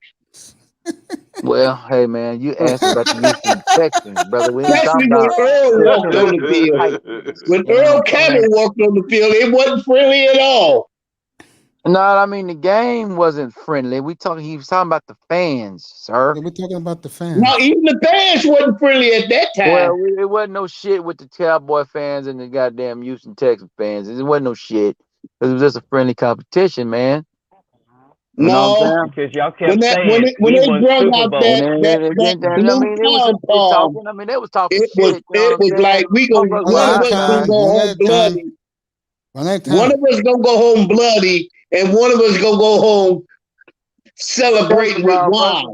First of all, the Houston Texans is a new franchise, man. It came up in 2002. Cowboys played them the first time they played them. They beat the Cowboys, so rivalry was kind of null and void then.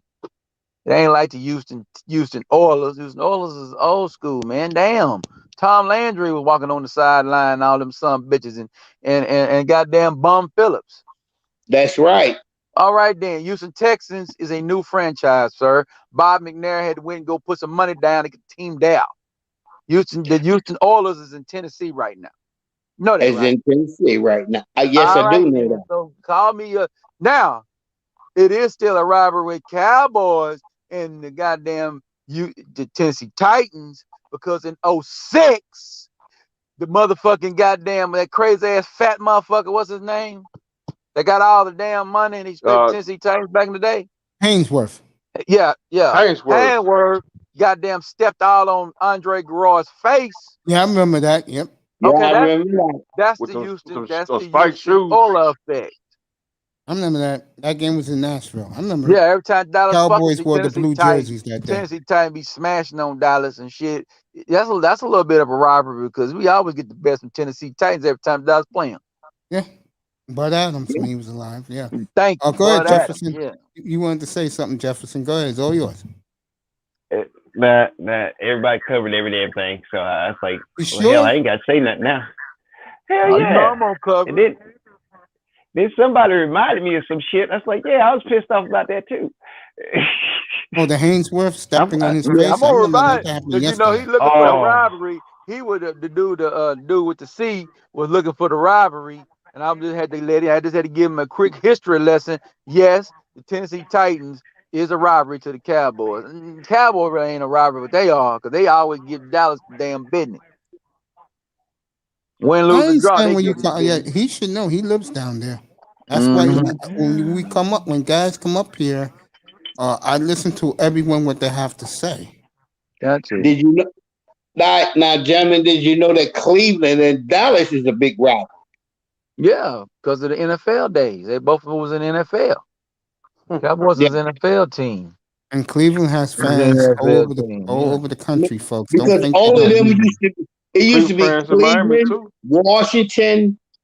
What was it? Cleveland, Washington, New York, and Dallas in one division. Was Baltimore in the NFL too? Yeah, Baltimore was in the NFL, but they was in the East. They was with Green Bay. They was with Green Bay. We're talking about before they relined everything in 1970. I think we did everything over in 70 when they brung in Cincinnati, Atlanta, Miami, and was it Cincinnati, Miami, Atlanta, and who was the fourth team? Buffalo Chargers, Raiders. Yeah, they brought all them in, the Oilers, and realigned everything. Yep, that's what they did. They played the first Super Bowl in '68, right? Yeah, 67. 67 mergers. Yeah, 67. Chiefs. And I'll tell you something. If Cleveland if Art Modell wouldn't have been stupid, guess who would have played in the first two Super Bowls? What's up? Is the Browns? The Browns. Yeah, they dumb. Dumb shit. I didn't even know you was in here. What's up, Ism? Because Jim Brown told them, I'm in better shape now doing military calisthenics and working out. All you had to do was plug me in. And you know what he told him? Like, nah, we don't do that. That was the stupidest shit he ever did. I'm gonna tell Izza, man. I need John Gruden, man. It's time for John Gruden to get it done in Oakland.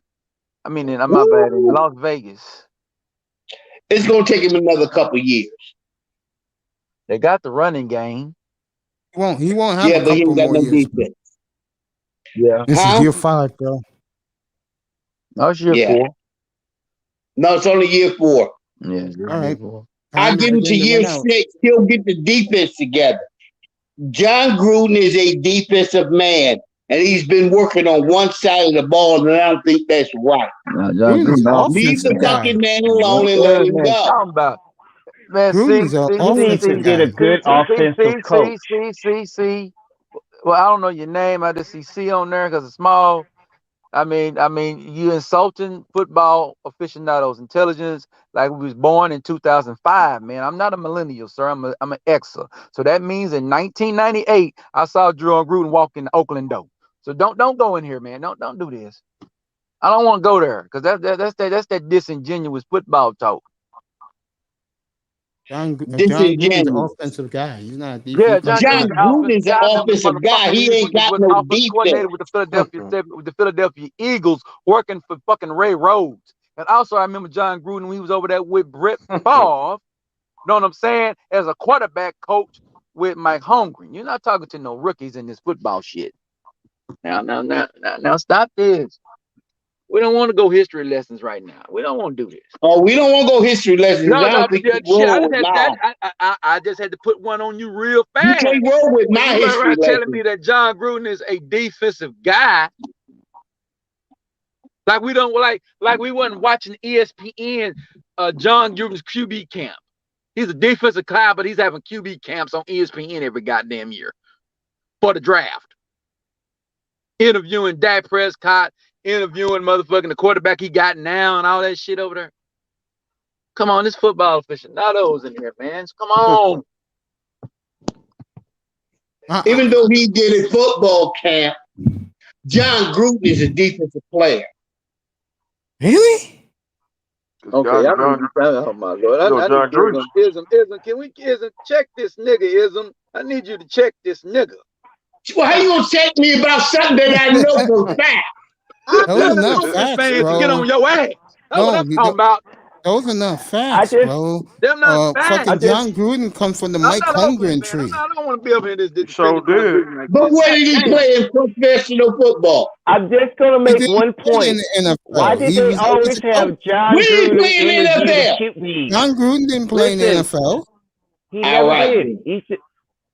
But he's a great boy, we're making up shit. I'm gonna ask one question. I'm making up shit. Calm down, everybody. Time out. I'm making up shit.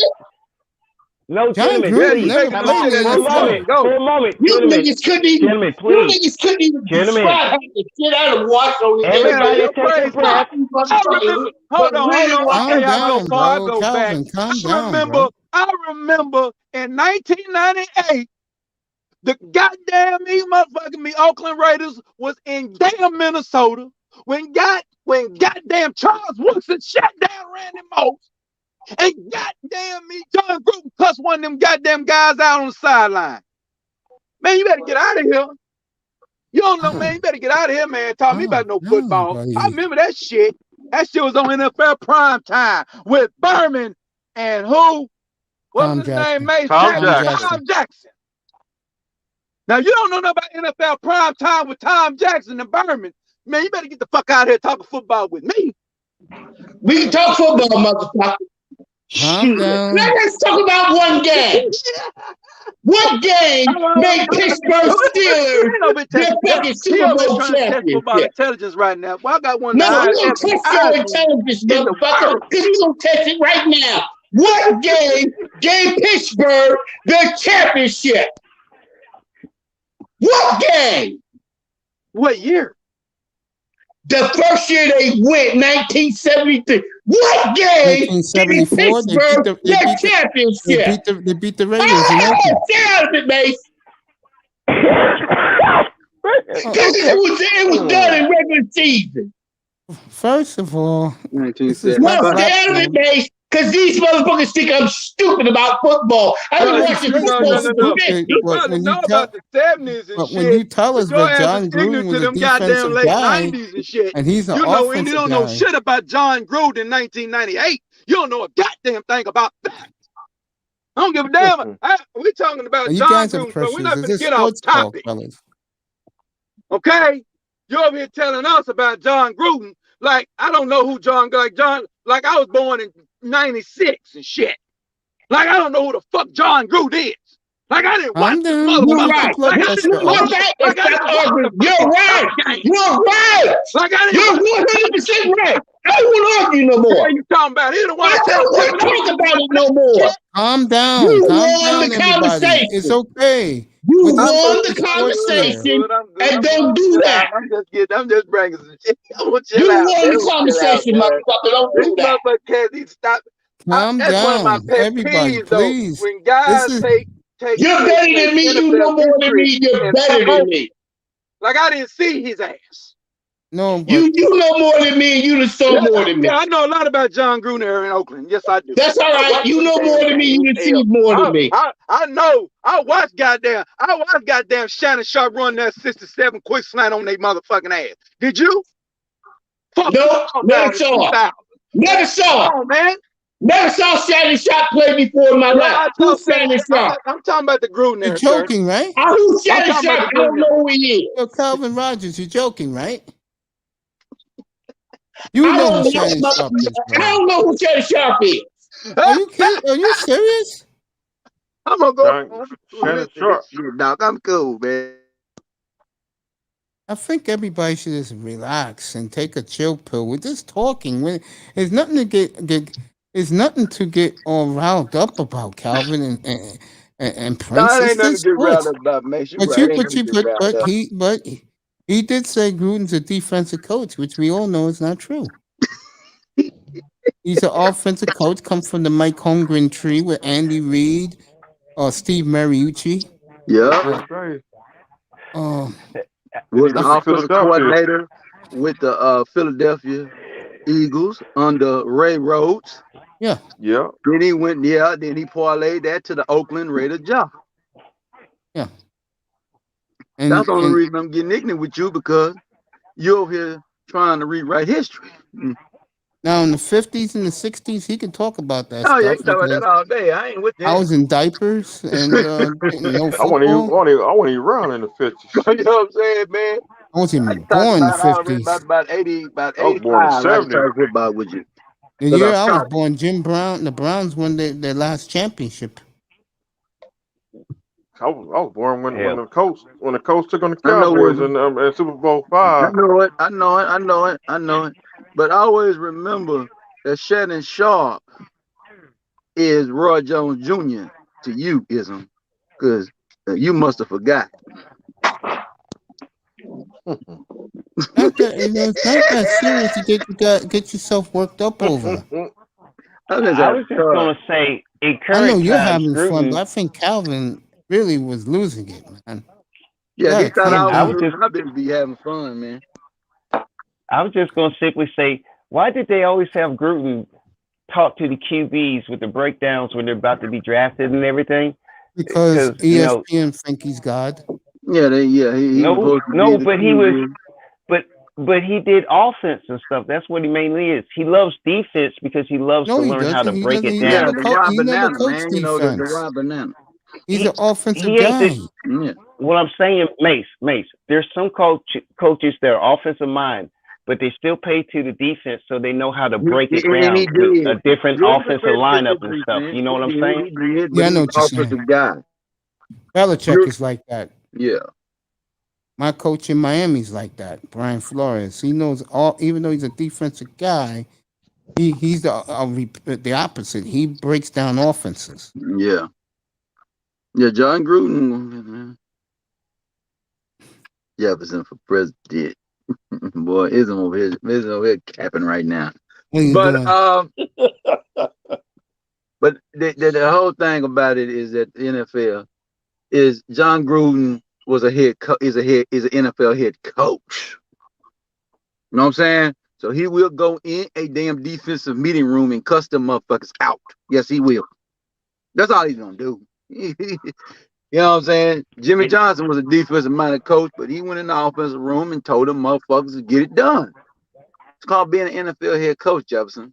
You the CEO of it all. But John Gruden's wait a minute. I and specialty. I only brought up that he called the play, and he called the plays.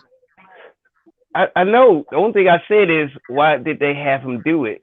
That was it. That was my only opinion. Because he gets paid to do it. Well, no, I mean he's good at it, but yes. Oh, I mean he breaks the other side down. He's a specialist in his field, but he also pays attention to the other side doing. He's a head coach. He learns to break that down. Right. Coach's job. Right, but y'all were making a point. Calling plays in Dallas, and Bill Parcells was a damn defensive guy. Do you Jimmy realize? Johnson called plays in Super Bowl 28. He called the plays in Okay, Mace. Yeah. Is he saying the same thing I said, but he just got more information than I gave? Isn't that what I'm saying? His job and what he does is whatever it is, offense, defense, head coach, whether he got the title of head coach or he not. But he also pays attention to what the other side does, so he could change his offense or defense exactly to adapt to it and do it. Isn't that what I just said? Yes. Well, why am I getting fussed at? Yeah, you're just saying it in a why long am I getting way. fussed at? You're saying it in a long way. You're dragging it like out. He ain't supposed to do it, Jefferson. It's the tone. I didn't drag it out. I just said that one point and shut up. I just said that one point in Jefferson. See, but I didn't even bring up Parcells in him. I wasn't even the one. I just said he good at both. The guy called plays. We know a lot of coaches. Just a lot of coaches. Now it's offensive coaches that don't call the plays. They're the offensive coordinators call the plays. Gotcha. I'm just saying that John Gruden called plays. Calvin, you okay, bro? I'm okay. Okay. And I don't want to lose people. You don't lose. You will never lose me, my brother. I ain't saying you. I'm talking about myself. I think you're missing what I just said. I'll say it in English. I just want to make sure you're all right, and this platform continues. Hating on what? Man, definitely ain't hating on. I ain't hating on shit. I never said you was. I ain't hating on nothing, and shit is being revealed to me that I didn't know. I always thought Gruden was defense. No offense. No, sir. I always been defense. Let me say this: the first offensive-minded coach I ever knew in an NFL that came out was Don Shula. Okay, so if Don Shula was the first offensive head coach, then you should you should definitely knew that John Gruden was an offensive minded coach. No, I thought John Gruden, the way John Gruden broke his shit down was on defense. Oh, because he was an asshole. Okay, I think because you thought John Gruden was a defense coach because he was an asshole. Most defense coaches are assholes, and you think most offensive coaches are. Yeah, there was a Super Bowl one against the Raiders. I get it. You know, the Chiefs. John Gruden was an asshole. Yeah, he challenged. Yes, he was. He talked shit. And that's why, you know what? Y'all taught me something today. I always thought he was defense the way he talked. I know Don Shula. And I thought, and he taught me something. I thought Don Shula was defense. No, Don Shula was all offense. That's why he went and got the greatest wide receiver of all time during that time. Shula was special teams and defense because he played cornerback for the Browns. Yes, right. It was in the 50s. Yeah. And I knew that, and we all knew that Tom Landry was defense because he was the orchestrator of the 43rd of the 43rd. God damn, was he defense? Yeah, but he also called plays on offense. Yeah, he called plays. Oh my God, was he defense? Oh yeah, 43. That was all that division played mostly from 1970 to 1982. That was defense in. Was that the AFC West? No, the NFC West. NFC East. Yeah, AFC East. That's all they played was defense. Dallas, NFC East. Yeah, that's all they played was defense. Yeah, Eagles, Redskins, Giants, and Dallas. Mm-hmm. Yeah. That's all they played was defense. And then one player came in and changed the whole script. Lawrence Taylor. It was all defense. I'm going to score 21 points with my defense. I don't give a shit what my offense do. We're going to score 21 points on defense and then catch us. All right, the USA basketball team won the gold medal tonight. Beating France. That's a good one. Mahogany hollering at your mace. That's the beautiful one. What her cute little self. She did a great interview on Little Big Nate that I listened to while I was on the job. It was great. See you tomorrow, baby girl. Mwah. Love you. Sleep well. Great.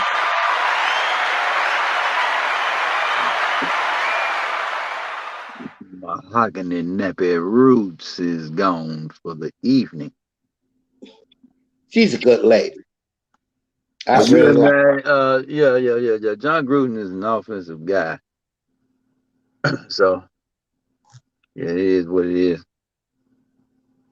But yeah, what else going on, man? I just gave you guys that the Olympic team, Team USA won the gold tonight. Yeah, they won. Yeah, I seen it. I was watching a little bit of it. Yeah, I seen that they won the gold medal. They did their job. They supposed to go undefeated and win by 30 points out there, though. That's what they supposed to do. But they don't be pressing them. You know what? I see that the U.S. team don't be pressing like they was in the first couple of Olympics. They were just destroying people. Ism on the old shit right now. Yeah, say Mahogany was the quarterback. Yeah, she Joe Namath. She guarantees it, baby. She's a guarantee. Oh, that's what he's saying. She's a guarantee. Olympics then added a lot of new sports. So I'll be they had golf today. I saw the golf. I'm not watching the skateboarding, so a bunch of swirlers can get wet. I'm not watching no skateboard. Hell no. Nah. The damn golf courses is terrible out there. Everybody's got 17 on the par. Come to Memphis. I just watched the world. Terrible over there. Go ahead. The world table soccer championship. I said this is a thing, and he could go. That we do not. That was a good damn series, boy. Didn't I tell you we don't do Olympics up here? Well, I thought table soccer ain't Olympics, but I didn't know you get a gold medal playing it. Pong, except for a bunch of groups over in China. No one cares about ping pong. Hey. Ping pong is when you could talk crap and you couldn't play poker. Again, I'm not talking ping pong up here. This is professional United States pro league sports. Here, I talk NHL here. I talk football here. I talk baseball here, and I talk the NBA here. I'm not talking no goddamn a bunch of gooks eating fucking pork fried rice and French fries, hitting ping pong ball. Yeah, man, say gook. Gook. I'm not doing that. Okay. Well, you can tell you was ready to do Vietnam era. You know your city is full of them. Why would you say something like that when you know your city is full of them? Because that's the way I am. Okay. You said gang of gook. Shots fired. Oh shit. Ism is back in 1975 right now. Put a silencer on it. Don't put a silencer. No one heard nothing. No one heard nothing.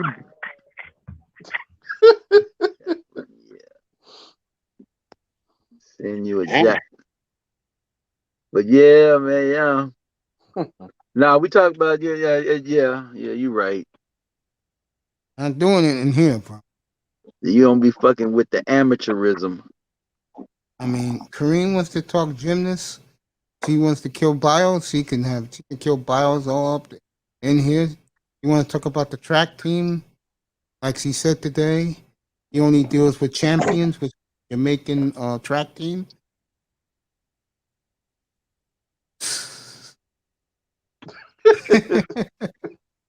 Go ahead, Jefferson. He wants to hear you talk. Go ahead. Let Jefferson talk. Look. Most of those sports he just announces just because they got nice booty. They either flip or run, and that's the only reason I watch it. And that's about as much knowledge as I have it. I don't know their names. Now I know Bio because she's the shortest kid on the floor, but she grown. But she can flip really hard and stuff. But well, she ain't doing no flipping. She flipped her ass back to Houston, and what she did. And she was at Texans practice today with a she was bunch actually of in New York with her gymnast friends. And she was in the Texans practice today. She live in Houston. She live in Houston, bro. Because her man plays for the Texans. She's from the Bella Caroli Institute. No. She when she came back, she did a little girls' night out with her gymnast friends. They made little pictures and stuff because it was on TMZ clip. So I said, all right. Well, if Simone Biles came up to me right now, you know what I'll tell Simone Biles? Congratulations, midget. You came to your senses, and now you're dating a real black man instead of chasing these white guys over. Actually, I might not see her short ass. I might actually bump her and have to pick her up because I was like, oh, I'm sorry, I didn't see you. But that's the truth. She's short as hell. I probably wouldn't see her. Hey, since we got Prince in here, can you guys do Bob Costas again for us? Oh my God! You and this Bob Costas, man. Man, you killing me with Bob Costas, man. I mean, we need to stop with Bob Costas and this bullshit. That's my killed me with Bob Costas. What's wrong about talking about Bob Costas? What's wrong about talking about Bob Costas, man? I'm done with him. We launching Bob Costas. I mean, we say Bob Costas' name and stuff, man. What we saying wrong about Bob Costas? Yeah, him and this Bob Costas. But I mean, if you is a '90s sports savant, you know about Bob Costas. I ain't gonna go all the way to '81 like Mace. Mace remember the motherfucker when he got the job and shit. I don't remember him, nigga. You know, I remember his ass covering them damn NBA games and talking about NFL and all kind of shit in the Olympics coverage. I remember him in the '92 Olympics because he was over there in Barcelona. That's when I really knew who Bob Costas was. Who the fuck is this guy? I go back with That's when Bob. he became Bob. He became I go Bob back with Bob after Barcelona. When he was the play-by-play man really. As a 22-year-old of the Spirits of St. Louis back in the ABA back in 1973. Yeah, he showed up. Yeah. They even had like a documentary about this shit too. They was talking about Bob Costas, and then he was talking about his there. Yeah, he did cover the St. Louis teams. He was real young too. Yes, like he was a kid, fresh out of Syracuse University. Yeah, Syracuse. The home of broadcasters. Yeah, they're in Fordham University, which is right up the road where I live. Yeah, Adam Shine out of Syracuse. Yes. Marv Albert. Yeah. Oh. Yeah. Who else went up there? Now that's a great name. A whole group of guys went up there. Oh. Keith Jackson. Great voice. You talking about Keith Jackson? Oh yeah, great voice. College football. Keith Jackson. You go Syracuse. That was my guy there, Keith Jackson, boy. Yes, he was. He was my guy. Man, that was college football. Oh, Nelly. Yeah. I never forget the '92 national championship game against Alabama. And goddamn Miami. I hate to say it, the Miami Hurricanes. All I remember, Gino Toretta back to pass, intercepted. Oh, Nelly. Oh, yes. Yeah. They from Kansas City. Man, we got a barn burner here today. That was a secondary, bro. That George Gene T. Stallings, boy. Old Gene Stallings. Shots fired. Shots fired. Oh man, Cape Jackson. Shoot. You know, I always thought he would have been good on Monday Night Football. He started. What was his Monday Night last Football, game but he he ever left. covered? Anybody know his last game he ever covered? Come on, Keith It Jackson. was a Monday night game, wasn't it? Nope. His last game was USC Texas 05 national championship. Oh, Yeah, man. that's 06 right. national championship. Yeah. Oh, Texas won. Texas won in Yeah, California. Vince Young. Yep, Vince Young versus. All right, let me Right. ask you a question. Which game was better? That game or Oklahoma Boise State? Oh, no, Oklahoma Texas, Boise USC. State. I totally Texas, agree. USC. That was the greatest Oklahoma game I ever Boise saw in State. my It was life. Alabama that and was for the Texas. marbles, dog. I go with Oklahoma Boise State Yep. because that made Boise State a team to reckon with for the I next totally 10 agree. years. To me, that For was the the next greatest 10 college years, football Boise game I've ever State seen. was a team to be Alabama, reckoned with. Texas. What year was Alabama? Yeah, Texas? USC was the shit, I think man. that was like 2009 or 10 or 11. One of them three. 2010. What was The so good about that Oklahoma game? and Boise State, I It was a good consider that game. one of the great That's the underdogs. game that Cole McCoy got hurt in. That's an underdog one. That's in my underdog list. Now, That I was mean, Statue of Liberty play. Yep, that's it. That was the greatest game I've ever seen in my life. Was The that Statue of game? Liberty play. My And then man Yeah, flipped it up in the air, he grabbed it, ran in, and then he proposed to his girlfriend, the cheerleader. Then he married him. proposed to his girlfriend at the end of the game. Yep, right there on the field when he scored the touchdown. On the field. Man, y'all crazy. The University of Texas Longhorn versus USC. They stopped the dynasty when you had goddamn Pete Carroll, you had Lindell White, you had all them boys, Reggie Bush, Matt Leinart versus Vince Young. Yo, I hate to say this. I don't even remember that game. Oklahoma and Boise, it's like they were playing 5 seconds ago. Yeah. That's how that game was so great. And That was clearly game of the Big schedule. upset. That's I think because it was David and Goliath. That's why I remember. yeah, that's why And it you know what's matters. so great about that game, Mace? Yeah. That was a game where ESPN was still really relevant. Yep, and that game And was it on was Fox. playing small teams. Yeah, that game was on Fox. That game went on ESPN. And they would play small teams That's when Fox had all just got across the the late damn night That's of when Fox started getting the ESPN. damn We game. could watch games damn near from 10 That was the o'clock first year to 6 Fox got o'clock in the goddamn morning. game. No, I Damn know near what he's live. saying. I know what he's saying. Yeah. Man, that was great during that time. ESPN dropped the ball on that one. Fox They had that did. game, and the ratings were Yes, through they the roof. did. I don't remember Texas and USC. I saw the game, I remember that game. but I saw the replay. Yeah, that game went all the you way had down Sam to the Bradford wire. on the field. You had Adrian Peterson, who had a monster game that night. Yep. Hey, coach. What And about Oklahoma Miami still Hurricanes? couldn't beat them. What about Miami Hurricanes? I'm gonna tell you when Nebraska, ESPN really fucked up. 83. You know when ESPN really fucked up? That's for you, Mr. I'm gonna Man. tell you when ESPN really fucked up. When they went off the air with the Canadian Football League for 2 years. They should have never went off the air with Canadian football. Look, You go back when with the Bob. preseason game sucked, I could flip it As to their CFL. premier team in the 70s, in the late 70s, I watched Warren Moon play every single game. Oh, you talking about back when he was with Washington? No. No, He's talking when he about was when he was with with the Edmonton. Eskimos. Oh, okay. I thought he was talking That about was a sight to That behold. was their biggest Yeah, mistake. I remember those days. Yes. That was their biggest mistake. Yes, yeah, you're right. They dropped those Eskimo Because they games. could have kept that. They could have vied both of them with the NFL. Matter of fact, it was in the NFL and college together and made big money. Yep. And they went for the USFL. That was another mistake ESPN Right. did.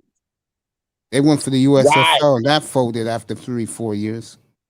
But they had stars in that league that went to the NFL. Yeah, that's why they went for it, because they was getting they were Donald still Trump out didn't in get NFL, they were still in talent from NFL, and they was over. They had Reggie White, Steve Young, Jim Kelly. Yeah, Reggie White played for the Memphis Steamboat. But that was a Donald Trump move at the time. Because when he came in, he wanted to make it mainstream. Trump one came in there with the because he came if Donald Trump would have just said his goddamn mouth, he could have brought 5 of those teams to the NFL. Yeah, he had Herschel Walker and shit. If he could have shut his goddamn mouth, he could have brought 5 of those USL teams to the NFL. And as a matter of fact, they ended up coming anyway. This is my side. And you know what the problem is? Donald Trump tried to buy an NFL team, and they told his ass no. So he went with the USFL, trying to compete with them. I'm gonna show you. You know how Donald Trump did that. USFL team first. He tried to buy he just tried to buy an NFL team that the year before. The NFL told him, no, we don't want you as an owner here. So when the USFL came around, he said, well, I'll go with the US, and he gonna make that into a competition with the NFL just to snub them in their face, because you know Donald Trump don't like to hear nobody tell him no, and that's been a pattern all his life. There was 3 things he could have done, and he could have won. There was 3 things he could have done, and he would have won. Won what? He could have made the USFL a product against the NFL. If he that did was actually a mistake. That's actually what he was doing. You ever watch 30 all he had to do was stay. All he had to do was stay. Winter fall football. Because the championship was in. They played the championship the week of the 4th of July. Yeah, I remember that. He could have stayed with that. He could have cut salaries. And they wasn't going to do that. They wasn't going to cut no salaries. Nope. They wasn't doing that. He could have cut. That was the law of the USFL, properly paying the players, because that was actually at the same time in the same era when SMU was paying players. So no, USFL was trying to outbid for the talent. I got all that. Them goddamn niggas. They wasn't getting no regular rights for no same price as the NFL. It's just like the CFL against the NBA. The CFL could have competed with the NBA. Really? Yeah. The CFL could have competed with the NBA back in the 50s and 60s the way they was doing, because it was all black. You mean the CFL and the NBA and the NFL? Yeah. Right. Because like the basketball in the 60s, the 50s and 60s was the CFL, which were black-owned teams. Just like anything else, if they would have held firm, you would have a different basketball, you have a different football, and you would have a different NFL. If the black people who owned those teams would have stayed pat. Where at? You talking about football, baseball, and basketball in the 60s, in the 50s and 60s, when we had our own leagues. Yeah. If we would have put our money. But the key, how they got a lot of guys doing them eras, they was paying. It's like you can go all the way back to Jackie Robinson and shit. Right. People never talk about this shit. Jackie Robinson was the highest paid baseball player when he integrated his ass in the bitch. Yeah, $100,000. They gave him $100,000. Right. I'm gonna interject a question. And he had a wife and kid. He had a wife and want to have a family. He's not turning that down. Right. Wasn't gonna happen. Could you imagine if they integrated with 2 Negro League teams? Could you imagine if they gave two Negro League teams a spot in the league? One on one side, the other one on the other side. And somebody I was listening to PBS, and they asked that question. I just want to hear what y'all would think. What would have happened? Championships in 4 years. They would dominate baseball. They would straight dominate baseball. Because if you put a full black team on the NFL, they would dominate football within 4 years. People couldn't play in the league, so every team in the Negro League was an all-star team. That's true. Facts. Because my father played in the Negro League. They would have lost. This is the thing I can tell you. My father played in the Negro League. And I'm going to tell you, if they had the money to play to probably the smallest major league team, they would have won a championship 5 years in a row and be multi-billionaire corporations. And that's why they got them out. Because they would consolidate all their best players on one team and go at you. Yeah, that was like one of the mistakes that the HBCUs had in the day when they had Eddie G. Robinson and shit. They would never compete in the damn Division II playoffs. They would go bow out and go to that damn Bayou Classic shit. Instead of playing in the damn playoffs, so they can got won enough championships, they would have got funding and shit and sponsorships. When Eddie Robinson had teams in the 70s, 80s, and early 90s, I can tell you one thing. They would have kicked some of the top 10 teams' ass. Them brothers were like, I am headhunting you. I'm going to take your head off. And when I run this ball, I'm going to run like the 1985 Washington Redskins. It was 84 Washington Redskins. I'm going to run it down your goddamn throat until you throw up. But it wasn't Eddie Robinson that didn't want to do that. I didn't blame him. It was all that bootleg motherfucker. It was all the bootleg which I come from.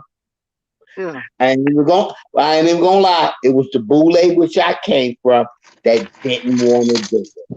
They didn't want to embarrass white people.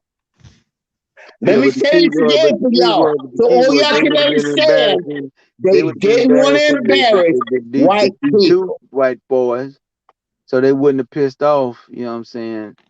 The Division I white folks, because they wasn't Division I, so it didn't matter.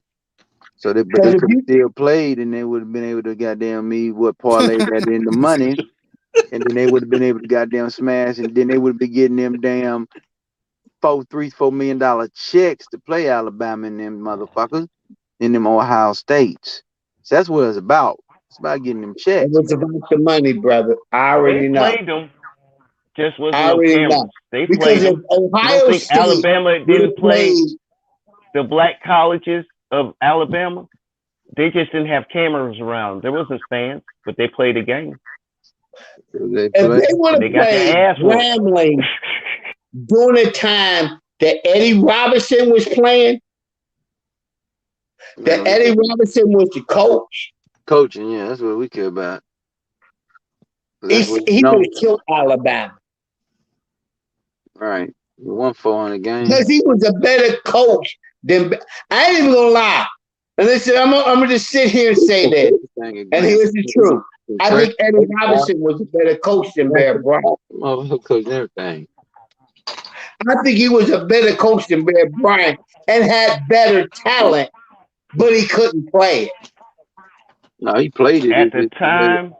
They were just playing what they was doing. They were just doing what they were doing. You know what I'm saying? But at the time, you wasn't gonna put all white boys on the other side of all black boys, and they can legally hit the hell at your ass. Yes, we did. We did that. Yeah, they played. And you saw the result. Stop. When we were kids, and Mace can even attest to that. Yeah, we did. And we smashed. Yeah, they smashed. Hell, like the Don Haskins shit. No, we got a high school in Cleveland. When I played, I ain't gonna name their high school, but I'll name mine. They were all white and they were Catholic. No, yeah, we know them private institutions. Okay. I know, yeah, and they were really good in the state. Oh yeah, my team was John Adams. I'll name my team. My team was John Adams running Rebels. They was making state every year. Then they played us, completely black. We beat them 66-0. Damn. Went down to the state finals. You know who he played? Cincinnati Moeller. If you know anything about Cincinnati Moeller, they look like Notre Dame. And we beat them.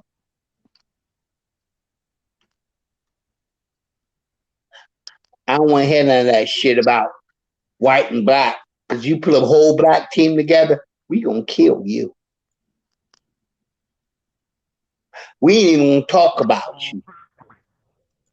And we're gonna protect our quarterback so you can't get near him.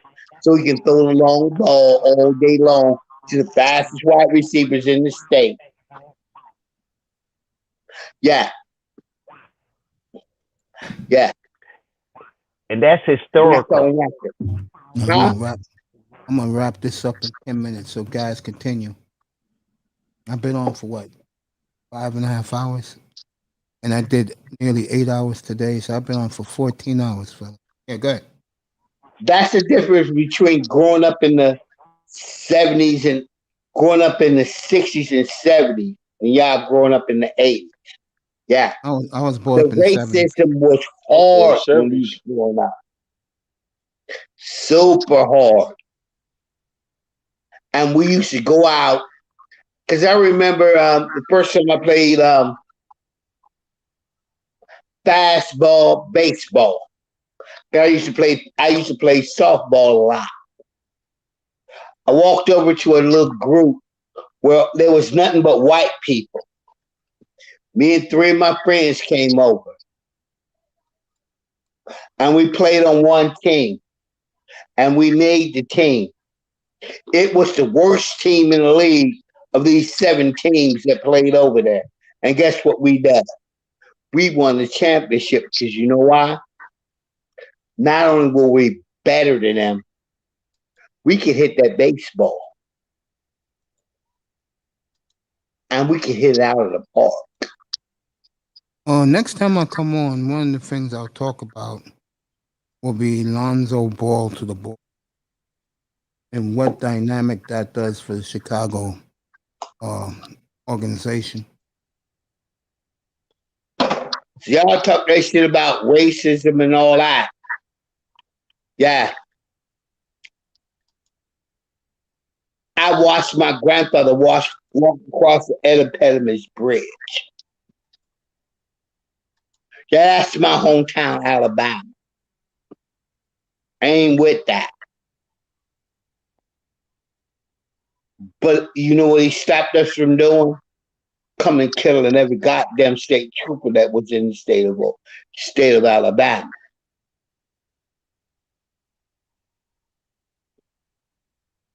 These are the things that I learned to hold my tongue about. Now that I'm older, I ain't got to hold my tongue.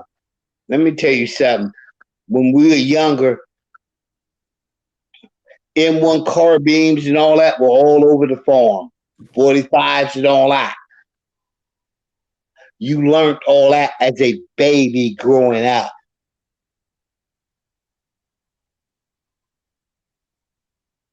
Those days are over for us. And it hurts my heart so bad that I can't do things with my great-grandbabies that I want to do. I don't own a farm no more. I'm in an apartment building. I would love to be on a farm and teach my great-grandbabies how to hunt, fish, and all that. But their fathers are military men. I don't have no bums in my family. I retired as a sergeant major.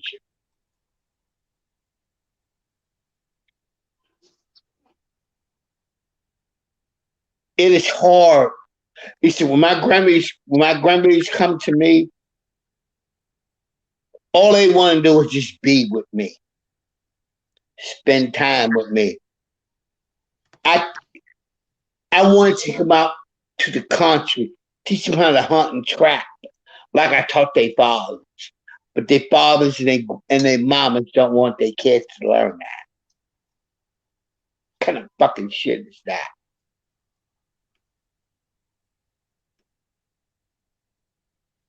And it makes me so fucking mad.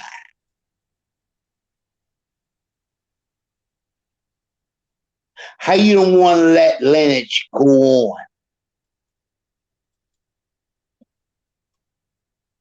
How come you don't want your babies to know how to hunt, trap, and fish? And that's you niggas of the day.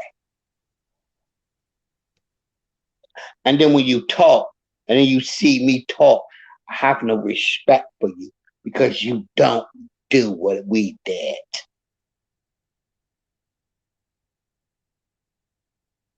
My sons, when I grew them up, we went out and hunted elk, moose, brown bear, black bear. But you don't want to teach your babies how to hunt them. You don't want to teach your babies how to be free and independent. But I'm wrong for thinking like that. All right, Max, I'm gonna stop because what happened? This is how I feel my baby should be raised. This is how everybody's grandbaby should be raised. You should know how to.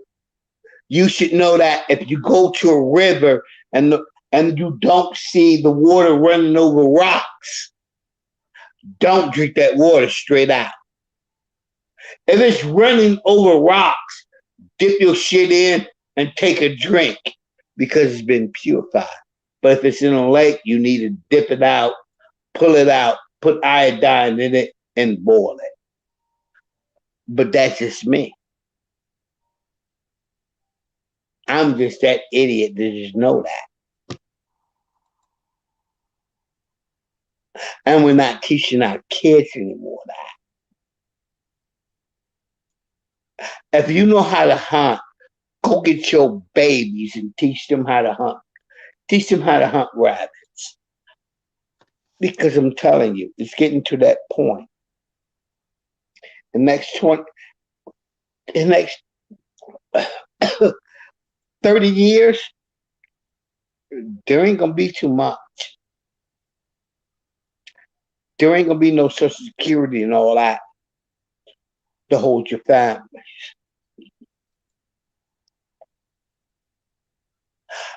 Go teach your babies how to hunt. Because I can teach a baby right now how to go out, shoot an elk, skin him, bring him down, cut him up, get everything off of him, leave his body, and go on with about 150 pounds worth of meat. Why ain't we teaching our babies this? And we're black men. I agree. Make me understand that. No. And I was taught this at 12. Where I go out, shoot a moose, elk, or a deer on my grandmother's farm, cut him up, gut him, get everything together, cut the meat off of him. If I couldn't bring him back by myself, cut all the good meat off of him, put him in a bag, and walk home. And the woman at the house know how to cure him, cook him, cut him down, make sure that meat was good. Why come we don't have people like that anymore?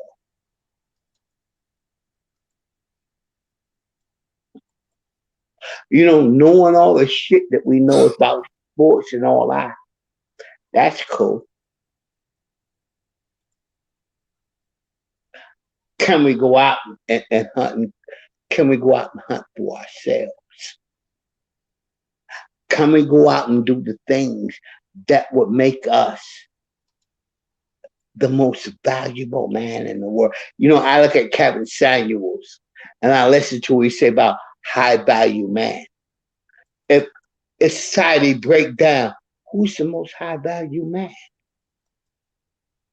Oh. It's the man that know how to go out there and get it for real. To me, it's a man who takes care of his own and handles his business.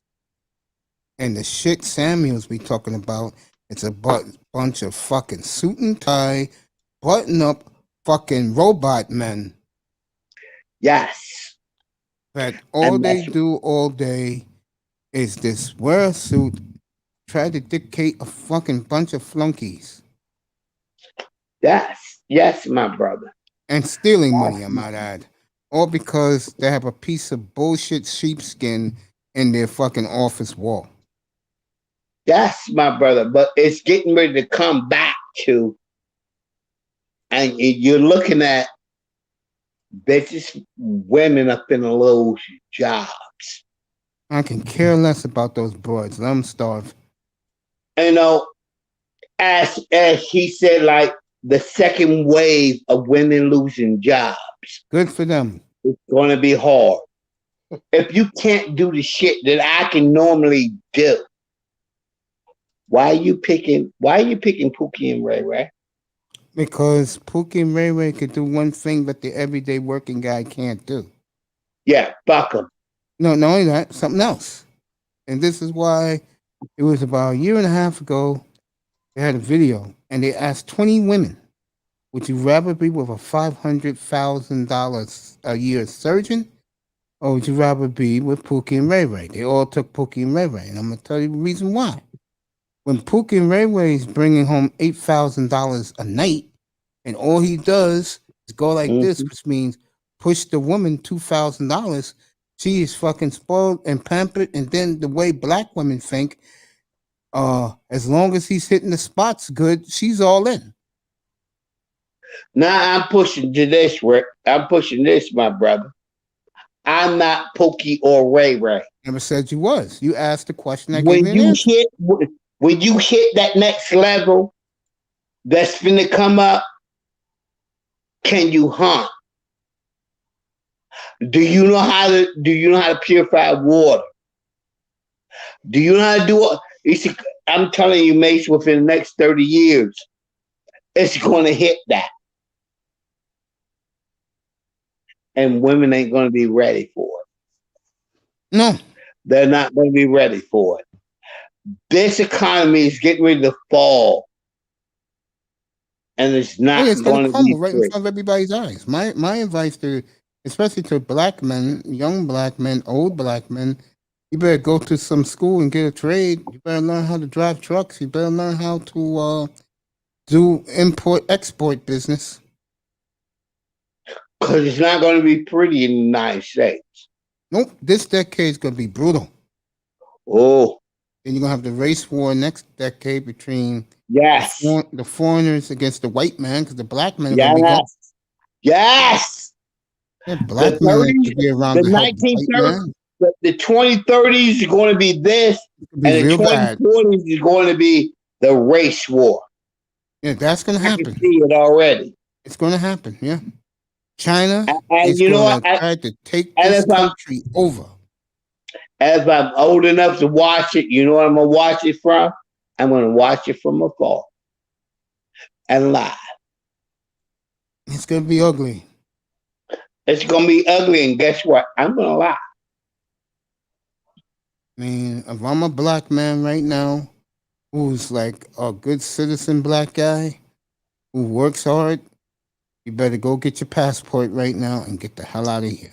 Especially if you don't have any kids. Get out. Get out. Let Pookie and Ray Ray have this country. Let Pookie. Me, I'm too much old. I'm too old. I ain't going nowhere. I'm just going to sit and watch.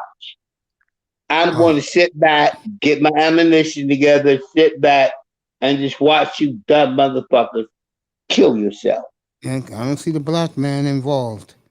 Black men gonna say, what I'm gonna do is I'm gonna give you an RV and just drive around the country. Yeah, black men gonna be dumbasses fall black apart. men gonna go, all the shit you put us through for the years, fuck you. Go die. Go die. That's it. Yep, those are facts. Go die. I'm gonna get, because Mace, I already told you what I do. I ain't no bum. As retirement, I think my shit might last maybe 25 more years before this shit get cut off. Maybe 25 or 30 years before this shit get cut off. When I know it's going to get cut off within 3 or 4 years ago, I'm going to buy me a nice truck, a nice RV, and all I'm going to do is get me a nice truck, put me about $500 worth of gas in that truck, and just drive around and do what I want to do. And fuck you. I don't give a shit what you want to do, how you want to do it. And just drive around. Have a good time. Because I'm telling you, it is going to get screwed all the way up in the next 20 years. And I just want to save my money up and just go do what I want to do. That's it. People think that it is, y'all talking about, he said, no, it's going to be a 30 or 40 year period where guys like you and me can just get our trucks, get our RVs,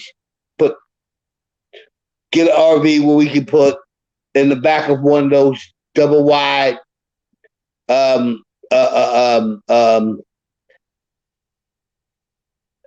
trailers and put $500 worth of gas, maybe $1,000 worth of gas, where we can drive from one coast to the next coast, the next coast, the next coast, and never touch a gas station. Where we can do whatever the fuck we want. That's when the nomadic living is finna happen. Nomadic living is finna happen, race. And it's going to be fucked up in the United States within the next 30 years. And people like, oh, y'all just talking. He said, no. We just ain't going to roll with the bullshit.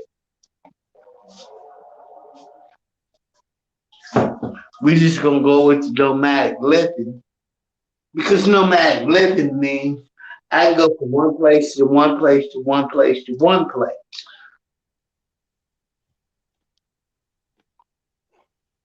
And the federal government within 20, 25 years will be paying me my retirement. Then I have to go from there. By that time, I'm old enough that everything is set up. I don't have to do nothing but just go to sleep, go to bed, wake up. Everything is set for me.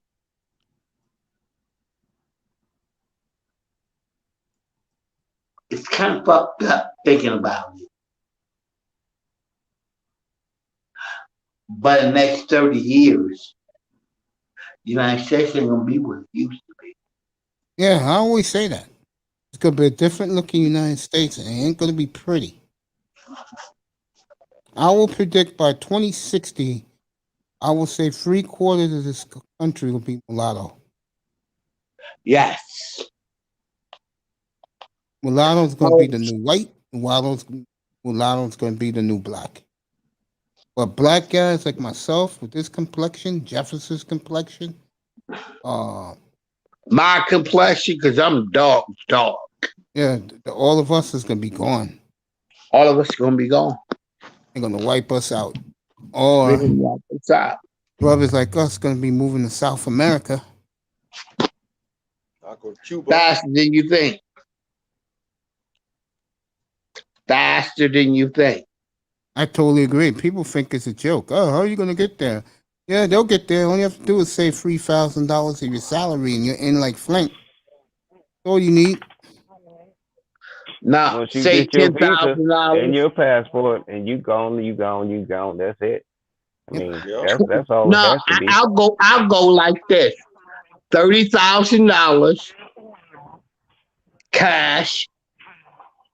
That's too much money. $30,000 on a credit card, and then go.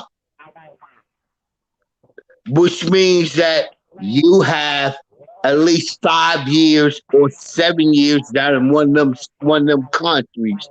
You ain't got to do nothing but try to find something to build into another corporation. Black men will be going down there to try to build. Must have been hearing me talk. Black men will be down there trying to build. Well, countries are now letting you purchase property, and you can still have the rights to that property in their countries. You know how you used to have to marry one of their women? Nah, you come in now. And no, they're going to be marrying their women. They're going to be marrying their women. I know they will. All right, but before you as you get there, you don't have to instantly marry a woman to be able to own property in their nation and still have rights to own that property and be protected by certain laws because you own property in it. Right. But you can still buy a pretty nice property. Central America. Trust me. I'm just saying, wherever you go, America. Okay, wherever location it is, because I'm not an expert on it. But a lot of my guys that did what they did was buy some property that was, they say it's lovely property. It was hella cheap versus what we get here in America and stuff. I said, okay. And he said, man, if you got, he said about like 30 to 50. So I'm like, okay, so all right, so it's plausible. Okay. And what's so it might be an idea I look into the future.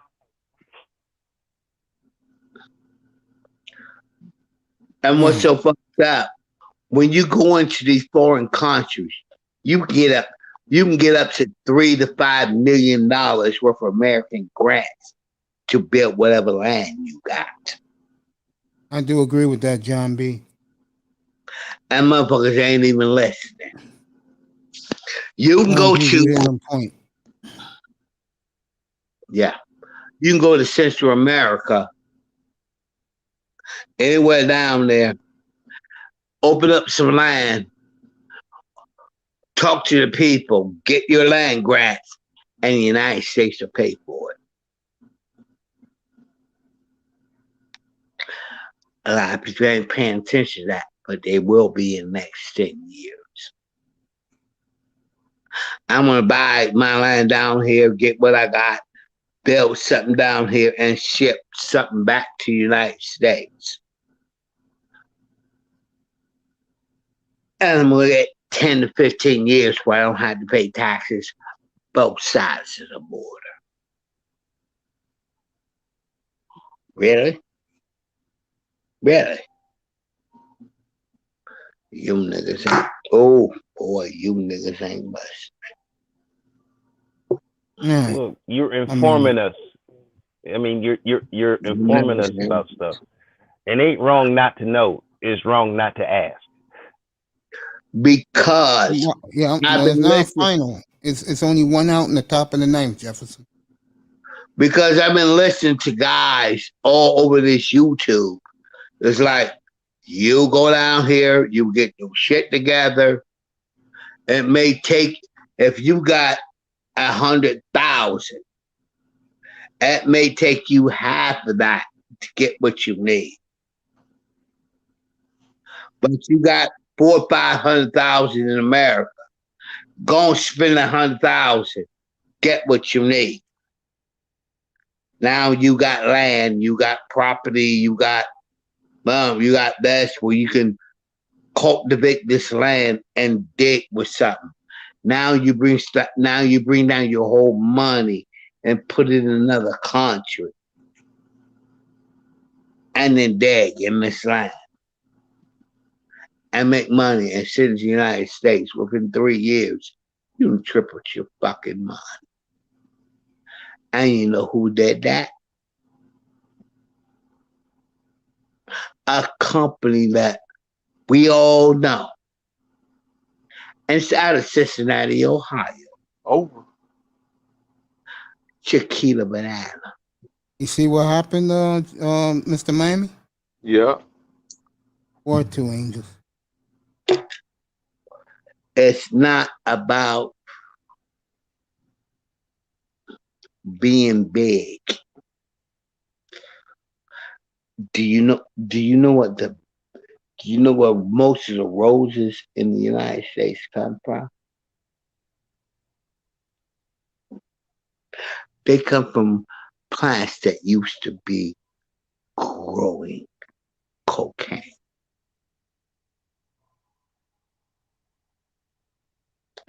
Now they're rose forms.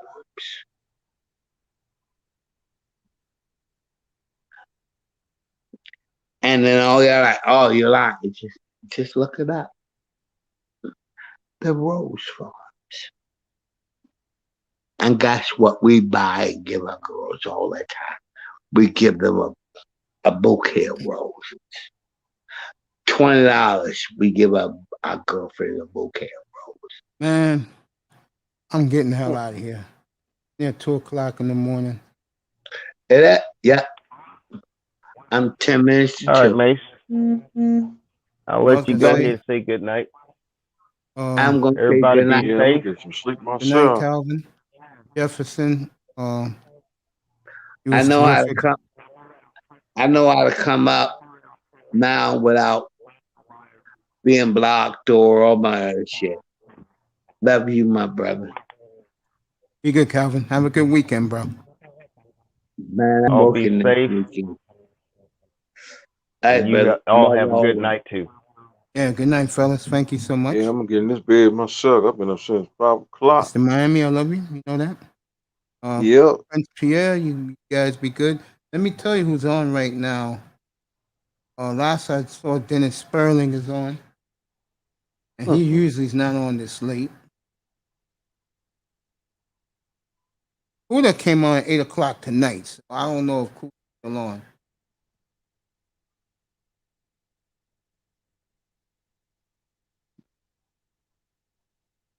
All right, we got a good one. A bunch of what are those guys again? A bunch of sips. A bunch of simps that Cynthia G is sent out going they're going after the guys in the manosphere over Cynthia G. That is live.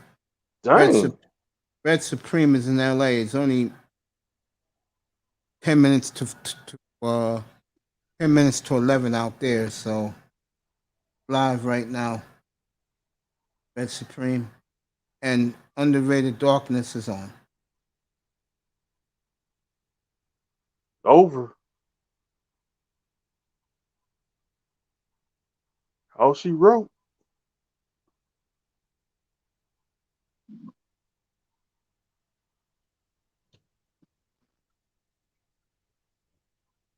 Yeah, darkness is on right now. I'm doing family chat.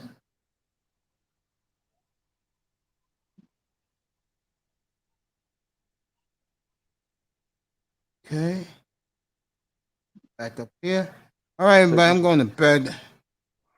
John B. Ism, Calvin Rogers, Jefferson, people in the cloud. Well, there's nobody in the clouds tonight. You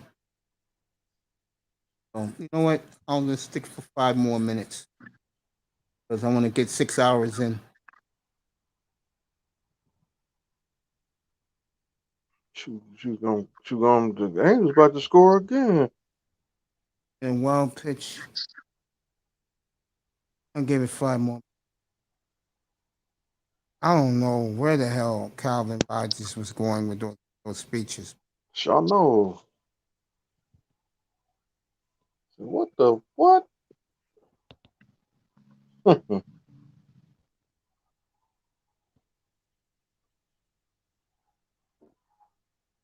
talking about Alabama.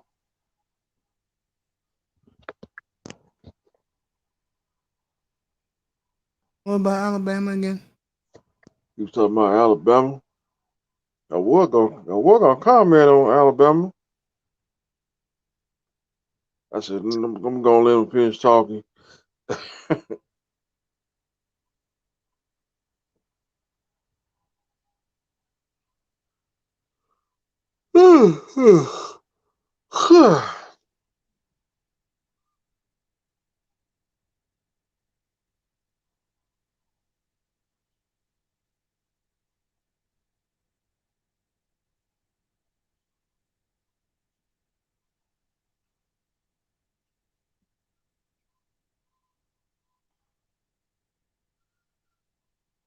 Thank you, LA, Angels.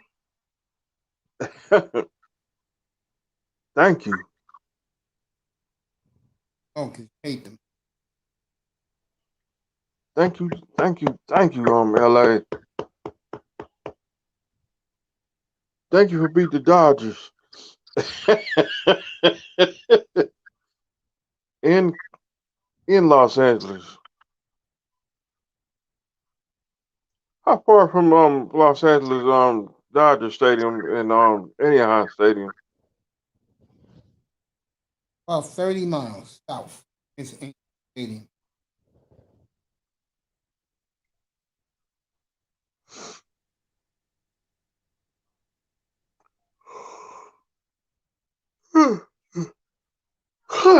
Like where the Angels play, it's like where the rich people. Like your Hollywood executives, CEOs. Kobe Bryant lived there. Newport Beach.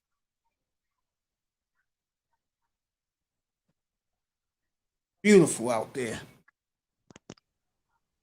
In Newport. That is some of the richest people in the world live there. I've been in Los Angeles one time. That was about 10 years ago. Times. I love it out there. About 10 years ago. When I went out there, I said ain't like the South. Like I said, LA is a place where you better know where you stand.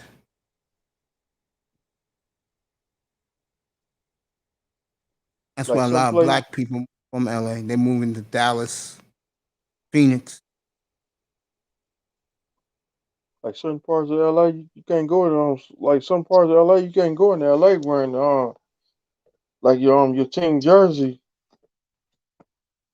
I think the one thing about LA that has changed, that's why a lot of black people left, is it's all foreigners who run it.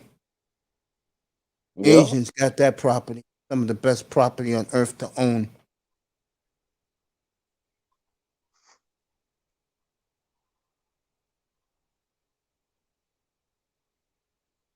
Again, our biggest problem is we don't work together. Mm-mm. The foreigners stick together.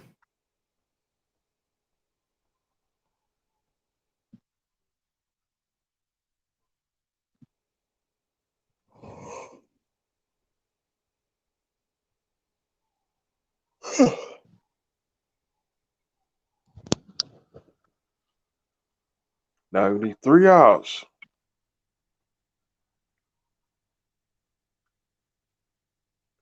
Sponsored by Purple Lane. There you go.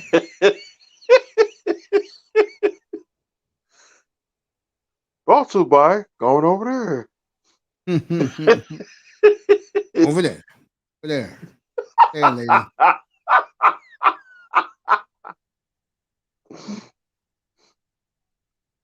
Your little island. Going over there.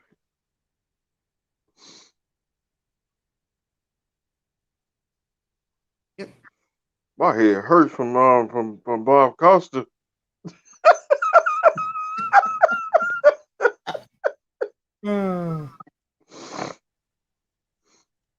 Dodgers are 1-11 extra inning game.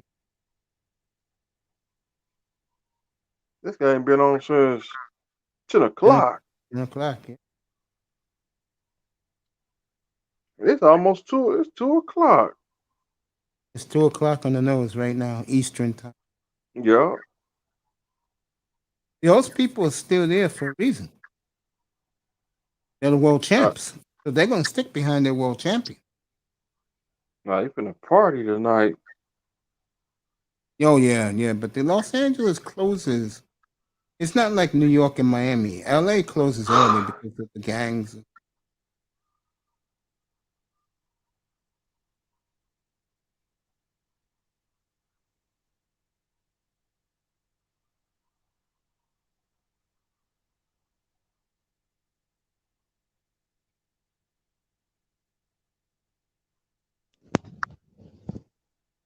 I remember one time I was when I was LA, I went in the daytime. I always go early in the morning. Remember, I used to live out in the Northwest. I would catch a 8:30 flight, get to LA by 10 o'clock.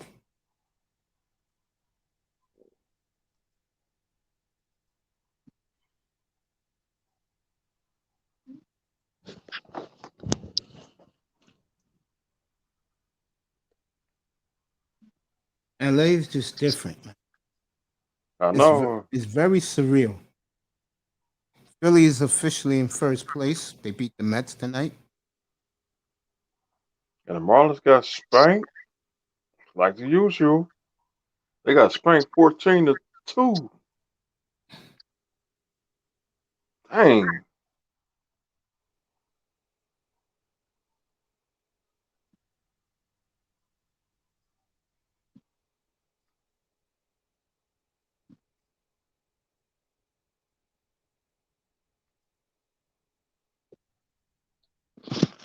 Let me see. Next year, if they don't do good next year, I'm just gonna drop them.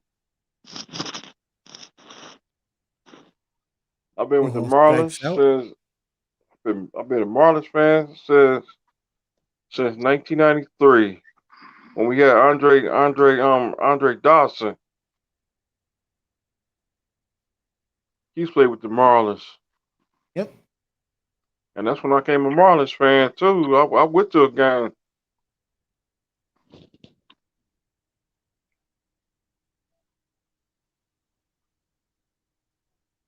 Hometown team. I've been riding with the Marlins when we were on tribulations, good or bad. I still roll with them. And plus them 2 World Series. Are there a lot of Marlins fans in Miami? Yeah. It's like a few Marlins fans down here. Well, it's mostly Yankees, right? Yankees and let me see, the Nationals. Red Sox. Yeah. Get this right. Red Sox. There you go. Red Sox. Red Sox, Yankees. We've got Lakers fans down here too. Of course, yeah. Laker fans are everywhere.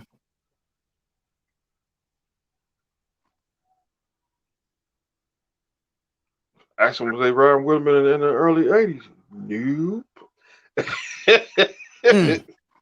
That should have been strike 3. I don't know what the umpire was looking at.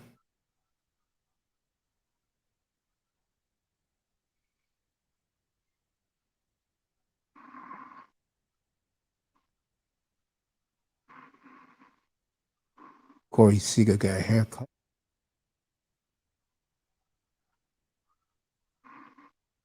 Can this be a home run? This might be an out. It is an out. 2 outs. 4-3 now.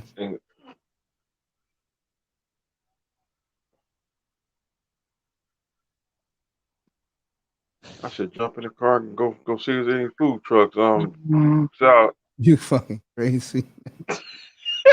Fucking food trucks at 2 a.m. Nigga, you nuts, man. Nah, I ain't trying to get arrested. Especially you and Davey, bro. You better watch yourself. As Shannon Crowder said, there's a lot of pickup trucks in Davey with the Confederate flags, bro. Sure know.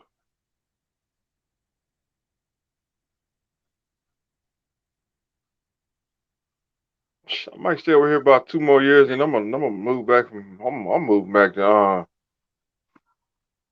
I'll go back to Liberty City. Yeah, Quarter Miami Beach.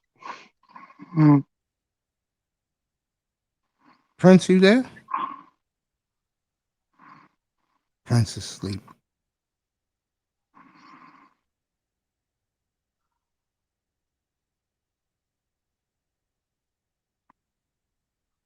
Sleep well, Prince.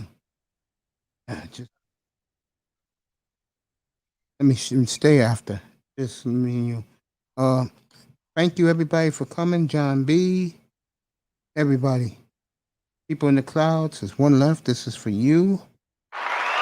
Hit that subscribe button on your way out. I will see you. If not Sunday, I will be here Monday morning at probably 11 o'clock. I'll let you know. But I'm going to take this weekend off. I may be on Sunday. Give the guys some update in football. But other than that, I'm definitely off tomorrow. Love you. Good night from the Oasis, everybody. Bye, Mr. Mine. And brought to by St. Ives. Sponsored by Go Over There. Good night, everybody. Oh, man.